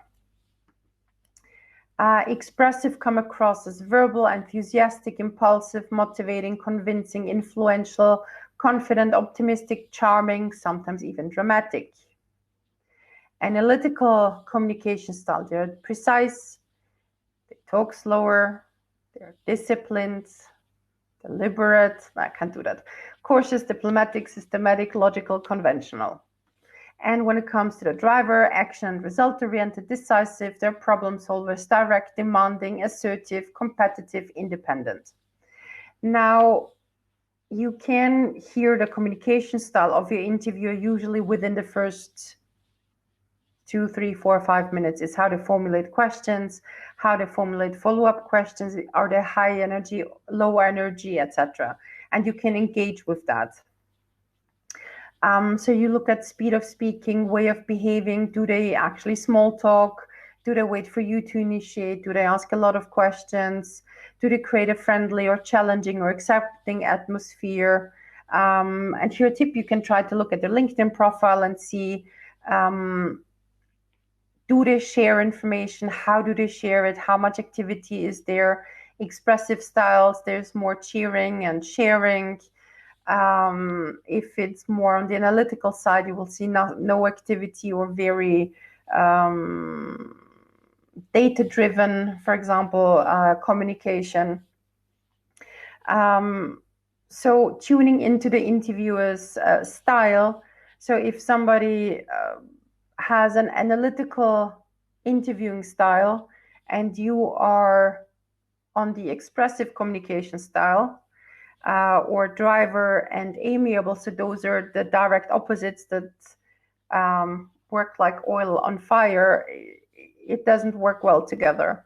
So if you know, if you identify the right communication style, you're able to tune in with that and then maybe focus more on facts, or focus more on emotions, or focus more on energy, or focus more on results. Yeah, do they ask about details? So if there are follow-up questions on details, you know, it's a high likelihood that the person is more on the analytical side.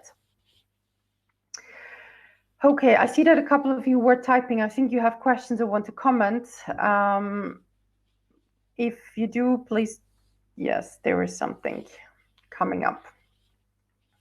Or not. Okay, so here are a couple of additional tips when interviewing with the specific players, headhunters, with the business side, and even with artificial intelligence.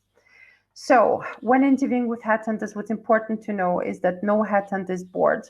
There's always a reason for an introduction meeting. Even if they say, I don't have projects currently, there's a high likelihood that they are currently working on something, or they don't want to share it with you because of confidentiality. And depending on how you present yourself during the first 20 minutes, you will find about the reasons or you won't. What's here now important, especially for executives. So if you are in a decision-making role, obviously you can be in a situation that you are invited to interviews just because they want to develop a relationship with you. They see in you a potential client and not a potential candidate. It is annoying, but use it to your advantage. And when talking to headhunters, make sure that no conversation with the recruiter is one-sided and that you always walk away with something beneficial. What could that be? You can ask for feedback on your profile. You have given the recruiter 20, 30 minutes of your time. Now it's time for them to share value with you as well. So you can ask them, well, how do you see my profile in context of today's market? What do you think about my salary expectations? How do you see the current market? What companies do you think are currently recruiting? What companies do you think could be interested in my profile? So use them as sources of information. You can ask about their other open recruitment processes and offer to recommend somebody from your network to them. Okay. I did say use them as a source of information, but I'd also have to don't believe everything you hear. What do I mean by that?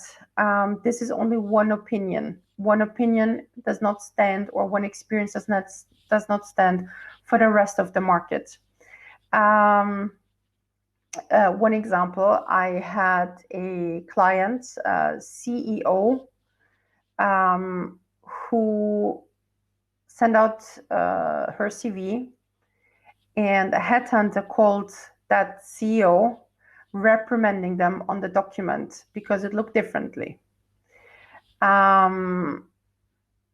That CEO then called me and said, Sandra, we need to stop emailing all those companies because this headhunter just called me to tell me that the CV is crap, da da da da. I did convince the client to not change anything in the format, and that person was then in 15 recruitment processes within 6 weeks. So again, it's just one impression.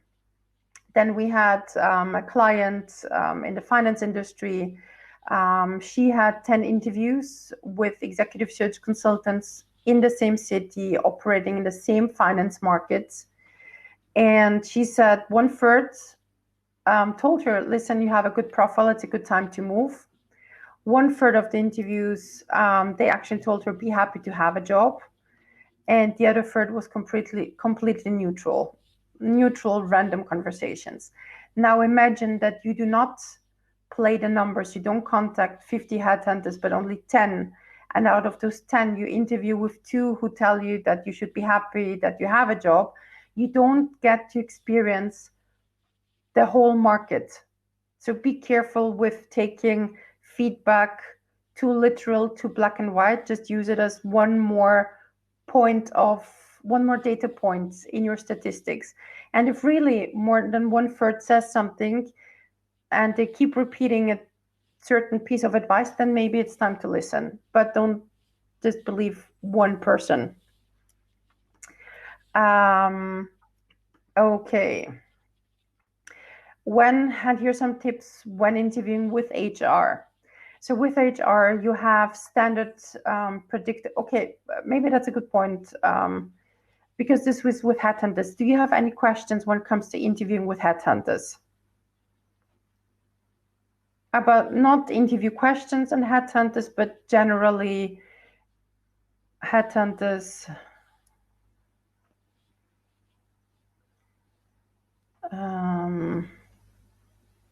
Okay, here's a question. But this is not recruiting related. This will be in the Q&A that I'll remember in a bit. Okay, good. Then let's move on. I do see your question with the metaphor. So when interviewing with HR, again, you have standard predictable questions. There are literally no surprises. And they're gatekeepers. They need to make sure that you as a candidate don't waste a manager's time. That's it. It's important for them to understand the candidate's motivation. Motivation in terms of overall career. So why did you move from A to B? Was it a choice that you made? Was it a plan? Why? What motivated you? They want to verify the culture fit. And with competency-based, and they like and practice competency-based interviews, meaning they will ask a lot of questions. Give me examples of how you work in a team, of your leadership, how you solve a problem, how you made an important decision, how you communicated something difficult, how you did this, how you did that. Competency-based interviews. So if you know that this is going to happen, prepare for that. Their role is also to verify the truthfulness of the CV, because everybody lies, as Dr. House would say, or express the same thing differently.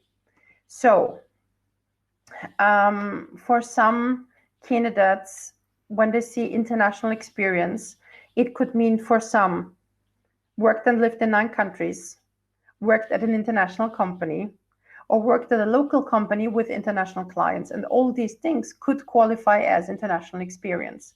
So this is about the truthfulness. This is to understand, how do they understand international? How do they understand restructuring? How do they understand digitalization, etc.?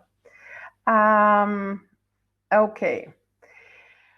When interviewing with the business side, and there are a lot of mistakes, especially if you talk to the business side when you yourself contacted them through direct application. You need to make sure to communicate your potential added value. You need to make sure to know and communicate your unique selling proposition. They need to understand what problems you can solve for the business. And especially if you were the one proactively getting in touch with them, you need to understand, where do you fit in the organization? You need to have ideas and do the proper research upfront. So this is almost like solution selling. If you're an outside consultant, to say, listen, I think I could fit in here, I could fix this, I could do that, etc. And as I already mentioned, it is a source of a lot of mistakes and a lot of lost opportunities, because you were the one getting in touch. So you should be the one saying, listen, I can do these various things, or manage the conversation differently, where somebody says, okay, well, please tell me about yourself, da, da, da, da. And then you, as the outside person, you are a potential, let's say, consultant who says, okay, so how are your sales numbers doing currently, and what channels have you been using? So you can also proactively, in the organization with the business side, you can, in the conversation, identify potential areas where you could add value. Okay. And tips on pre-recorded interviews. So that's another example of technology being used. How does that work? Pre-recorded interviews, you log onto a platform. There are 10 questions pre-recorded, and you then record your answers. And there are 2 types of pre-recorded interviews. One where you get only one opportunity to record your answer, and the other one where you can record your answers as often as you want. And statistics show that the second option, candidates do better if they can adapt and adjust their answers and re-record them. What happens to the recording? Well, it depends on how the system is set up. A human listens to the recording and then assesses it and shares it maybe with the hiring manager. Or first, artificial intelligence assesses your answers and then recommends the candidate to a human for further processing. And one of the examples, one of the providers of pre-recorded interviews is HireView. And here in one of the interviews, they said we get about 25,000 data points from 15 minutes of video per candidate. So they can they interpret? How truthful is that person when answering? Do they lie? Is there active deceit? Are they happy about something?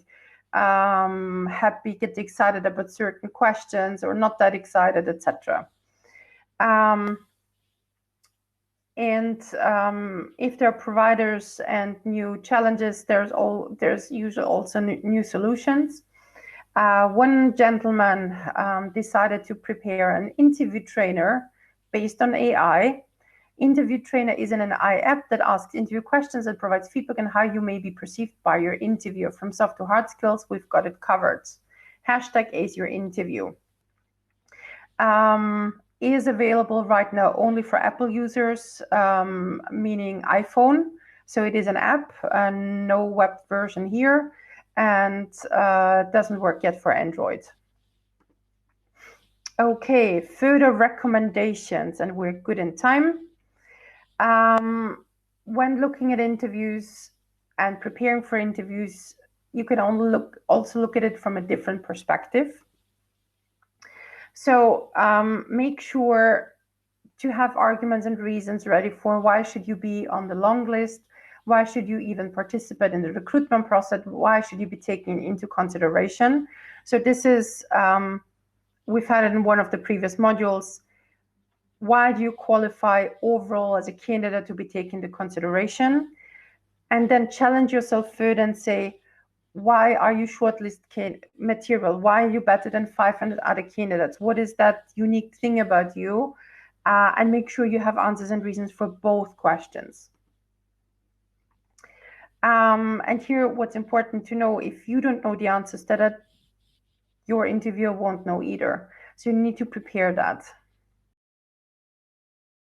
Now, something I should have started with maybe at the very beginning, but that's a question to you. How would you define what is an interview? Seems random, and I know we've been talking about interviews for an hour and a half now, and I know it might be a bit late, but this is a question to all of you. What is an interview? How would you define that, or give examples? Okay, real life filter. A way to find if you will fit the job needs. Okay, I'll help you out. I know this was a little bit of a trick question. For those who believe that only meetings that are called interviews are real interviews. This is something to remember. A screening call from a headhunter is an interview. A conversation with a stranger during a mixer is an interview. A presentation in front of the board is an interview. Sometimes you're interviewing to keep your job, especially nowadays. A non-obligatory meeting with a recruiter is an interview. A session with your career consultant is an interview. A meeting with your boss is an interview. A quick catch-up coffee, even if it's virtual with an acquaintance, is an interview. A lunch with a former colleague is an interview. A casual talk after an interview is an interview. So every business interaction you have is part of an interview, either to keep a job or to potentially get recommended to one. Because how you do anything is how you do everything. So sometimes we don't even think we're being interviewed, although we are. So all those tips and recommendations apply in all the situations that were just mentioned. And here one more perspective to consider. Again, real story. We organized a meeting for CEOs so they could openly but confidentially discuss how they manage their careers.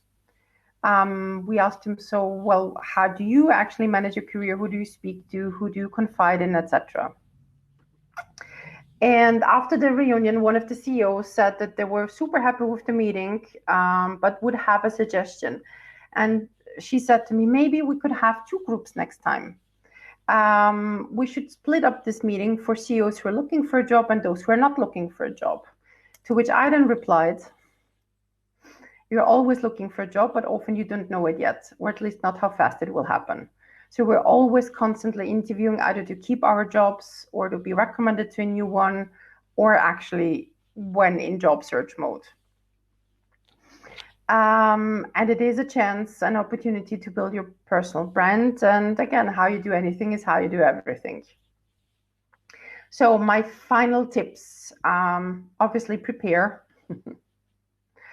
practice difficult questions. For example, difficult questions could include career breaks, sabbaticals, or couldn't find a job. This is something that does happen and where candidates can be challenged. And some recruiters can get a little bit challenging. Okay, so the last half year, couldn't you find a job? Was that a real sabbatical? What's the deal? How have you used your time? How have you used your career break? Why did you leave a certain company? Or this is the Facebook question. Why are you looking for a new job? Can't your current company give you what you are looking for? So this can be tricky, especially how to formulate certain answers to be politically correct, to not give too much information, especially if it's sensitive or confidential information, or simply there was a big personal conflict. So it is sometimes difficult to phrase certain answers. Why did you work only 4 months there? Then I would further looking at the CV writing stage. Do you actually need to include something where you only worked for 4 months? Maybe it doesn't even have to be included in your CV. Then you won't get asked that question. And any other question that you yourself find difficult. So practice. And very final tips, and this can affect you or your recruiter or both of you. There's something called Zoom fatigue, which is basically online meetings are tiring and impact our concentration and interview performance. And for those of you who are familiar with TED, Marcelina will send it also to you, ideas.that.com. Zoom fatigue is real. Here's why video calls are so draining. And if you have an interview that is at 5 p.m., 4 p.m., especially if somebody has already spoken to another 8 people that day, they will be speaking with you with their Zoom fatigue, or you will be speaking with them with your Zoom fatigue. So that there are a couple of tips in there how to manage that, to be seen as a fresh candidate, to wants to give certain answers, etc. Interview stage after, just to wrap that up, at the end of the interview, for us, almost after the interview, always have 2 to 3 questions, no less, no more. And one of those questions should be, what are the next steps?